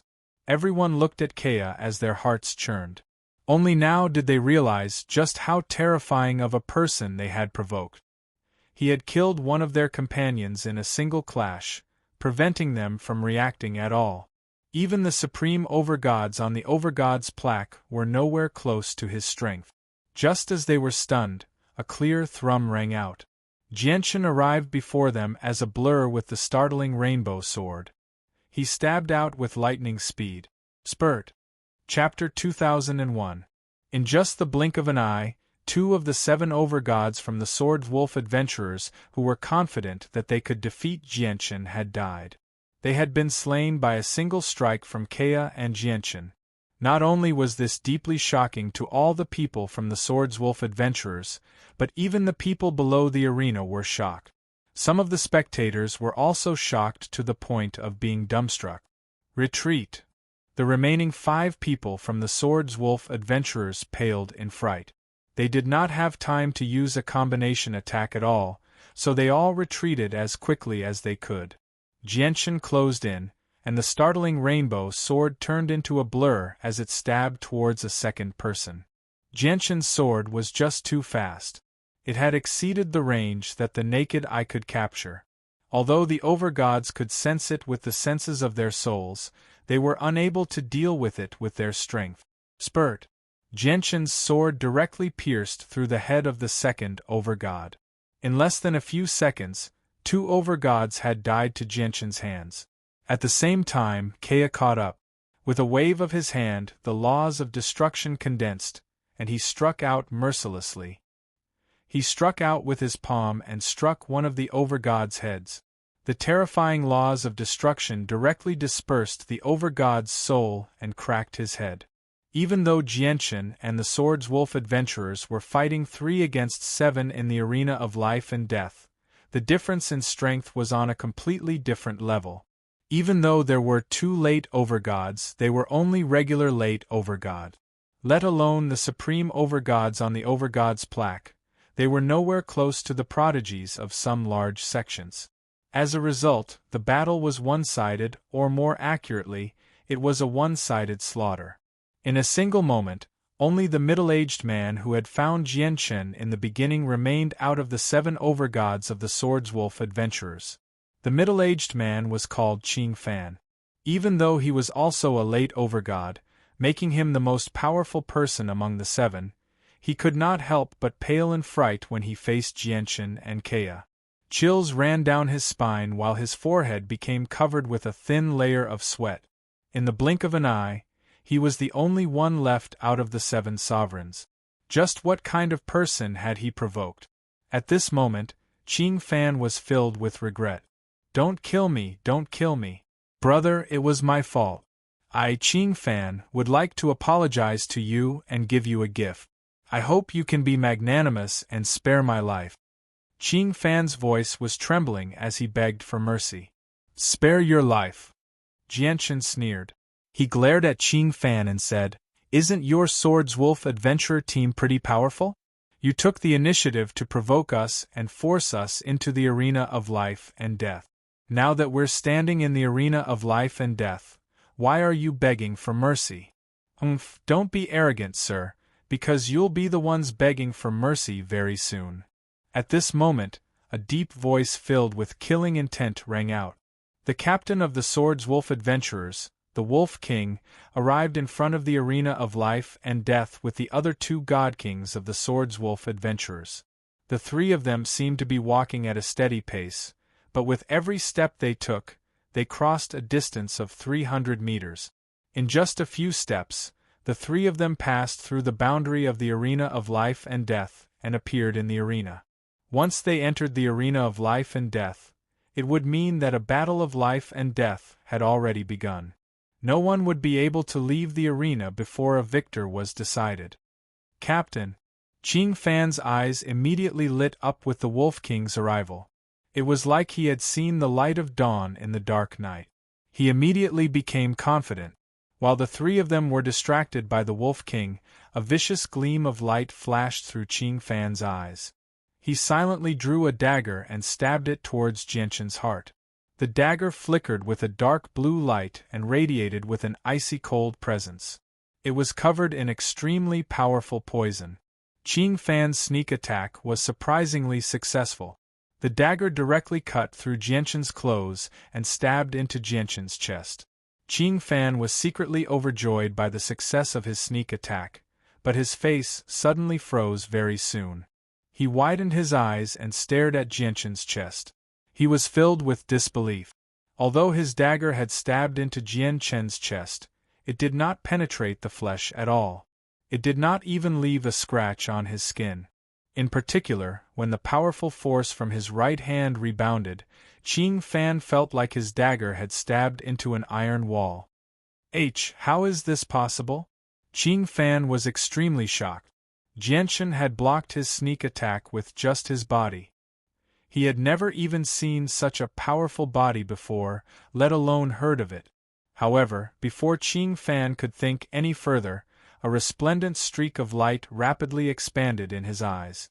A strand of sword qi shot out from Jianchen's hand, stabbing towards Qing Fan's forehead.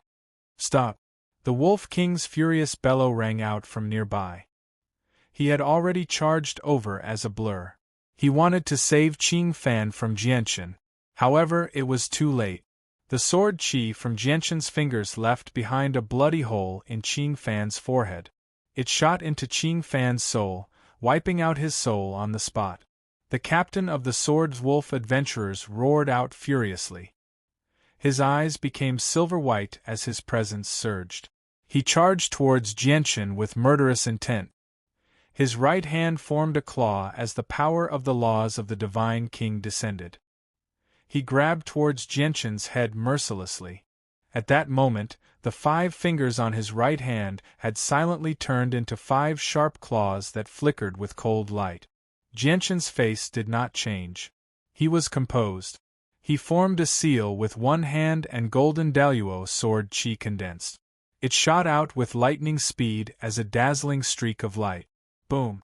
With a heavy sound, the Daluo sword chi collided with the Wolf King's claws, causing the Wolf King's body to tremble violently. He staggered backwards uncontrollably as a vicious slash appeared on his right hand. A white mark appeared on the long claw formed from his 5 fingers. Since you've already entered the arena of life and death, only the victor can leave, Jianshan said coldly. He took a step and appeared before the Wolf King as if he had teleported. The startling rainbow sword enveloped the Wolf King in a net of swords. I never thought I'd come across a supreme overgod here. The Wolf King was stern. He howled at the sky, and his body began to swell rapidly. In the blink of an eye, he became a huge, silver-white wolf that was 10 meters long. 9 bone spurs stabbed into the back of the wolf like swords.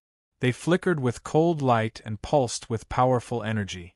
Clearly, the captain of the Swords Wolf adventurers was not a human. His original form was a swords wolf.